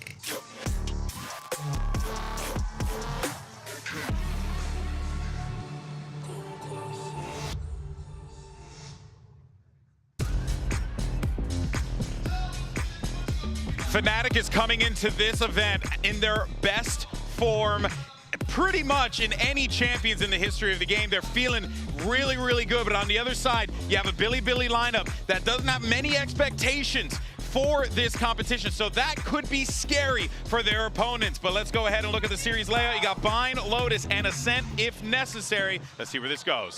I don't mind the Bind coming up, just as their own choice, because even though it's very good for Fnatic, I'm looking at Billy and going, play to your strengths, don't try and look for a weakness on the opponent. Yeah, it's true. I am not the biggest fan, though, of their Bind. They've won it regionally, but they're still playing this solo Sky composition that I think can be really limiting. They have a lot of ideas that I think are somewhat one-dimensional, which is like pop flash plays, setting up their star duels. It's not bad by any means, but they're going up against a Fnatic who is innovating on this map. The last time we saw them play, they pulled out Alpha Yaron Clove, and it looked sick. Yeah, they just look nasty in general. I also think that this first map is going to be critical because going to Lotus, I believe it's now a 6 streak. They haven't changed their comp pretty much the whole year on Fnatic because they are so comfortable at how they play it. But they've still been able to innovate the way they actually play the map, and they have been dominant in pretty much every first half they've played. They built the meta comp on this map. Everyone has been playing it. Everyone emulated them. There's a reason why they continue to go back to this map. Curious to see what we end up getting here. Does Billy try and pull an FPX, throw a spanner into the works, try something new? I would be really surprised. I would be surprised too, because it's not their style. Well, they've also won it 4 times in a row, so it would be coming into an event going, okay, this is something that we've actually been relatively comfortable on, and then changing it just for now because of the opponent they're up against. And on the other side of things, it already looks like that Clove has dissipated. We're actually going to get the Gecko out from Alpha here. I'm quite excited to see that because, again, it seems like his role just changes all over the shop. This is a comp we have seen, not with the Astra, but with the Brimstone normally from a lot of other teams. It's kind of become one of the standards on this map. But as we know, Boaster super comfortable on that Astra. They'll lean into it on a lot of these maps. But to your point, GB, I think that Billy is really focused on trying to play good, proper Valorant. That's why you see them play classic comps. That's why you see them try and lean into fixing their fundamentals. Their coach, Bile, is a legend in Korean esports from the very beginning, who I think has brought the right ideas into this roster. Yeah, they're certainly going to need to work out how to, crack the egg of Fnatic. It's going to be really tough, though, especially when you got them doing stretches like that. But now it is time to jump into the server. Our teams are set, and so is our casting duo. 2 guys who are very familiar with the building that we are in right now, the hometown casters. It's Achilleos and Paper Thin. Thank you very much, GB. And yes, here we are. It feels so good to be right back staying in Seoul. Haven't had to travel too much for this one. And boy, already it has been some banger series throughout this first 1.5 days that we've had. And hopefully that is going to continue as we get ready to go into this 4th matchup. No doubt about it. I mean, obviously it's going to be heavy favorites in the case of Fnatic, as the desk was rightly pointing out. But Billy has a chance to do another funny thing. It might be even funnier this time if they could pull it off. I mean, it's up for debate. Yeah. We also, Artist has his hair on the line. That wasn't something that existed the last time around. So if it does occur, I think it is a little bit more comedic. But as the desk was also saying, it's very unexpected to occur. Let's see what happens though. It is out the rip. Billy going to be here on the attack. Alpha here. Bringing out that Gecko, jump peek. It's a little bit of damage, but spots out 3. Yeah, really just trying to secure hookah control. Trying to push up and through, and a quick kill from Keznit to open up the B site. Just Boaster left now. Yeah, eyes on the dog there, but a little wide swing out, finds the headshot, puts him down. Solid opening now here. There's all hookah, all sight, very much in control here of Billy. Double approach coming up through that elbow side of lab. Slow movement here from Fnatic. Trying to find an opening. Good one-way setup here for Billy. Try to slow this down. Prowler to check, but Billy's holding their angles. Boombot has just drifted across the site. Nearly gets the explosion. Would have done quite a bit of damage there. Paint Shell going to be flying down. Nefta eating a little bit. Put some damage down, but now flexing as well. Going to fall. Durka finds that kill. Chronicle just strafing forward, finding one. Keznit rather will be able to find a 3rd, but cannot hold the line. The defuse will come in, and Fnatic will take the pistol. Somebody called Vin Diesel because that Boombot was fast and furious. It was just zooming out there. But yeah, Fnatic, just great protocols. As always, just taking their time, being really disciplined. BLG has all the time in the world to do their setups. And something else that the desk was talking about, Coach Bile has generally gotten teams into really good fundamental positions where they can hold those angles. But Fnatic just so snappy on these shots. Durka, Chronicle, Hero, all getting involved there. And just storm on through and retake. And it's going to be really interesting and maybe a little bit rocky here at the start for Fnatic with these role swaps. Like the desk was mentioning, it's a very different look, frankly. I mean, Boaster, though, back on his classic Astra, kind of the agent that he's so well known for. Durka does get spotted, but not the end of the world here as BLG looking for a push up through short and showers so far. But sees nade up over the top, looking for a catch. A little bit of decay there. Somebody trying to pull back, but Chronicle through the corner of the wall, able to find the headshot. Shuts down that enemy Viper. It's been a decent investment into this round with these Sheriffs and the Ghost. A little bit of patience and an orb grab, though, at least for Billy. But now they're going to have to make their way through towards the site. Already another star right in front of this door. Let's see if that's going to be a grab well or what. Spam from Durka, holding them at bay for now. Neff down to 61. Left in 75. Tap of the spike. Plant not being found yet, but they managed to overwhelm Chronicle. Do find that elimination. Why is he jumping across the way with the blast pack? Able to recover that weapon. So now they do have a Bulldog in play. No one realistically to try to swap that weapon over to, though. Keznit the only one at full HP at the same time. Tucked away behind the box. Push forward, YZ able to find an elimination. They know that he's going to be low. Boaster eventually able to pressure him out. Eats a little bit of damage, but Widely's going to be okay. Mosh into the corner, forcing Nep forward. Have they read this timing? No, they have not. He strikes, finds one. Keznit gets the other. The push forward, Durka shut down. And it's similar scenes to the opening series of the day. But this time, it's BLG getting the eco after the pistol loss over Fnatic. Well, they're just sort of able to dissect Fnatic's defense there piece by piece. Taking down Chronicle first, and then getting to the plant, and they're able to get back into safer post plant. Send Flexen all the way out. He's got his molly ready if things go really sideways, but YZ really stepping up to the plate. Keznit having a hot start to this map. He was really good against EDG when BLG faced them. He is so nasty on that Cypher. Has great aim, and he's going to be the hype guy as well for BLG. Oh, Alfie trying to push up, but Pete get clipped there by a cyber cage. Somebody's able to collect the kill. Boaster here into the smoke, though, runs out of bullets, and YZ able to find him with that outlaw. I know exactly. Already a bit of a scramble here at the start, but it's the one casualty thus far here for the side of Billy. Not liking what they see on this B site. It's just going to be a full ship through the teleporter, work their way over here towards A, but faster rotate are Durka as well as Hero. The paint shells up over the top to try to interrupt, but it's going to be a truck side plant. Spike planted. Tough retake coming, and they're just shut right down. BLG gets 2 quick kills. If they do, Chronicle now last man standing. Does have that recovered Bulldog, so an opportunity to maybe deal some damage. YZ Yosemite cash-wise not in the best spot, but with Keznit as far ahead as he is, and granted, I mean, he already invested in the neural theft that he was able to build up. He will be able to drop for somebody. Now, YZ would love to get this kill. Get that showstopper online into the next round. Holding that angle with the Outlaw. See if Chronicle falls for it. He's training for the peak. Keznit trained for the wide swing. A little bit of a push up, and oh, the quick scope in. Finds the shot. Showstopper going to be online going in around 4, and Billy now find themselves in with a lead. Yeah, they're really quite aggressive at times on the teleporter. When I was watching some of their games on this map, this is one of the maps I keyed in on because I kind of expected it to be their pick. They're 3-0 on bind throughout stage 2. And they're really willing to just take risks with the TPs. In this case, you know, they don't have a ton of information on the other side of the map. They'll still go for it. Sometimes they'll set up these cool crunch plays between the teleporters as well. So really curious to see if Billy's going to keep leaning into those ideas as this goes on, and if Fnatic can kind of challenge it. Because sometimes Billy doesn't really take a ton of showers control aggressively. This time they've got some Cypher util there. But otherwise, the main force of Billy trying to put some pressure towards long. Hero just has to back out. Can't really contest that just yet. Still haven't seen too much value out of this Astra other than the pistol round that they've switched into. A little bit of damage done. And just a little bit of blind spraying there. Hero going to be knocked down to 51. Orb take here from Neff, just now one step away from having the Seekers online. Yosemite taking some space, pushing forward. Boaster able to strike, finds a headshot to shut it down. The Viper now out of play.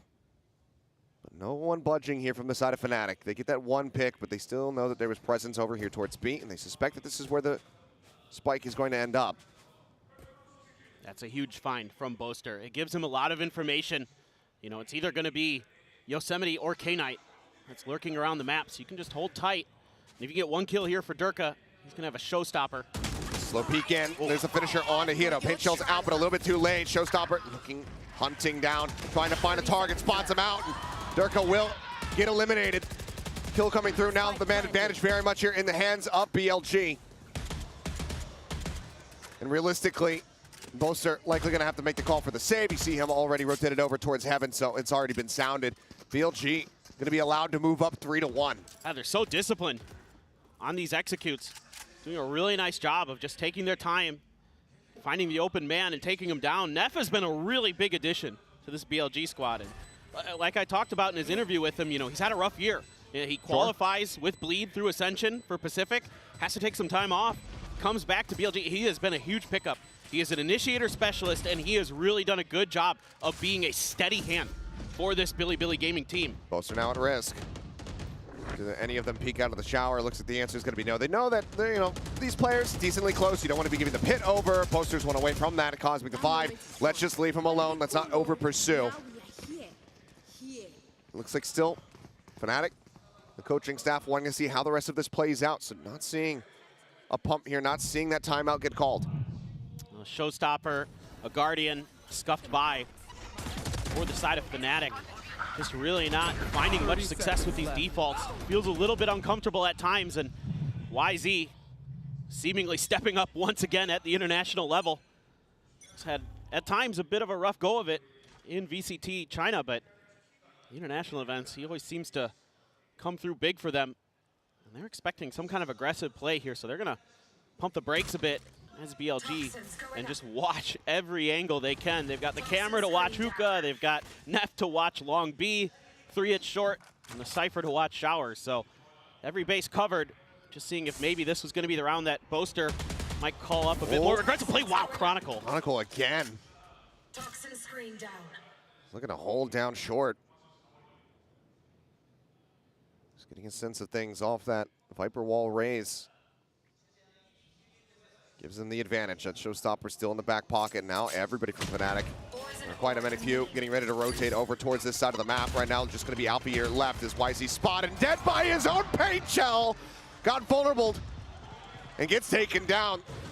While we might have just sung some praises for him, Chronicle is the one who deserves the praise right now in this round.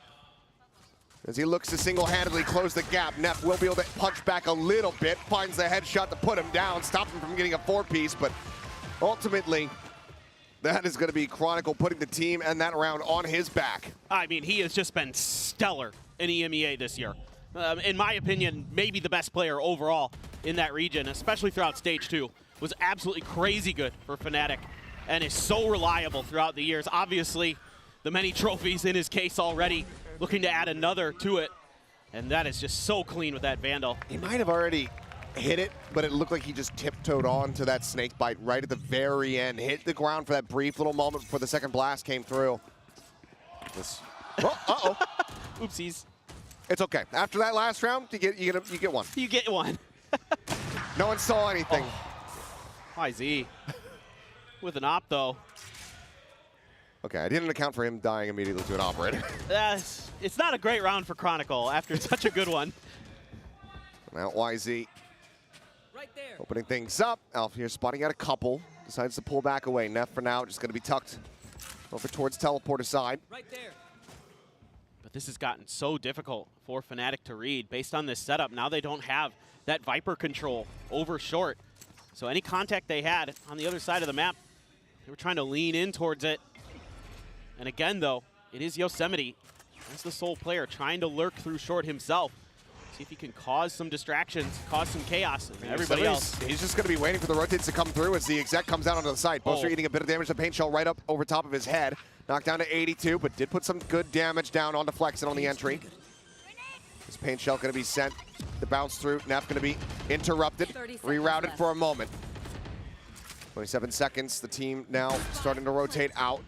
Somebody realizing he's not going to get the catch. Swings back around through the link. Still have this op to worry about as well. In YZ's hand, over towards elbow. All the stun, the C's coming through. As that's going to be, can I take it down? Durga able to find one. Showstopper now in play. All the players getting flushed out, sends it over towards Long. Quite a bit of damage there onto Yosemite. Are they ready for the forward player? They are. They find Flexen. Now the paint shell is holding him back, nearly taking him down. Yosemite at 10 HP, has to run away, and he cannot save that op. That's a huge round for Fnatic. They had a lot of ults in cycle, and they put him to great use, and it's going to force the first time out here of this match from Billy. As well as this has gone, these retakes coming out of B have been not contested at that door. And so Fnatic's allowed to get out and flood towards the site, and they're making the most of it. Done a great job on the pistol round, and here again. And seemingly, Bio wants to talk about these. I think the ideas just need to be a little bit deeper in that post plan on those B sites. Just really just shut down that angle, maybe try to push elbow a little bit more, see if you can create that off angle towards the alley, things like that. maybe in consideration. We saw the oopsie moment from the side of Fnatic, you know, Chronicle messing up the poison orb, getting picked off, but then we also saw it from Billy. And while it wasn't in the moment the most impactful thing, it certainly is something that I think he's going to bring up, try to make sure that they're reinforcing and not making the same mistake twice, because we had that corner peek moving over in towards elbow. This is a full team flash into the face of YZ with that operator. And if there's a player on the opposite side who's able to just turn away from that flash fast enough, YZ is going to be dead to rights. So, you know, I think there's plenty to point out here for Bile to go ahead and get involved, but now we find ourselves tied up at 3-3. For sure. There's definitely a lot to consider here for Billy, and I think Fnatic, you've got to worry about handing that over to him. Another op going to be grabbed by YZ. Durka's going to hang on to his, so the Razes going to be dueling with the sniper rifles potentially. Still, though, you're getting close to another Seekers for Neff. And Alfier very, very close to a Thrash for his own. First time out on Gecko here on Bind. And it's been a little bit rough, but it's Alpha. You can never count him out. Once that rifle gets hot, he just starts taking over maps. Pit now invested heavy stack on B. Ultimately, though, Fnatic going to be more than happy if they kind of route people in through showers, because that's going to go right into the sights of Durka with that operator. Going to have something in place to try to displace him here. At least smoke off the angle, but here. Well, you've got Flex in there, so likely the smoke's to cut off the middle of the site if they decide to push through towards A. See if they can kind of take the legs out of this ult. They have to be really careful. Oh, and it's just a slow peek unescorted. YZ goes for it. The grab well. Dragon, the grab well, the nade. Plenty of damage down onto Neff. A little bit of a decay. It's down to 76 zone. Of course, that is going to be unhealable. It's so annoying to have to go against the C's and the grab well in the same comp with the nades not too far behind. Now you're left scratching your head a bit as Billy, but they're going to continue this slow push towards A. And they're going to try to clear the pit as well. Yeah, double push getting ready to come through. Chronicle ready to receive. Spots on the first and gets the transfer onto the second. Doesn't even take too much damage there. As Flexen now pushing forward, trying his odds. Gets the spot, does manage to get himself that headshot. But Turka drawing down with a ghost, takes out Neff. That's a spike, stranded back sight, covered by an operator. It's just Flexen all on his lonesome. There's nothing more to be done. Gets this one, but nothing more. Durka with 3 will get Fnatic up to 4. Well, now Fnatic is really asserting their control over the choke points on this map, and this is something I kind of expected to see, you know, with an Astra in there, particularly on Bind. Normally it's a Brimstone, or, you know, previously Fnatic could run Clove, but with Astra there, you can really make life just miserable for your opponents. And we saw it with the grab well nade combo. Durka holding that off angle with the op. Doing a great job. Right now, our Fnatic bouncing back. You know, Billy came out swinging a bit. And the cash, well, they still have enough for a bit of a buy, but had to go down to a Bulldog for Flexen. Have that Seekers now for Neff. They're going to try their luck at B again. Kind of that same old Billy push. They really like these coordinated hits between Hookah and the Octagon. A good flash catches Hero. Yeah, flash to spot out Hero. Sends out a bit of util to try to survive here, try to turn the tides, but cannot. And Alpier with the ult. Ultimately, not going to be coming up with too much. Plant now in play. Chronicle swapped over to try to reinforce his position. They do have plenty of cash. I mean, Alpier's going to be cash capped no matter what. Do they play for more damage? It feels like they should. Absolutely. Definitely think they should try to do what they can. YZ's going to slip over into the cubby. Try to hold an off angle. Time ticks away. Let's see what Chronicle and Alpha can do.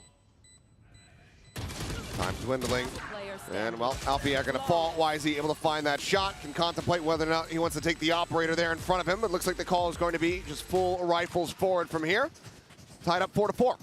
If you give Billy this extra little bit of space at the point of attack, they are shutting Fnatic down. They are immediately landing some good util, finding some good kills like we just saw in that round. And this is going to force Fnatic to have to think about this a little bit. I mean, they're just charging on in, finding great attacks. I mean, I can't believe I'm going to say this, but Fnatic plays retake on B better than they do just holding the site itself. I mean, that's a strange thing to say about Bind, but it has been true so far. Wow. Timeout now called here. Basically back-to-back between the two squads as Fnatic wanting to make some adjustments of their own. They are starting here on this defending side, so want to be able to accrue as many of those round wins as they possibly can before pivoting over to the attack. Absolutely. And the thing they really have to be thinking about right now is the ults that are coming into cycle for the side of Bilibili Gaming. Elma Putty and Mini there. Elma making his return back to Seoul. First time since last year. Fair point. Yep, was a coach for Gen G last year, and now finds himself back here leading Fnatic to a potential champions run. We'll have to see, but certainly the team looking great in EMEA, so tip of the cap to him. But yeah, there's two ults coming into cycle for Bilibili, the Seekers and the Orbital Strike, and so that's something that really has to be thought about. You know, making sure that you're aware of that for those post plants, see if you could find a way to bait that out a bit. Durka is going to have that operator again. So looking towards the map, looks like he's going to try to take Shower's control, and Bilibili seemingly going to try to stack this angle. Flash in hand. YZ, how aggressive does he want to get off that? Luckily, there was no one there. Yeah. Eats that flash. That looked intentional, spam on the close though. corner. Yeah, it did. It's just going to be the orb pickup here for him. Now that they know that it's perfectly safe. And Keznit in a bad spot. Going to at least fake that he's running across, but now no, we'll just go ahead and go for it. Seeker's going to be sent out from the side of Neff. I don't know how many players Keznit quite spotted out, though.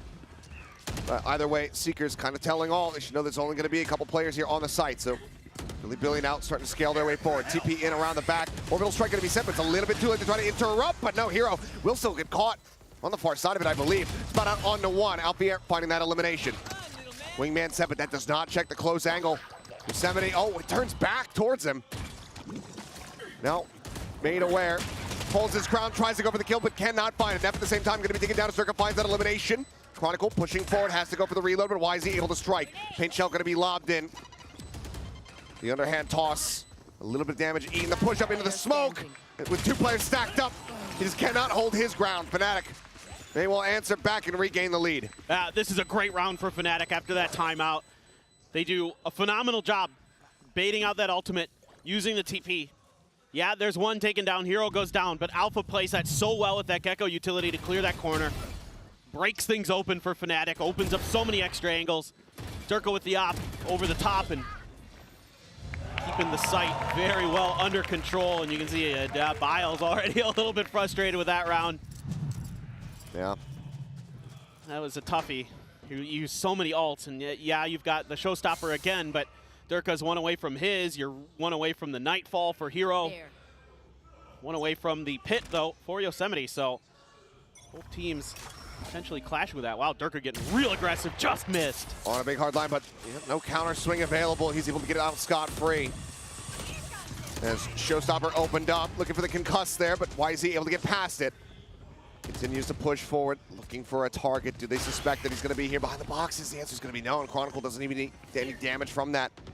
Able to fully dodge it out. The snake bite going through, though, should tell all.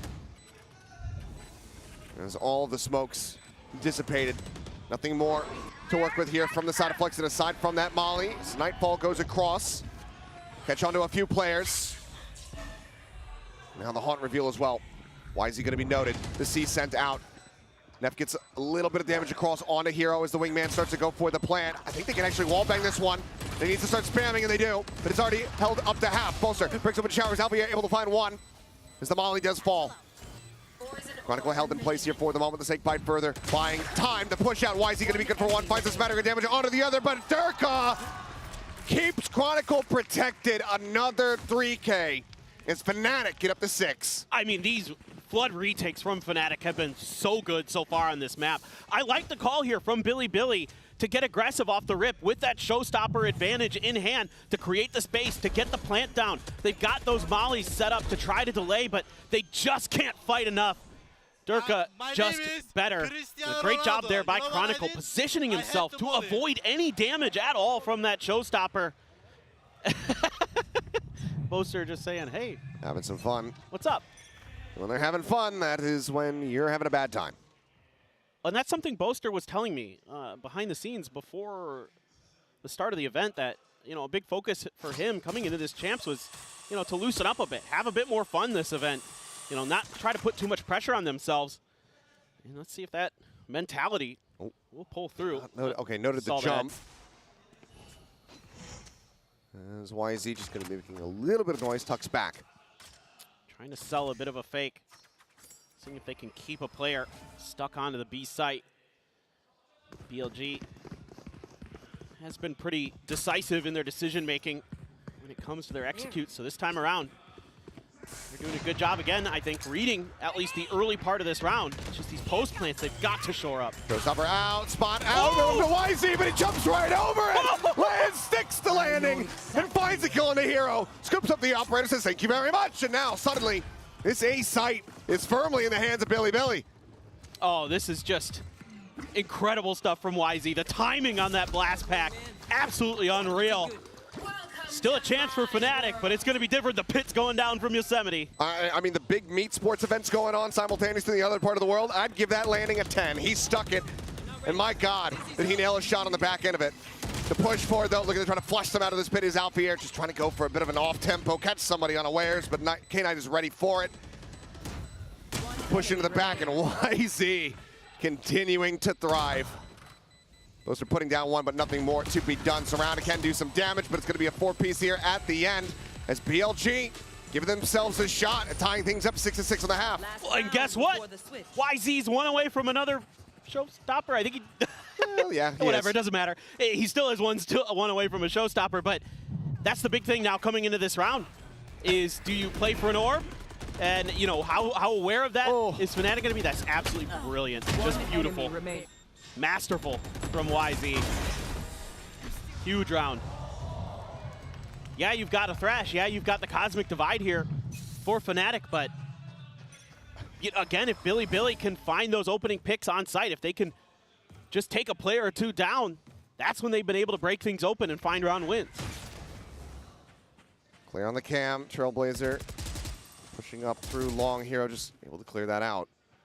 Back pedals, but orb is opened up. Showstopper now online. Let's see how they want to do this. Fnatic playing way back. Kusiv just able to interrupt a little bit, but he's continuing the chase, and Alfier having to backpedal, waits out the Dizzy, but he's running out of time on the rocket, sends it blind. Not going to be able to find anything. They get away from it. Space fought, but that's about it for now. Thrash at the ready. Alfier sending it. Goes through elbow. Double clear out as Bosa tries to go for the push here. Escorted by Hero, and the wide swing is enough to disrupt. K9 going to be taken down. Mosh sent, Durka arriving in from behind. HP bar's completely and utterly wrecked at the moment here from the side of Billy. Billy as YZ tries to turn the tides. Flex able to find one. The YZ cannot hold his ground. The cleanup is there. The defuse will come through. Fnatic denying the tide up a half. They'll make it a 7-5. It's just really good stuff from Fnatic when they're playing for pure retake. When they tried to contest the executes, Billy was often getting the better of them. But Fnatic, when they had their heads on straight, were aware of the situation, they did a phenomenal job of making those flood retakes happen. It really did. Able to keep them at an arm's length here are Fnatic, but still find themselves in the lead. We'll have to see how they fare, though, as we get ready to swap sides. Billy now going on to the defending half here on their map pick-up bind. See if they're going to be able to close it out as we come back from the break.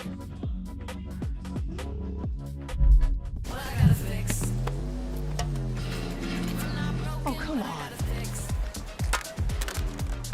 Trade in any phone in any condition guaranteed and get $800 off the new Galaxy Z Fold 6. Only on Verizon. Red Bull gives you wings.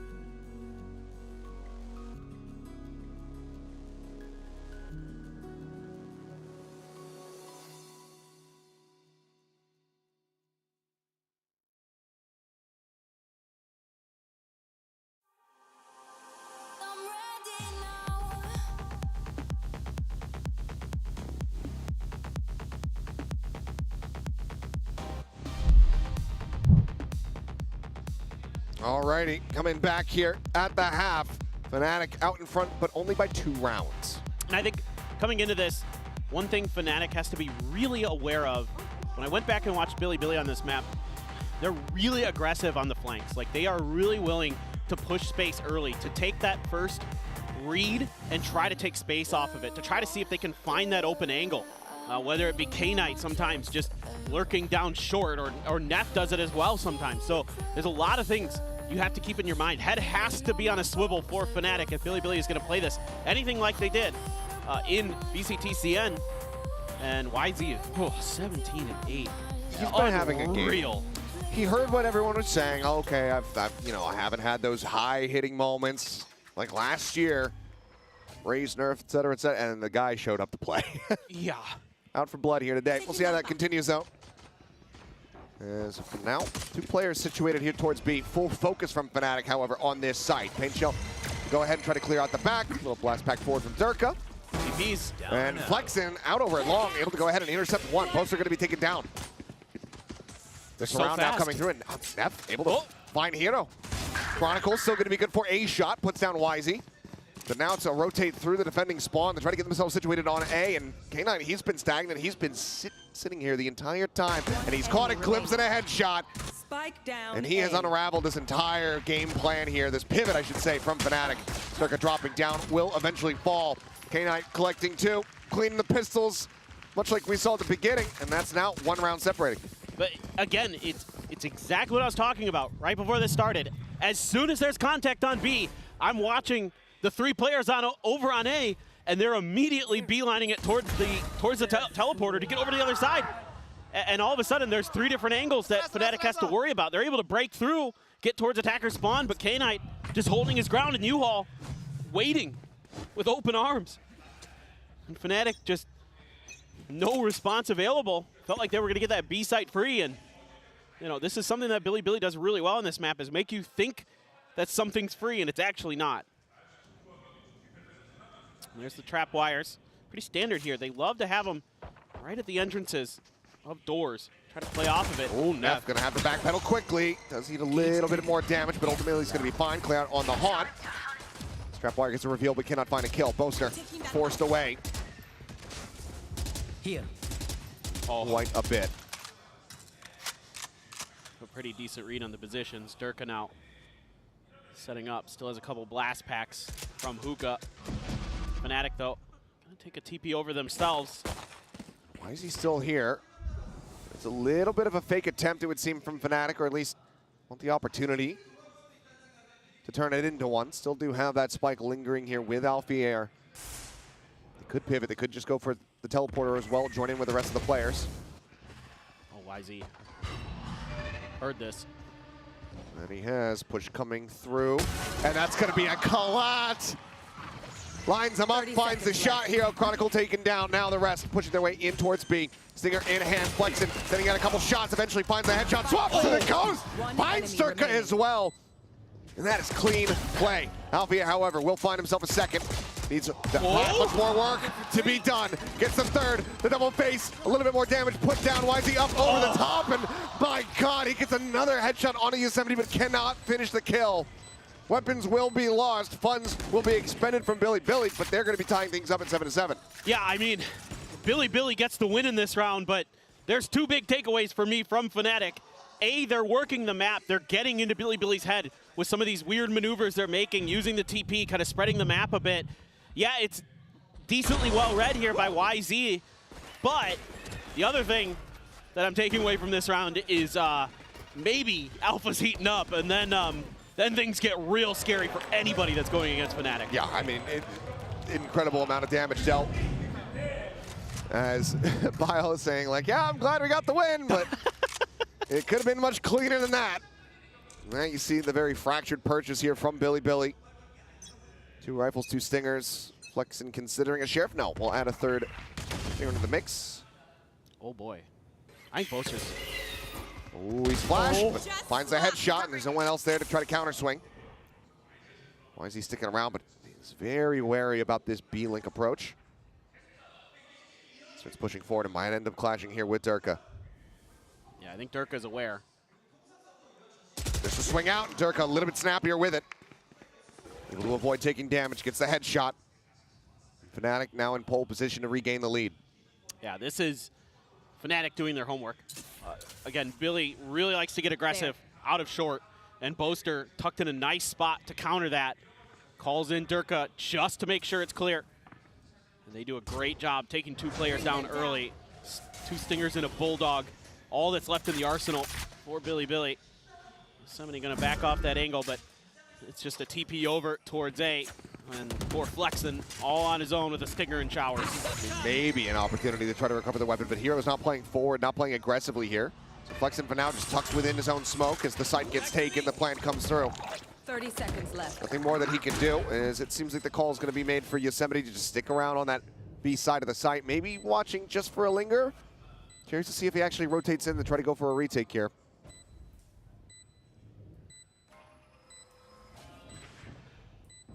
Gonna have to go for it. But with Hero there, this is so tricky for Flexen. Just wants to do as much damage as he can. Hero. I mean, he keeps hearing the door open, stay open. He knows that he's playing close to that. Now it's shut. And it's widely.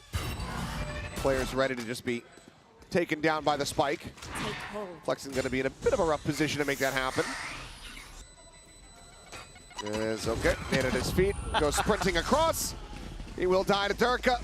King Knight sacrifice over to the spike. And yes, the Bulldog saves here from Yosemite. Fnatic gained the lead, but just by a round. Now we go into close to an actual proper rifle round. Not going to have too many full armors here between the squads. But the weaponry should ultimately be matched. Absolutely. And this is great discipline that you're seeing from Fnatic.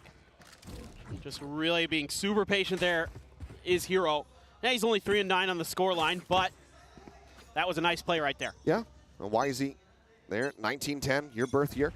And we'll get ready to go into this round to see if Billy can tie things up at 8-8. Wow. I didn't know I was born before World War I. Here. Yep. Cool. Good to know. The Roaring 20s were great, yeah. By prohibition. I made it barely through that. No one knows. You're actually the guy who invented Monopoly. Anyway. And yet I'm not making any money off of it. No. 3 players situated here at A. Haunt at the ready. Curious to see how fast of a strike this ends up being from Fnatic, because you still do have Alfier poking and prodding, and actually getting poked back quite a bit. Look at his HP bar. He's down to 30. They got 2 players up on boxes. One on truck, one on the box. It's all to dodge the thrash, I think. Gonna let it go through to U-Haul, and it is gonna catch one on the backside there, but I think that's all just a bait. Hit onto Yosemite, but oh my God, Flexen into the smoke, finds Alfier. Snappy to readjust, clears out. That dizzy. Durka now here, but players going around, and YZ the one taken down. Still plenty of firepower available to BLG to hold this line. Now 25 seconds remaining for Fnatic. What do you do? Can you even push forward and try to take the teleporter? Well, Hero will open things up with 1. Continue to push up. Wow. Hero finds himself a second, and suddenly they've turned this on its head. Neff now last one standing. Players coming in. They just won that on gunfire. The Hero won that on gunfire, and Durka will finish it. Tagged down to 30 at the beginning. He'll be the last one to find a headshot. And somehow, some way, Billy have let that round slip out of their grasp. A great start, a great idea. And I mean, you've got to be thrilled as Billy with how they're thinking about these rounds. And I mean, another thing to consider about this matchup, Achilleos, is Bile and Elma Putty were both on Gen G last year. These 2 coaches know each other very well. There we go. Right? And so certainly this should be a really interesting chess match, kind of understanding each other's tendencies and trying to work through them. And, and I think Billy has at times had the better reads, but in rounds like that where Fnatic's firepower just boosts them over. Speaking of which. Yep. How many times has Chronicle killed Yosemite in this position? At least 3. Just holding things down. Plant coming out in Alfier. He reads it like a book. I got you. Knows that they're going to be looking for the interrupt. And finds the punish before the Baki shot can even ring out. And in all likelihood, I mean, why is he's got that staple, that namesake judge in his hands. Does still have 2 blast packs, but how much can you actually do from this position? need to go monstrous here. Turkey going to be noted. Up on top, Pain Shell trying to flush him out, and YZ blinded and taken down. Neff is able to find 2. Answers back a little bit, but Fnatic now find themselves up to 10. Yeah, they're really starting to feel themselves now. The confidence is flowing for Fnatic. Showstoppers for both of our raises. And Billy opts to pause just for another moment. See if they can regroup, see if they can find some advantages here on their defender side, see if they can use these ults that they've got in a cycle to try to break this trend. 3 in a row for Fnatic. It's a tough task for anybody. And Billy doing their darndest. YZ doing his damnedest. 20 kills so far. But Durka with 17, Chronicle with 14. Alpha starting to heat up. He's up to 10. Things are starting to swing the other way with the pendulum. Yeah, I mean, YZ's been a bit of a constant here thus far on the map for the side of Billy, but the other teams, it's been really rocky. I mean, K-Knight able to find those 2 in the pistol. Nothing since then. Most of his kills in the first half were from... First 2 rounds. Yeah, the first 2 rounds. So, yeah, there's a little bit of sway here, and they need to find stability across the rest of this roster. Yosemite regularly getting punished by Chronicle is something that they very much cannot afford. Yeah, it's definitely been a diff in the Vipers, for sure. Yosemite having a really tough time being able to find those lurks, find those unusual positions that he'd like to. They're just read every time by Fnatic. And again, both teams doing a great job reading each other at times, really getting good beads on what the other team is trying to do. It's going to be Hero swapping up to the Phantom. 3 players with full armor for Billy, and not much money on the back of this. I got the spike. If Billy can't win this round, Fnatic likely to send this to match point. But a lot of ults again to play with. You have that orbital strike, you have those Seekers, you have that Showstopper. You have a lot to deny Fnatic entry or comfort on their post plans.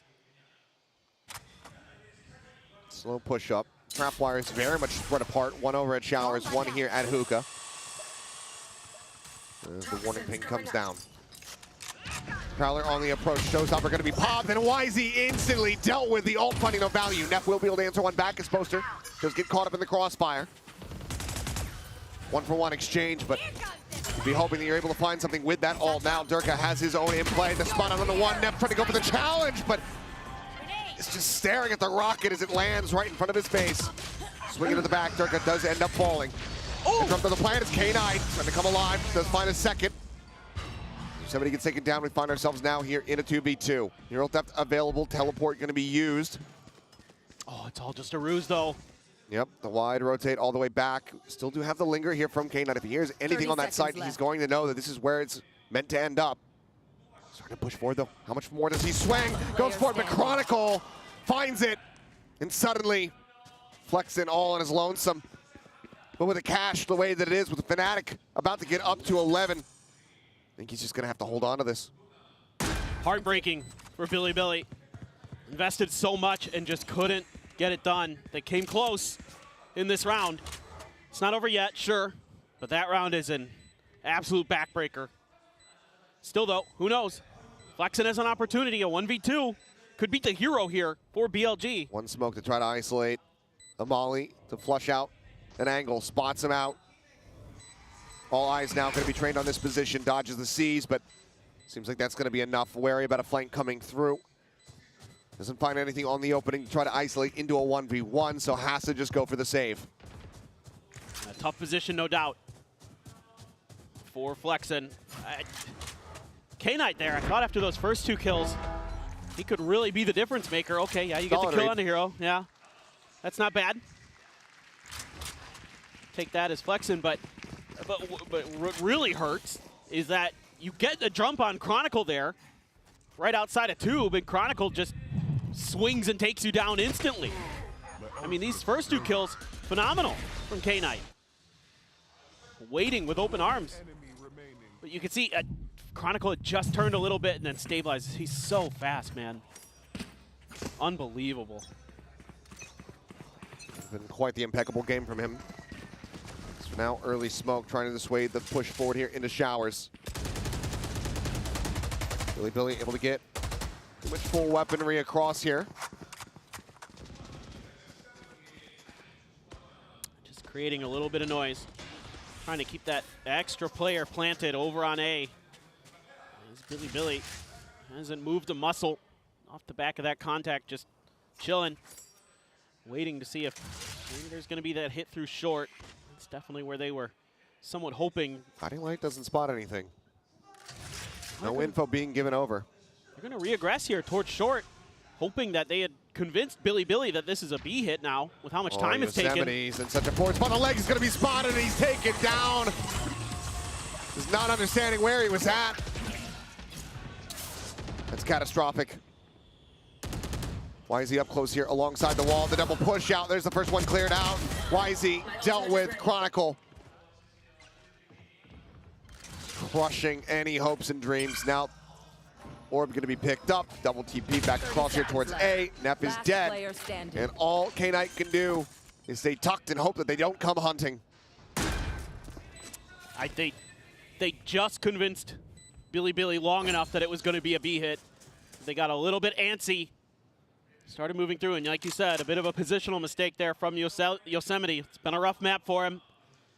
Didn't quite read that the legs would be sticking out a little bit, or just thought it'd be clear and paid the price. Go up the Jaws music.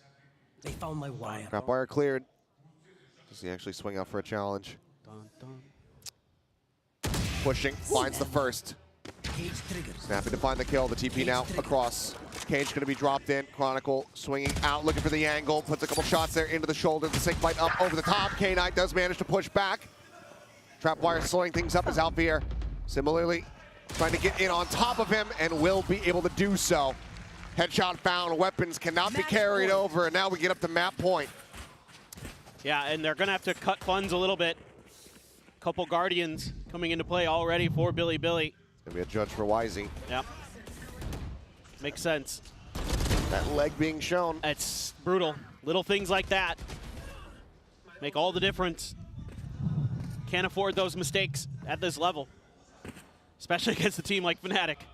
They will punish you every time. Now Chronicle has a Viper's Pit, Alpha has a Thrash.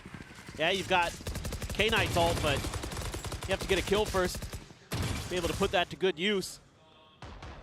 Boaster's one away from another Cosmic Divide. I mean, this is very, very dire for BLG. They once again set up in this 2-2-1 setup, leaving Flexen to guard Showers. Durka, see if he wants a challenge. They're pinging him out. They have a read on his position. They're going to use the Dizzy or the Prowler here to set him up. No, just quick swing in. Footsteps. Flexen trying to backpedal as quietly and quickly as he possibly can. Does manage to make it out towards safety. Soulblazer around the back, cannot get the stun. As the boom bot gets sent, you can see Flexen wanting to try to challenge forward, wanting to try to get a catch, but cannot. Thrash now in play. Why is he pushing forward? Judge still at the ready. Thrash finding nothing. Flexen able to tuck back, keeps himself protected, obscured for now. Spike plant coming in. Seas gets sent, catches here onto the enemy brim. Dizzy going to be cleared out, but Flex in. They assess his position. They find that kill. Chronicle does get taken down. YZ able to find one, but still needs to recover a different weapon. Real Death's going to be coming through, and YZ scoops up the Vandal, instantly finds value. Zalpier gets taken down. Man advantage now there for the side of BLG. They're trying to push them off. They line up for him, but he cannot collect the first kill. The hero cannot readjust. This map not over quite just yet. 4 players surviving. BLG, they hang in. And it's just a call to play safe, play for the retake as BLG, and it works a treat. They really just kind of give Fnatic all the space they want to get that plant down and do to Fnatic what Fnatic was doing really well to them on the other side of the map. Just play those 5v5 retakes and start taking players down. Good news is Fnatic, you only used the Thrash in that round. Now you've got the Cosmic Divide available for Boaster. Chronicle still has a Viper's Pit. So still a lot of tools to work with to keep Billy from getting 4 more rounds to send it to OT. Already Alpha's getting ready to throw a Dizzy potentially here. Set up Durka, but no contact just found. Patience shown from YZ. As he backs up a bit.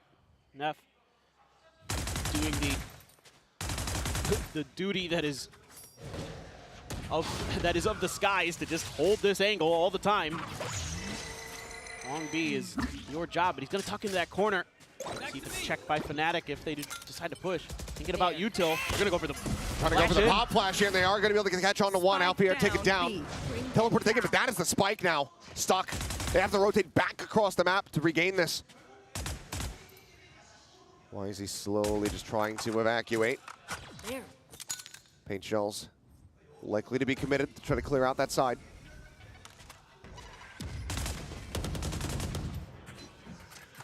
How much they want to challenge this. YZ up close and personal. He is. Blast pack forward. Sees into the corner. Nothing spotted there, but to pull off the angle. Snake bite thrown to try to stop the peak. Grab well as well, going to be used. 25 seconds remaining. Time ticking. Looks like they're not going to be taking the teleporter. It is going to be the push here onto the B side. 3 players still here. YZ, the first one, holding the line. Looking for the drag across, cannot fight. It's going to be flexing out. We're coming up with 2, and now Spike is stranded, and that is going to be the round. Done and dusted. Nothing more that Chronicle could do. BLG closing the gap. Well, a little bit more than he could do. Puts YZ down. We'll take the teleporter. And BLG continue to stay here in the map, but they need 3 more consecutive rounds to try to take this into overtime. Yeah, and it's just mostly good kind of disciplined play now from Billy. They're not really getting aggressive until they know they've got a decent opportunity there with the pop flash and the push from YZ. And once that spike is down, that's such an awkward position for Fnatic to be in. Wow, that is a heck of a drawing. Moving on. Good kick with the dizzy. YZ 2 away from a showstopper. Same for Flexton with that orbital strike. A little bit of pressure, a little bit of damage there onto Yosemite, forces him back within lamps. And they're playing the Cypher now over towards A. All that util, anticipating that Fnatic's going to try a different approach, and now YZ and Neff also getting very aggressive towards long B. Prowler contacts into showers. The push up the reveal, and Yosemite able to collect. Zerka just not ready for that one, but the headshot through the box. Alfier able to put him quite low. Flexing down to 22 HP as the plant gets ready to come in. Chronicle trying to scale up, trying to take some space. Ends up falling with the plant, comes in all the same, but 2x man advantage here for the side of BLG. Shorty in hand. The push forward. Tries to go for it. Alfier able to find one. Boaster gets the other. But advantage maintained. This Hero going to try to have some impact. Over from Showers, he's now the last man standing. Position known, finds the first, finds the second, looks for the third. Paint Shell puts him low, the Nightfall going to be committed to. The stick being held, he's spotted it, he's got it! Hero with the Red Bull clutch will bring this map to an end, 13-9. A nice moment at the end there for the new addition to this Fnatic squad. Able to come up big when they needed it. Looked like BLG might be able to get themselves up to double digit here in this round, but Hero had other thoughts. Plays this perfectly, has the Nightfall. YZ opts to just try to take it to half, but couldn't get it there. An incredible performance from him, but now they have to go into Fnatic's map pick of a Lotus. We'll see how they fare when we come back.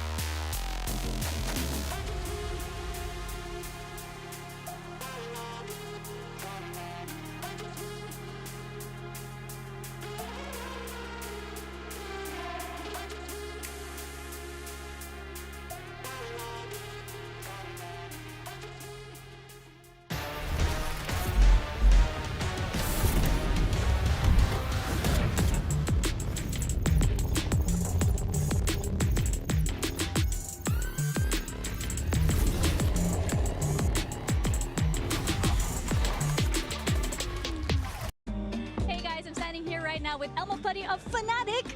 So, Elmo Putty, what surprised you the most about BLG, especially since I think the map was a lot closer than everybody anticipated? And how does that knowledge carry over onto the second map, Lotus? I don't think anything surprised us. I think we played pretty poorly, to be honest with you. We gave away a lot of rounds. We weren't just not following our basic protocols. As you can see, we've changed the comp again since we last played Bind, so I think there's a little bit of, maybe we need a few extra scrims on that in some of these players and the new agents. But yeah, I think they played this pretty similar to what we thought they would, but we just got to tighten up our own game. Well, it sounds like Fnatic isn't in their final form just yet, so we're going to see what they bring out on the second map.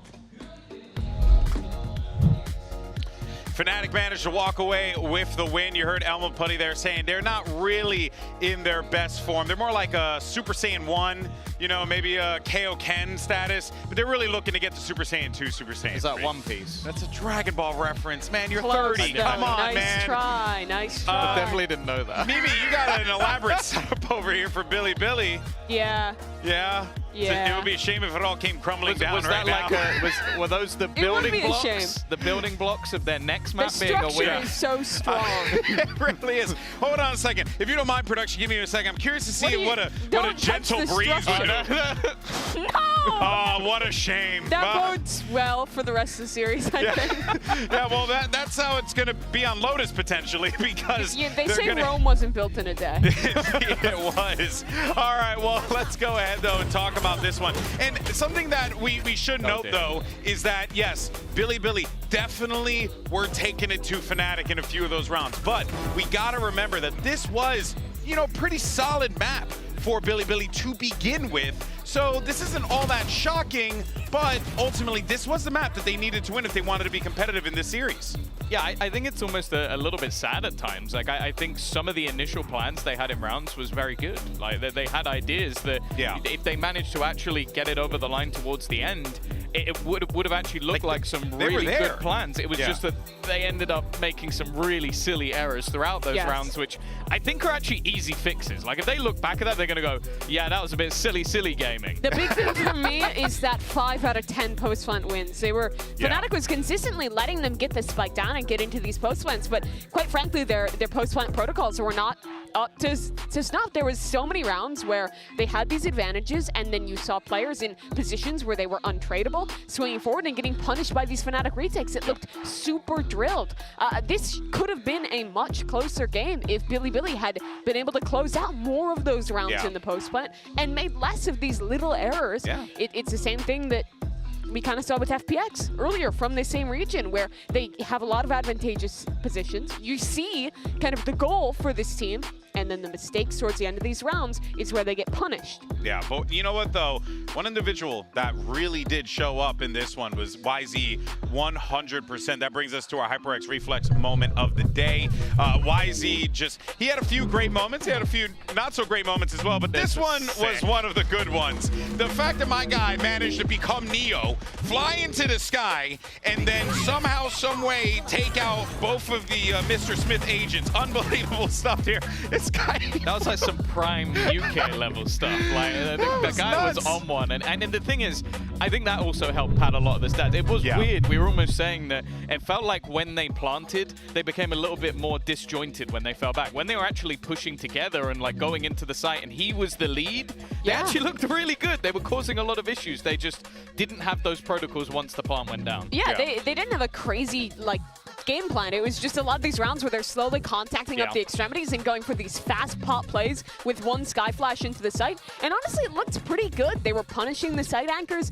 in a lot of rounds, but again, it was Fnatic's coordination and resiliency along with individual moments to win out in the end there with that map. Yeah, for sure, for sure. Well, of course, BLG, they're currently down in the series. Let's go ahead and check out the coach, the camp of the BLG side, to see what they think going into Lotus. Hey guys, we're here now with Coach Bile of BLG and Jen to help with some translation. Now, that was a really, really close map. I feel like a lot of people maybe were surprised with the result, but what is the plan for map number 2? I mean, there was some momentum in that first map. How does that carry over and translate to a win? 1세트 접전이었고 패배는 했지만 그래도 어느 정도 BLG도 흐름을 탄 것 같거든요. 2세트에도 이 좋은 흐름을 이어가기 위해서 어떤 점이 중요할까요? 일단은 지금 실수를 너무 많이 해서 선수들한테 우리가 최근에 가장 많이 하는 실수를 좀 줄이자는 거를 피드백을 좀 하면서 선수들 멘탈도 좀 챙겨야 될 것 같고 2세트 준비는 사실 프나틱이 로터스 고를 거 알고 있어서 그래서 준비를 좀 많이 하긴 했는데 사실 이게 지금 선수들 멘탈상 이게 지금 될지 안 될지는 잘 모르겠어요. 일단 바인드에서도 사실 준비한 게 많았는데 실수가 많았기 때문에 그래서 그거를 한 번 더 강조하면은 좀 로터스도 할 만하지 않을까 싶습니다. We made so many mistakes, so I told them to tighten up our plays, make sure we don't make the same mistakes over and over. But I don't think it's going to be super easy for the players to come back mentally, reset the mentality completely because we made so many mistakes. But in terms of Lotus, we are well prepared. We knew that Fnatic were going to pick it, but it's just down to how much mental reset that we're able to get. All right, well, thank you very much for your time, and we're going to see if BLG can take Lotus from Fnatic. I mean, I'll be real. I'll keep it $150 with y'all home. Don't really feel that confident coming out of that interview. You know, hoping that they can reset the mental is definitely a tall task to ask of these boys after, you know, they lost a map that was good, quite good for them, and now they're going into a map that, well, it's quite good for their opponent. Yeah, Fnatic has won this one 6 times in a row. It's been their best map since I feel like it came into the pool. They were the best team in the world on it last year. They only lost to Loud last year on this map. That was it, twice. Yeah, so you're really looking at a Fnatic that, you know, statistically is super favored in and this also Lotus. Factually. Yeah, no, statistically facts. But isn't statistics facts? Not always. But they can be indicative of facts. I guess so. Yeah, you're right. You know, I'm just trying to. Yeah, this is where we've got to. We're arguing. I'm just trying to cause controversy over here. All I know is they don't care about your feelings, GB. That's perfectly fine. But yeah, I mean, you know, look. Billy are certainly going to be in a bit of a blender here if they're if they're not prepared for what Fnatic are going to bring. But there is so much material for Fnatic that surely BLG can maybe build something off of that. Oh boy, what is he doing? He's going through his match history. Oh, but I mean, Poster, you're always going to be sad if you do that, bud. I do want to talk about Fnatic though, because they did talk about some of the mistakes they were making. I think we did see it there, letting some things slip. I think not being quite ready for a lot of these executes early on that BLG was throwing. However, I think that they proved to be able to bounce back. Boaster had some really good calling in the second half, finding the right site. Individual players like Durko were really stepping up. I think this is a good match for them to kind of warm up into international competition and also to get Hero comfortable. Yeah. I also think the other thing as well is you have to bear in mind, once again, they completely changed their composition. You had Alpha going on to a Gecko. You had the switch up of getting rid of the Clove. Just a different composition of what they're running on Bind. Is that become diminishing returns, though, where you're just changing that's what I'm saying. much? Going into Lotus, they haven't changed this map the whole year. I think there's no chance they do that again. So I think any chance that BLG has gone. This stuffed wingman on broadcast if they change their Lotus comp. Okay, just for changing the comp. I respect they're not it. Gonna do it. It's super unlikely. 0% chance. How do we get this to happen even what's it have to be for the big penguin? BLG wins. BLG wins. Artist shaves his head. Mimi eats Dan the stuffed penguin. You can't just make... First of all, he seems like a lovely penguin, and I would not eat him. It's also a I'm a vegetarian. I'm not going to eat the penguin. It's a freaking severed head, Mimi. At this point, I mean, what are you going to do? Head. He has a body. This Can we particular show penguin the penguin, doesn't. please, that GB's telling me to eat? Yeah. Because I'm not going to do it. Because that's ridiculous. Oh, yeah, you see, I think that would be expert content, personally speaking. But, you know. But you're not an expert on content, really. I'm truly not, if any of my social media is being looked at. Oh, man. All right, well, let's go ahead and see. Mimi doesn't have to eat. Oh, okay, they brought Wait, Neon, man. though. Okay. Why is he playing Neon? Okay, that's kind of sick. YZ was cooking on map 1. I think this is a cool role to see him play. We've seen other teams try these breach Neon comps, and I think they're solid. Yeah, the only thing is his raise was fantastic, so I almost kind of wanted to see it going forward. But again, I don't think it's anything that Fnatic are going to be too surprised by. Maybe it will allow him to get past a lot of that Killjoy utility a Yeah, they've played against Miniboo. They're familiar with this comp. Yeah, true, that's true. Yeah, and, you know, it gives also YZ an ability to, like, you know, disrupt some of the more typical timings and things like that. Like, especially, I think, when they get to the defense, how fast those rotations can come through. Yeah. I think Neon is actually a low-key really good stall agent when you can get that stun in the right position, but it's going to be tough against this home territory for Fnatic. Yeah, couldn't agree more with that one, Mimi. Let's go ahead and find out if this one makes it to a third map. It's going to be a tall task, but hey, if anyone can do it, Billy has found the magic at Champions before. Let's send it back over to your casters, Achilleos and Paper Thin. Thank you very much. Yeah, you can see the players, they're still having some fun, still vibing out, trying to play around with the Fnatic squad on the opposite side of the stage, but they have some work to do. We go into Lotus. The desk was talking about how dominant this map is and has been across many, many years here for the side of Fnatic. Does that continue today? Can Billy, with these big changes, somehow make them stumble? Well, we saw it yesterday with FPX. I mean, anything's possible. You know, you just kind of assumed that Heretics was going to take Bind against FPX, but their change in their comp was way different than what we're seeing here. Yeah. But certainly doable, but I mean, like the desk has been talking about, this is the best Lotus team in the world. Good luck. Eyes on YZ, because not only is he coming out here with this Neon, a big change in its own right, he's playing it for the first time. He has not been playing this at all, and he's not going to be playing it much here in this round. Taking down his Chronicle, able to find 2, continuing to wreak havoc as Hero joins in. Down A. Keznit eliminated Hero, Snappy with a second headshot. Neff eliminated, and this pistol round is done and dusted. Surely it's done and dusted. Yeah. It's done. It's dusted. And it's Fnatic taking another pistol. Just shut down to the point of attack. I mean, just no utility there to disrupt Chronicle. And as we saw on Bind, he don't miss those. Yep. He do not miss those. And he was really good on first kills. I think 4 and 2 on Bind for Fnatic. So just picking up right where he left off. Oh, the flash was just a bit late. And then Hero just swoops in. Find a couple of his own. Shut down immediately there. Billy just not even able to turn the key to get the engine started on that round or this map. Well, now Cam set up here outside of B. Chronicle again, the player that they have to try to fight against, and again he's going to be taking down YZ. Looks for a little bit more. TP forward here. Shorty in hand. Will be able to catch him off guard. So Chronicle falls. Yosemite picking off one as Alfier going to be taken down, but now Yosemite once again, last man standing, finds the first headshot, but this time we're not going to be seeing that eco round win come through. It's going to be Fnatic up 2-0. Yeah, and there's decent damage done here. Oh, for sure. Yeah, this is not a bad eco round at all for Billy. You're taking a couple guns out of the hands of Fnatic. You know, they're still able to put together 3 Vandals and a Bulldog. And Durka, in fact, also getting a Vandal, so still enough to buy, but economic damage done for Billy, and see if they can maybe string together a little bit more success. This time around, they're going to send YZ seemingly out on a bait mission to try to convince Fnatic that this is another A hit. He's got to be ultra careful. There's 3 players waiting here. Oh, quick little jiggle out and a slide back. YZ able to get away scot-free. Get the paranoia away. Bring them down.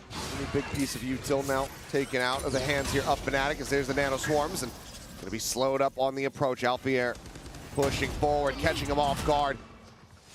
Whatnot coming in time to try to draw that attention away, so they lose that on a player now. Equalize here as the players rotate in. Matching up to face, and okay, had the lineup on him. I thought maybe we're going to be able to find that elimination, but Neff does get willed down to 16 HP. Sees dodged out. The pullback stays protected for now, but the spike no closer to being planted here. as Billy are very much just held at bay. Durka through the wall, taking down Neff. In the meanwhile, this rotation here from Boaster continues to creep closer and closer. Just great stuff there from Durka, never giving up those angles. It's such a bad spotter, BLG. Yeah, there goes Boaster. Yep. Flexen will be able to find one. Some additional damage dealt the tap, but Boaster able to find the second headshot, and Fnatic will convert the bonus. Yeah, so, you know, Billy trying to sell a bit of a fake over towards A, trying to buy that extra little bit of space, and they do get mountain control off of it. However, Alpha is waiting on C site, and he is very, very challenging to get through, as many teams have found out the hard way. And he's so patient with his utility there. That's one of the big things that gives him a huge advantage in that round is he doesn't pop the util off the Prowler. He waits for the alarm bot to pop the nanos, gets a little bit of damage, swings down, takes out YZ. And the round just kind of snowballs out of control. Billy able to try to climb through towards the site, but eventually fall. Still grabbing whatever firepower they can. K-Knight just with a frenzy in hand. A couple stingers of Guardian there as well. And swing around the back. Alfie are able to deal with the first, and Chronicle collects two. K-Knight Neff both going to be taken down. Hiro now spamming through the wall. Gets rid of Flexen, strands the spike, and Yosemite will just get one tap there. The Guardian not able to come to fruition whatsoever. There's one player lost, but Alpha still got his. 4-0 now for Fnatic. Yep.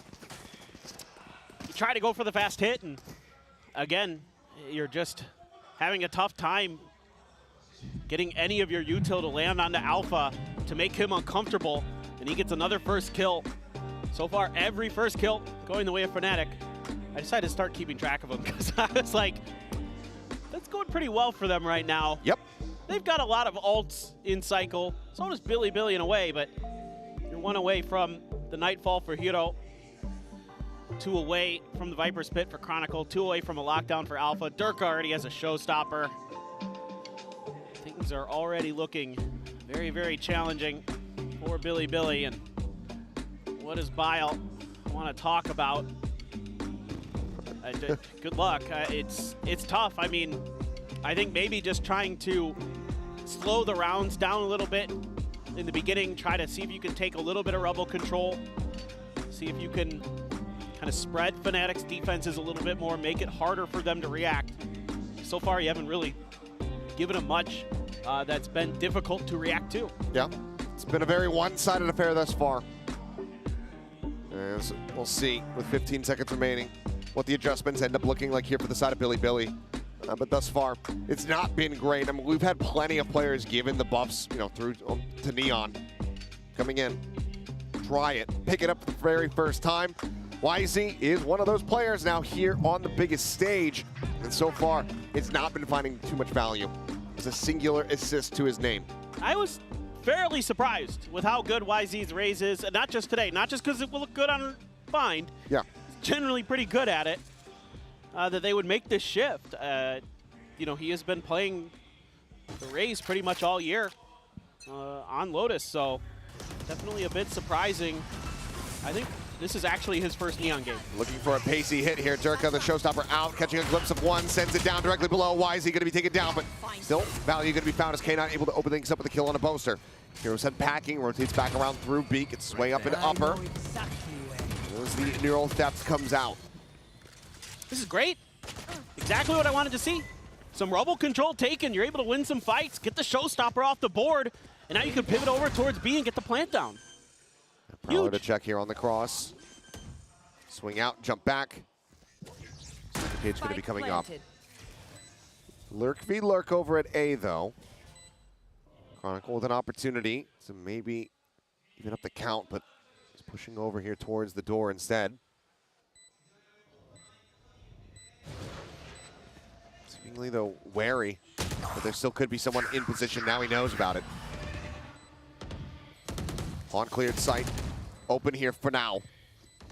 K-Knight turning his way back over here, sends out that fault line, looking for the daze. Althea, however, able to get the punish, but time is ticking, and Neff, snappy with a headshot, puts him down. Remaining players making the call to go for the save.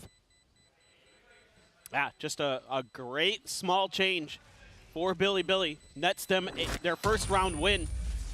And all it takes is a couple kills off the rip.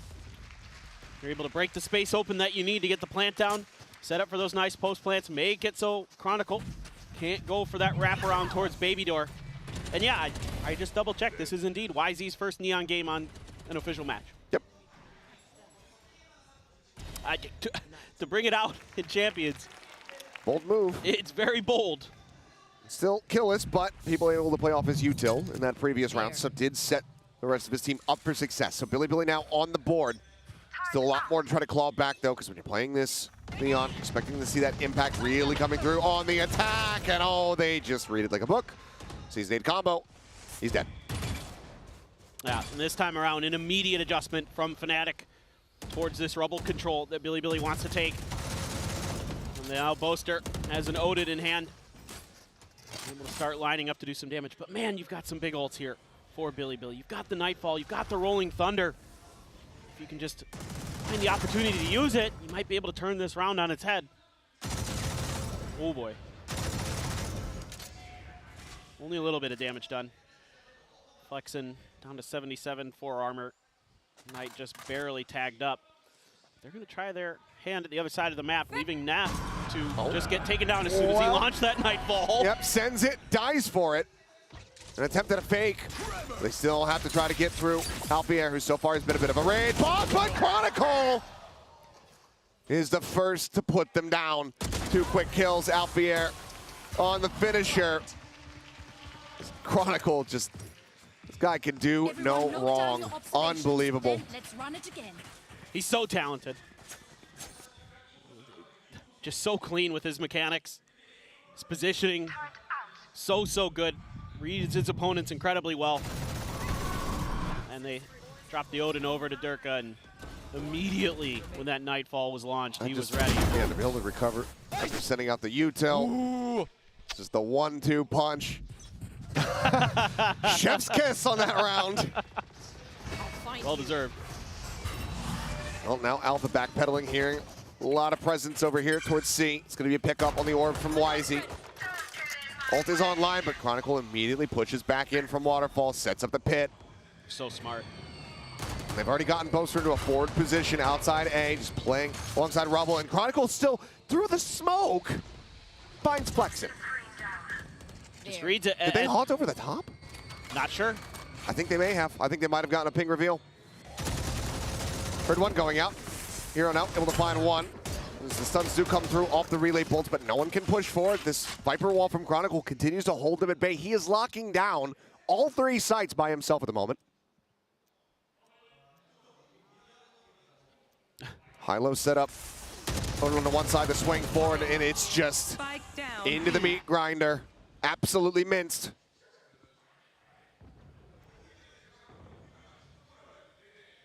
This is so difficult for Yosemite right now. Does he read this? Nope. Thinks about it, but angle's a little bit wrong. Flawless here from Fnatic. Continuing on the reign of terror, only dropping that 1 round thus far. And for BLG, you know, you're able to get that round win after the timeout call. But now you only have 1 more. But how long do you let this go get away from you before you have to invest that second timeout in the first half? That's a great question.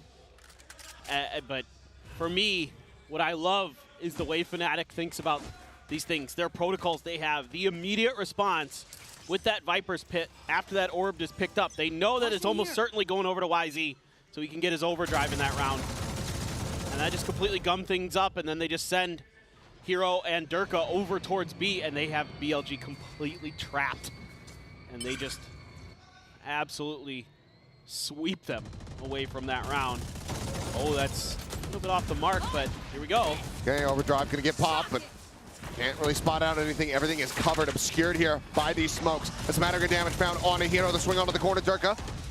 Just quite a bit of damage there with that Odin, looking for more as Neff down low on 23 HP. Blast packs across. YZ now working his way, considering the push here into the B side, and Durka's just dragging it across, and Neff goes down. I love this gun. I know you do. Prowler to search. Noting that they're there in the connector. Oh, Alpha. So close. Just around the corner here alongside Chronicle. Tap Lockdown coming in through, hand. but Lockdown is ready to go. Seemingly Billy may be aware of this, and they're going to look to try to up the tempo, perhaps. This isn't going to hit Alpha. This is going to hit the lockdown if they use the Rolling Thunder here. Considering what they want to do, but there's the Rolling Thunder coming across the race forward. They tuck back over towards stairs. The Odin is still there, and yep, they get locked into position. The punish cannot be found now. Nightfall to try to counteract as the plant gets ready to come through the lockdown. Layered in on top of it. They can't hear a damn thing. They have to evacuate. And Fnatic are poised to win this round. Boaster swinging around the back, finds a headshot on the first, the second. Looking for the third, he's got it! And now it is just YZ. Killless thus far to see if he can try to take them all down. He will get that first kill, he will find Hero. The Fnatic will find themselves up by 6 round wins. And it's just like Fnatic knows what you're going to do before you do it. The lockdown's in a perfect spot where it's not going to get hit by the Rolling Thunder. They've got the C's prepared for the quick dash from the Neon off the back of the Rolling Thunder. They've got a Nightfall for their own Flood retake. Boaster's lurking and clicking heads.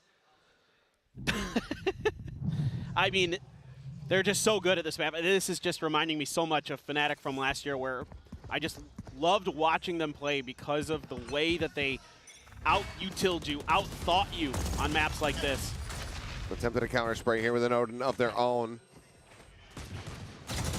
Zerka once again setting up, trying to get this damage across. Tiny amounts of it being found so far. I'll be at the same time though, poke down to 55. I think Yosemite maybe catching him with the Guardian. Just to rotate over.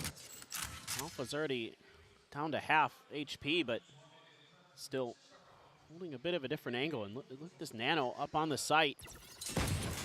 Okay, it gets cleared, but it slows him up. Slide across. Oh, YZ is going so very low. Relay Bolt gets the catch, the push forward, and Alvia cannot keep it steady enough, but Chronicle still is here. Already 2 kills, the Snake Bite for 1. The Vandal for the other. Flexen pushing forward into the smoke, paranoid out of his mind, and Boaster will shut him down. That's what they want to do.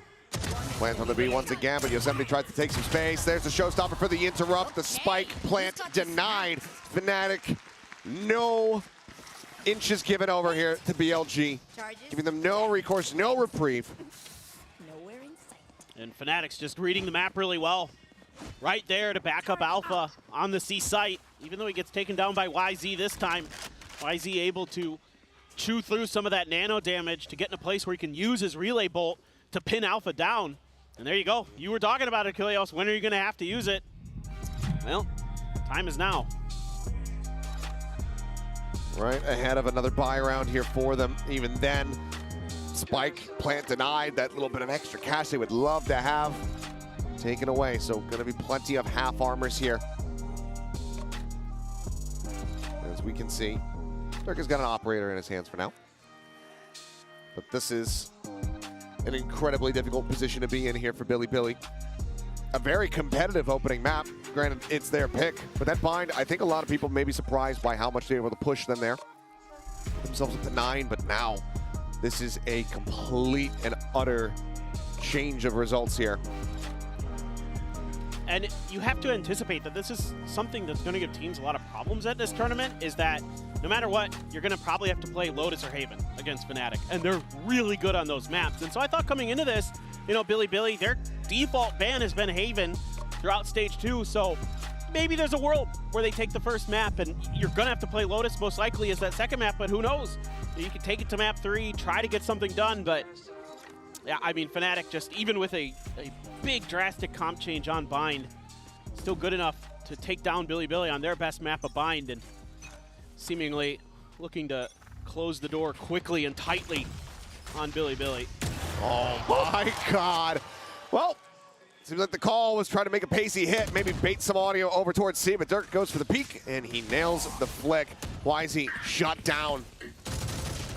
And K-Knight with a nice counter spray across will be able to pick off Chronicle. In the end, a 1-for-1. But Alpierre going to be unexpected in that position, still able to find one flex and dig it down. Oh, it doesn't miss the second time either. Yosemite dead, and now Neff is all on his lonesome. Spike in hand, trying to push his way out of connector. Boaster going to be spotted. Decides to back off, gives himself some space. Gives respect here over to Neff. He's got everything to do, riding up the rope. Not snappy enough there is Hero. He's already low on HP. Neff in with an opportunity, but needs to clutch it out. Get the Nightfall. One more kill, Durka. Oh. Scope in. And has it. A third for Durka. Now up to 12 kills here. We'll get the defuse, get towards that next showstopper, and get Fnatic now to 9. I mean, just a great opening shot from Durka. It's Billy packing towards the B site where they're just waiting, using that fade util to sneak Alpha up underneath their noses. And there you go, right there, bang. And then they just strike together. I mean, again, the protocol's immaculate for Fnatic. Durka, great with the op. Kind of how I felt on that one, Boaster. I'm pretty sure it was in slow-mo, but... Yeah, still. If not quite the expression, but yeah, 12-3-2 here for Durka. Once again, BLG can try to contest over Rubble, and this time Fnatic, they give them some space. Just keep that Odin quiet. Ready to strike at any given moment. Durka peeking out ahead of that trap wire. Actually does get him through B main. YZ, however, able to find one. His Boaster's going to be taken down. Slide across and oh, the headshot nails it. Breaks open this A site. YZ coming alive is something that BLG desperately need. That is a very good start to the round here. 5 members strong. Still that operator in hand here for Durka. Reveal out onto one. YZ does, oh, he actually counter punches and does manage to find Hero. Quick jiggle peek out. YZ technically on for an ace now as he drops down off the top of the rope. Go, go, go! Ooh. Peeks finds one, eats quite a bit of damage. Continues to push up, spots him again, finds a headshot on the Durka swipe, slides back through. Overdrive's gonna be popped. You can tell how badly he wants it. And YZ has gotten it. An ace to get BLG their second round win. Stylish, but now we still go into the last round of the half. They will pick up this operator, but can they run this back even further? Because they are still down in the dumps. I mean, an incredible round here for YZ. My. That is a ridiculous drive-by on the Boaster. They're all ridiculous drive-bys. Did he get? This is the only kill he got while not sliding, basically. Yeah. Still, the concerning thing is you're gonna have to do that a lot more on this map. I mean, that's his. That puts him up to 7 kills. He had 2 before that round, and now he's top fragging for BLG. Dropping spike. Which, hey, great round. Now you've got an op. Maybe you can get this third. Maybe your defender side can look a lot cleaner, but I mean, Fnatic there just trying to sell a bit of a hidden position, trying to allow for some quick rotations, quick flanks, and BLG just gets so ahead of it because of YZ's insane play. I mean, tip of the cap, but now Fnatic back to kind of more of a default position here. Prowler to check close. Nothing noted at Mound. Still back box, something that could be a concern, but they have cleared it out. Once again, though, looking to push forward in towards Alfier and Chronicle. Been a pain point for them here time and time again. But this time, the spam able to find, I believe, just the alarm bot there. Both nanos still available, and he's able to bait them out. The movement there from YZ, just hearing the audio, it's enough for Alfier to go ahead and send the pops on those. Yosemite swinging through, but immediately headshot taken down. Go, go, go. The assault on the C site now coming through. Good awareness, though, from Alpha and Chronicle to back out, knowing that the ult was coming. Setting up for this retake. They both going to be sent. They're trying to get their way out of the smokes here. Hero able to find one, but YZ and Neff getting one apiece. 3v3. Boaster still making his way over towards the site. Has been able to dump the operator. Has a Vandal in hand. Making some noise here. Just strafing forward. Paranoia still at the ready. Stealing sight. Sends it. Clips onto at least one, I do believe. They get the Haunt reveal as well as the Decay across, and YZ's going to be taken down. Hero not going to be able to find the ace as Chronicle will collect the last 2 kills, but it's going to be Fnatic now up 10-2. BLG now need to do what DRX did to them last year at Champions if they want to win on this Lotus. A difficult task, to say the least. And again, it's just great protocols from Fnatic. I mean, I like the idea here from BLG. I like that they're better about clearing util, but still couldn't get over the line. Rough spot to be in. 10-2 at the half. Fnatic way out in front, looking for an easy closeout. We'll see if they can get it done when we come back from the break.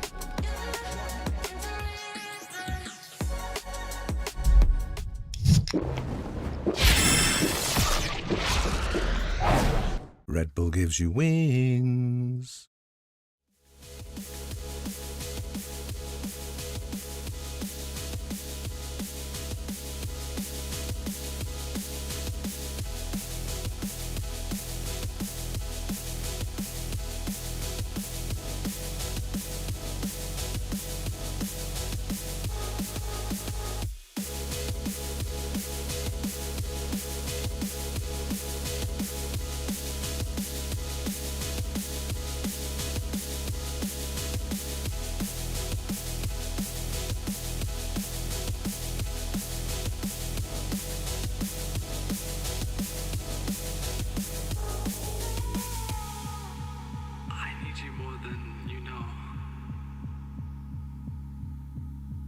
More than you'd believe. You're the only thing that really makes me want to live. There are times when I feel like I have no will to fight. You always come and chase away the demons from my mind. Alrighty, we're back and about to go into the second half here of the second map of the second series on the second day of Champs Seoul. Fnatic, however, in such an advantageous position, find themselves up 10-2 here on their map pick. It's a tough road for Billy, no matter how you slice it. And generally speaking, attacker side is better for most teams on this map, but who knows? Maybe Billy's got something dialed up. They've got something in store, but they've struggled mightily on this map so far here throughout stage 2 and into Champions. And you're going up against a Fnatic team that is looking very well drilled, very confident, coming into their pick of Lotus. It's going to be a desperately needed pistol round for Billy if they're going to pick this one up. Let's see. They've been decently elusive so far. Yeah. Fnatic is really starting to pick up steam. Where are you? On to check. Space taken. Rubble under their control. And Alpha firmly planted to watch their backs.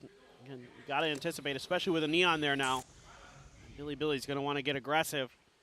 Try to get in towards Fnatic spawn if possible. There. As they begin to drift towards the site. Billy's going to split 2-2 between B and A. Turret left there, but as they begin to make their way through, turret is going to be grabbed, so there's going to be some space available for Billy. And they've got an extra player sliding in towards stairs. They could make this pretty difficult for Fnatic. Prowler reroutes Neff up over towards Rope.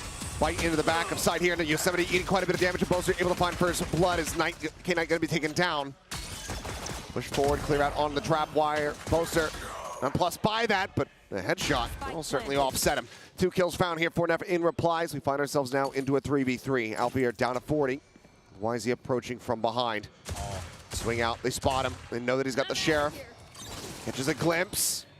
Continues to push his way forward. Trying to play a little bit of ring around the rosy here with Alpha, but Alpha maybe outdoing him a bit. Swings around the back. Hero at the same time, able to find Flex in, but Neff finds himself at third. Tap onto the spike. YZ opening things up even further as Hero trying to live up to the name. Knows that he's right in front of him. And he has it! The headshot for the Red Bull clutch. Hero delivering Fnatic another pistol win. Yeah, another big clutch for Hero. A great entry into Champions for this young pickup for Fnatic. 15 kills, now topping the leaderboard for Fnatic on Lotus in the fragging department. Another big clutch. And I mean, just, this looked like it was going to be so difficult. I mean, Alpha just really, with an interesting turret placement there, looked like he was just going to be able to delay YZ into infinity.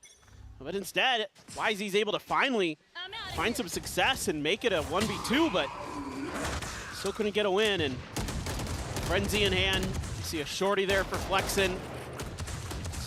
Every pistol in the game for BLG right now. Yeah. Just trying to see, you know, whatever sticks. One of them's bound to work. Yeah. See how they fare. Drift back across here from Fnatic. Getting set up over at A. 3 players from the side of BLG in position. Tap on the door. Now just Neff on the opposite side. Sheriff in hand. And as he swings out, tries to go for the headshot, but Durka able to put him down. Pick up on the orb, and now he's already over halfway to that showstopper. And that was the Sheriff. It is scooped up by K-Knight, though. Voltland to try to hold them in position. Yosemite playing off the back of that nicely. Gets the catch here on a Boaster, but Durka still in a spot to try to strike, but it's going to be Chronicle who's able to find him.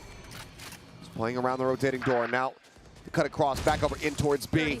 And Flexin, I mean, he's got to reposition. He's got that shorty in hand. Tries to take the fight here. Does get the catch on Alpha here. Guardian now at the ready. The 2v3, a Bulldog picked up. And everybody from Fnatic fanned out. Flexin going to maybe reroute. Looks like they want to approach from the same angle. Oh! K-Knight able to find one. Durka taken down. That's huge. You know, just that Sheriff in hand. Cover going out. Smoke comes down, cutting off upper. Paranoia sent across, holding them at bay here for now, but they still have to get their way over onto the spike. It's planted in deep. The swing out, Hero putting him down low. K9, 10 HP, and Chronicle with a backstab.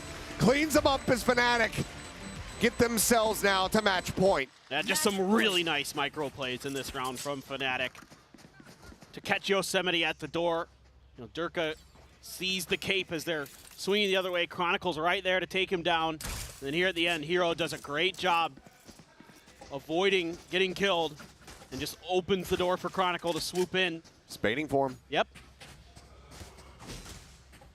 Well, now it all comes down to this. Bonus for Fnatic, a must-win round for the side of BLG. They will need to win 10 consecutive. Now they're not spotting anything. Quite an aggressive push up here towards a rubble from BLG, but all eyes of Fnatic right now set up here on this C site. They're not going to be lobbed in, clear out on one of the wires. As there's a reveal, Durka does get taken down. Solid from Yosemite. Boaster going to be eliminated as well as he plays up close, but Hero eventually finds the elimination. The push out, the swoop around, playing distract here, drawing the attention as Chronicle will fall. Alpier, though, eventually able to stabilize, finds that first kill, but cannot get the second. Spike not planted, aftershock thrown. Hero cannot quite clutch it out this time around as BLG will be allowed to hold out hope for a bit longer. Yeah, just good hold from Yosemite. That extra layer of trap wire confuses Fnatic a little bit, not expecting it. Catches Durka out. And Durka does have a showstopper. And definitely picking up the second as well, huge there for BLG. And they're quick to rotate, quick to bail out Yosemite. Keep Fnatic at bay. Very nicely done overall. Right there. An outlaw for YZ. It is a bit of a scuff by now for Fnatic, but you have that showstopper, do have a rifle in Hero's hands. Guardian for Alpha. Oh, great shot. Wasn't ready for him to be that far forward, and YZ good with the adjustment. Puts him down, and Neural Theft now is going to tell all. Solid investment here from the side of BLG. They know that the pressure is working against them. They know that they have to win out every single one of these rounds, so as much info as they can get is going to be necessary, but now the round starts getting away from them. Boaster with one, YZ finds his second. Relay Bolt looking for the stun, doesn't bounce quite deep enough, I believe, to actually connect on to Chronicle.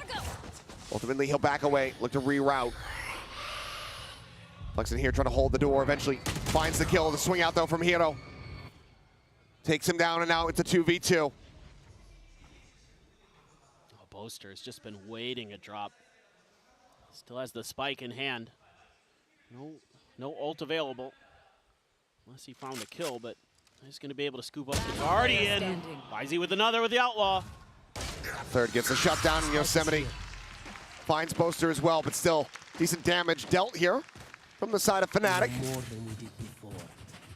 BLG now up to 4 rounds. And I mean, the rounds that have been going Billy's way are somewhere YZ is able to find some real impact early, and they're able to kind of snowball off the back of that. That is a crazy good shot, Boaster. That is nasty. And that was the Nightfall in Neff's hands that gets taken out there. And that's a moment where I started looking at that round thinking, oh boy, does it just end right here? But Billy clings to life for a little bit longer. It was looking possible for a brief little moment. One line through, showstopper going to be popped, and YZ blinded up, cannot get away from it. Durka puts him down, looks for a little bit more. Neff and K-Knight both playing forward here. Boaster and Hero eating quite a bit, but ultimately lives are intact, and for now, Fnatic make the call to just cut all sound. Play this quietly, and let that doubt start infecting the minds of the BLG players on the opposite side. For sure, and you had to anticipate that maybe BLG was trying to take more space off that aggressive play from YZ to see if they could create some flank angles, create a bit of a crunch. Not going to come through this round. Fnatic now begins methodically working their way towards B, maybe C, but right around the door. Flexen holding the box, he's taken right down by Alpha. Alpha able to find it now, C-site wide open, man. Advantage very much here in the hands of Fnatic as they look for a flawless finish to this map, into this series. Now, as the Nightfall is going to have to send it, but how well can they play off the back of it is going to be the question. For now, he's drifting his way forward over towards that door. Nightfall sent, gets the catch here on damn near everybody. Kills aren't found yet. Neff able to open up with one. Yosemite trying to get those pot shots through. The headshot's just not quite connecting. K-Knight pushing forward, able to find Chronicle, finds Alfier, and now it is all down to Boaster. Last man standing. HP bars willed away at Neff, which is 10 HP, and Boaster drags it across for the Red Bull clutch and the finish. 13-4. Fnatic arrive here at Champions, and they find themselves a 2-0 to kick off their group stage. What a nice little fake smoke there from Boaster. Here's them splashing in the water and able to take him down. But overall, clean and efficient for the side of Fnatic. 19-7 for Hero on that map. Welcome to Champions, young man. What a performance for him. 303 on the ACS. An incredible performance, some great clutches from him. BLG, of course, can take that bow. The road does not end here, but this is, it probably was, the first and the hardest hurdle for them, but it doesn't get that much easier after this. No, it does not. No, it does not. Crew is, certainly came out swinging on Haven today, so they are to be feared, no doubt about it, but Fnatic in control. Maybe a few hiccups here and there on Vine with their new comp, but Lotus remains their territory, their stomping ground, and what is that? Well, they got Alfier into a Timbers. As of course, Boaster came prepared with some celebrations. And Alfier saying, well, he's the captain, I gotta go along with it. But smiles across the board here from Fnatic after a fantastic start. And I just, how much further can this team go? Right. What is that? What are the heights going to be here for this squad? Last year at Champs left people a bit wanting. The whole start of 2024 left people saying, where is this team? Why have they not been present? They and DRX now find themselves here at International. They are going to be clashing. It's going to be insane. Absolutely. I can't wait to see Fnatic throughout the rest of this event. They are starting to look so clean throughout this year. And it's so exciting to have these players back in form, competing for another title potentially, who knows?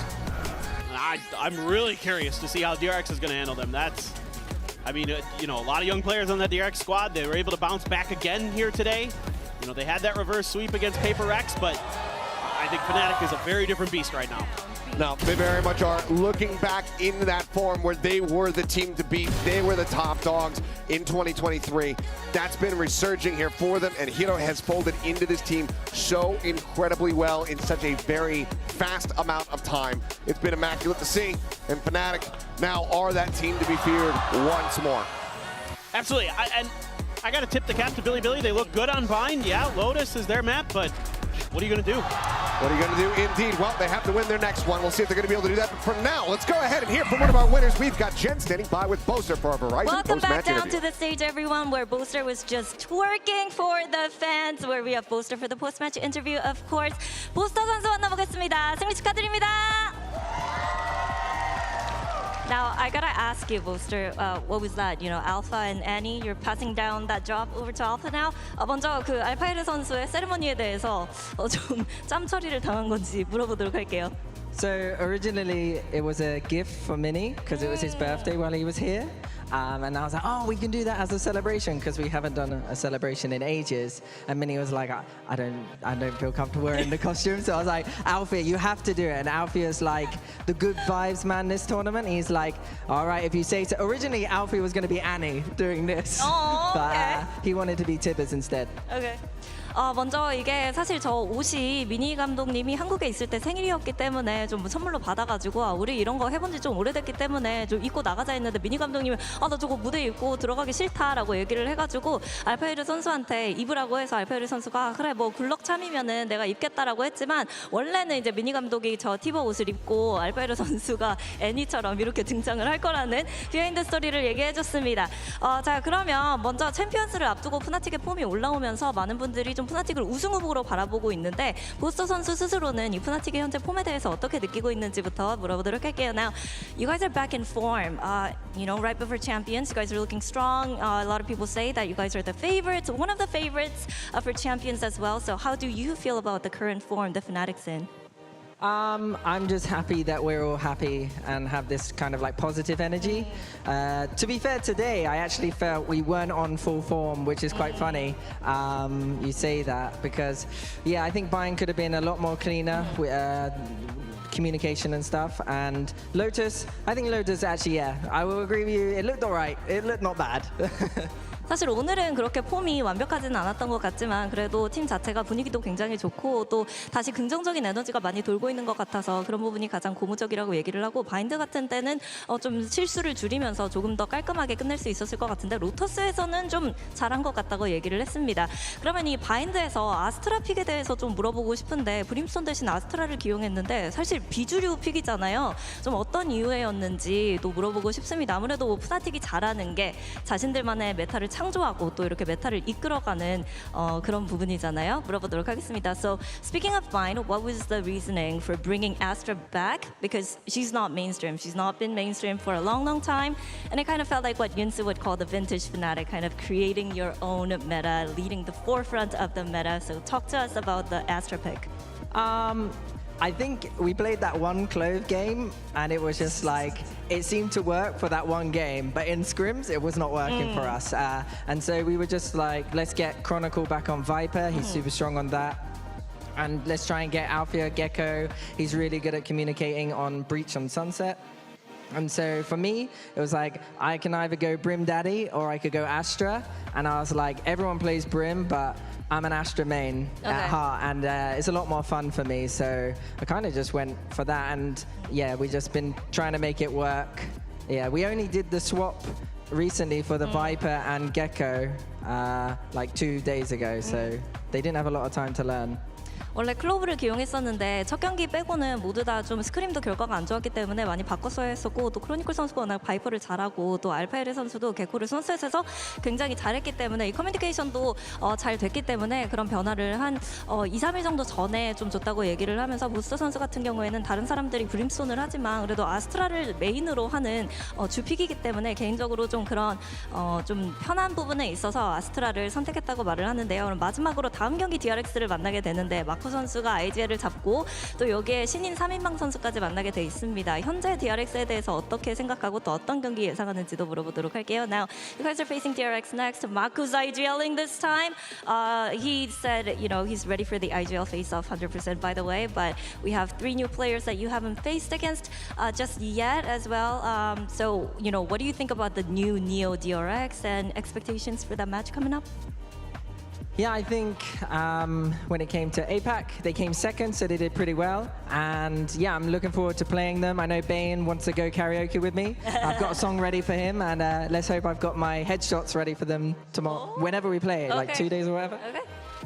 먼저 이렇게 좀 만나게 돼서 많이 기쁘고 그리고 충분히 잘할 수 있는 팀이기 때문에 좀 많이 재미있을 것 같다고 얘기를 하면서 또 베인 선수 같은 경우에도 좀 보스 선수랑 함께 노래방을 가기로 약속을 했기 때문에 그때 불러줄 노래도 준비돼 있고 그리고 DRX 입장에서는 좀 머리에 총 맞을 준비까지 단단히 해두는 게 좋을 것 같다고 얘기했습니다. 이렇게까지 보스터 선수가 나왔습니다. Thank you so much, Boaster, for the past match interview. Best of luck. And that's all we have for today. Let's call it a night, but make sure to come back for day 3 of VALORANT Champions Seoul. Thank you so much, Jen, for that Verizon post-match interview. Now we're joined by Hero, the talk of the town.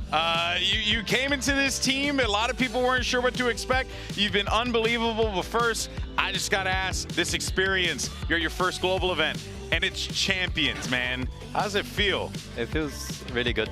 Like, surreal? Unreal, okay? Yeah. Yeah? Just unreal, like. Did you see yourself here a year ago? Even 6 months ago. Even 6 months June ago. 10th, he played his last game for Supermassive in Tier 2. So Wow. it's not even 2 months, and you're already here at Champions. I don't know if there's any story like yours. I'm not sure. Truly isn't. We also have one of the clips, that bind game right at the end. Let's actually go ahead and run it real fast, if y'all don't mind, where you pulled out that 1v3 clutch. This was your first game on the main stage. This is you doing your thing. I mean, this has to feel incredible, man, to not only be able to play with this Fnatic roster, but to be able to perform like that. How's it feel? I mean, in this clutch, I was like a little annoyed. Yeah. Like, I had to like wake up, I like get used to the stage a little bit. Yeah. But I'm glad that after that clutch it went really well. What have been some of the differences between playing in the EMEA, arena versus playing here at the Pacific / Champions arena? I mean, I would say yeah. Yeah, there were big differences, or was it just you needing to get back into the flow? There are like quite a few differences, like Yeah. from the stage. Like I could get into detail, but quite Yeah. a few. Yeah. But I just need to get used to it. Yeah, right? Okay, it makes a lot of sense. So something I wanted to ask, I feel like coming into this game, people looked at your team and went, easy win, right? Did that have like extra pressure for you guys? Because obviously Billy have already made another team a bit of a meme in the past. A player even came out and said he'll shave his head bald if you guys lose. Was there a part of you that went, oh God, we really can't lose this game? I mean, not specifically. I mean, I kind of have that mindset with like against every team. That's fair. Like I don't want to lose. Yeah. I mean, so far it's been going good like that. What was that? 8-0 now? 9-0. 9-0. Okay. Sorry, my bad. Get it right, my bad. damn it. Okay. What has been the most fun part about joining this Fnatic roster, working with guys like Boaster and Alfier, Durka? I mean, these are names that they're prolific within the Valorant esports. What's it been like working with these guys and being here at this moment? It's been like unimaginably fun, I would say. Like, Did you expect that? Were you prepared for that, or did you think it was going to be a hard working environment or a fun working environment? At the start, not really. I wasn't really sure. Like, I obviously didn't know any of them personally or anything. Yeah. I've never like talked to them before since then. But like once I joined it, I just felt really comfortable. Like I just got used to it, and it's been like 5 friends kind of just playing. That's awesome. It's not bad. Man, that's the way you want it. So, something else I wanted to ask. Now, obviously, regionally, a lot of the time you don't have Mini with you. Now, he's, I'd say, a fan favorite after what happened last year. I want to know, are there any like noticeable differences with him being at Champions, like what he sort of inputs? Because he seems quite vocal when it comes to pauses and stuff like that. Is there anything else you'd say, okay, this is what Mini brings? He brings a lot, obviously. Yeah. Like, not in game and in game and out of the game. Of course. Like in game, he brings like a lot of like just notes, everything I need to know kinda about the enemy team and what I need to do. So he's a big nerd. The love says yes. The love says yes. Yep. Now, coming up next in a few days, you guys are going to have DRX and, another prolific team within Valorant esports, just like Fnatic. So now that you know you're going to be sitting across the stage from those guys, right, is there like an eagerness and excitement to potentially take down DRX, take down the likes of Buzz and Mako, big names who have been in the game for so long? I wouldn't say like really like excitement. I feel excited against every team. You're like, just in for the ride. Being baby. able to play against every single team is really fun. Do you feel like you guys are in? Boaster said that he didn't feel like you guys were necessarily informed in that bind game, and Elmo Putty kind of said something similar when we talked to him in the in between maps 1 and 2. But I want to know for you, do you feel like you're getting into that form now that you're getting more used to being on that stage after this series? Yeah. I mean, like it took a little bit, and I just kind of got used to playing like my normal game. Yeah. No, that's awesome, man. I'm really excited for you. You know, because a few months ago you were just chilling watching VCT at home, and now here you are at Champions, and you're on a team that could very well go all the way. So that's wild. I'm curious because you said you're happy to play anyone.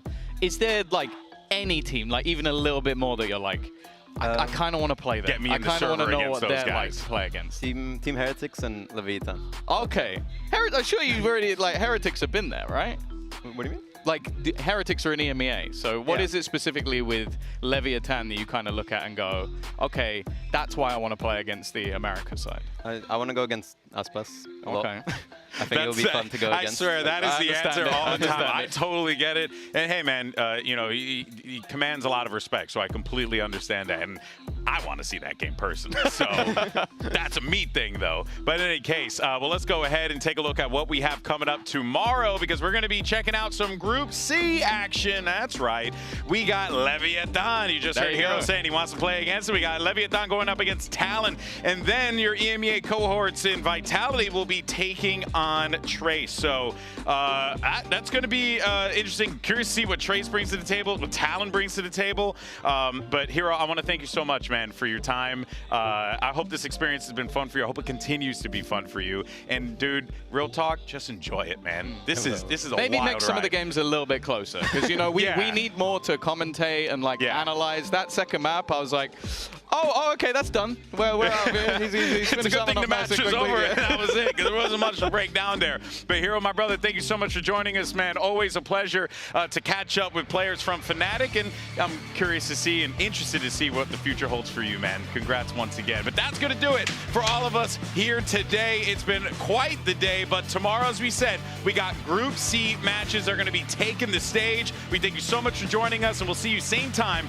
same place, right here at VALORANT Champions Seoul. See you then, folks. What's up, champ?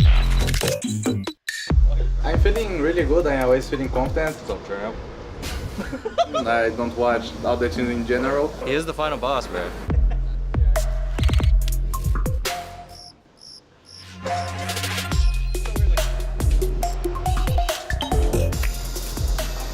Don't act like we don't have an answer. Be yourself and play your game.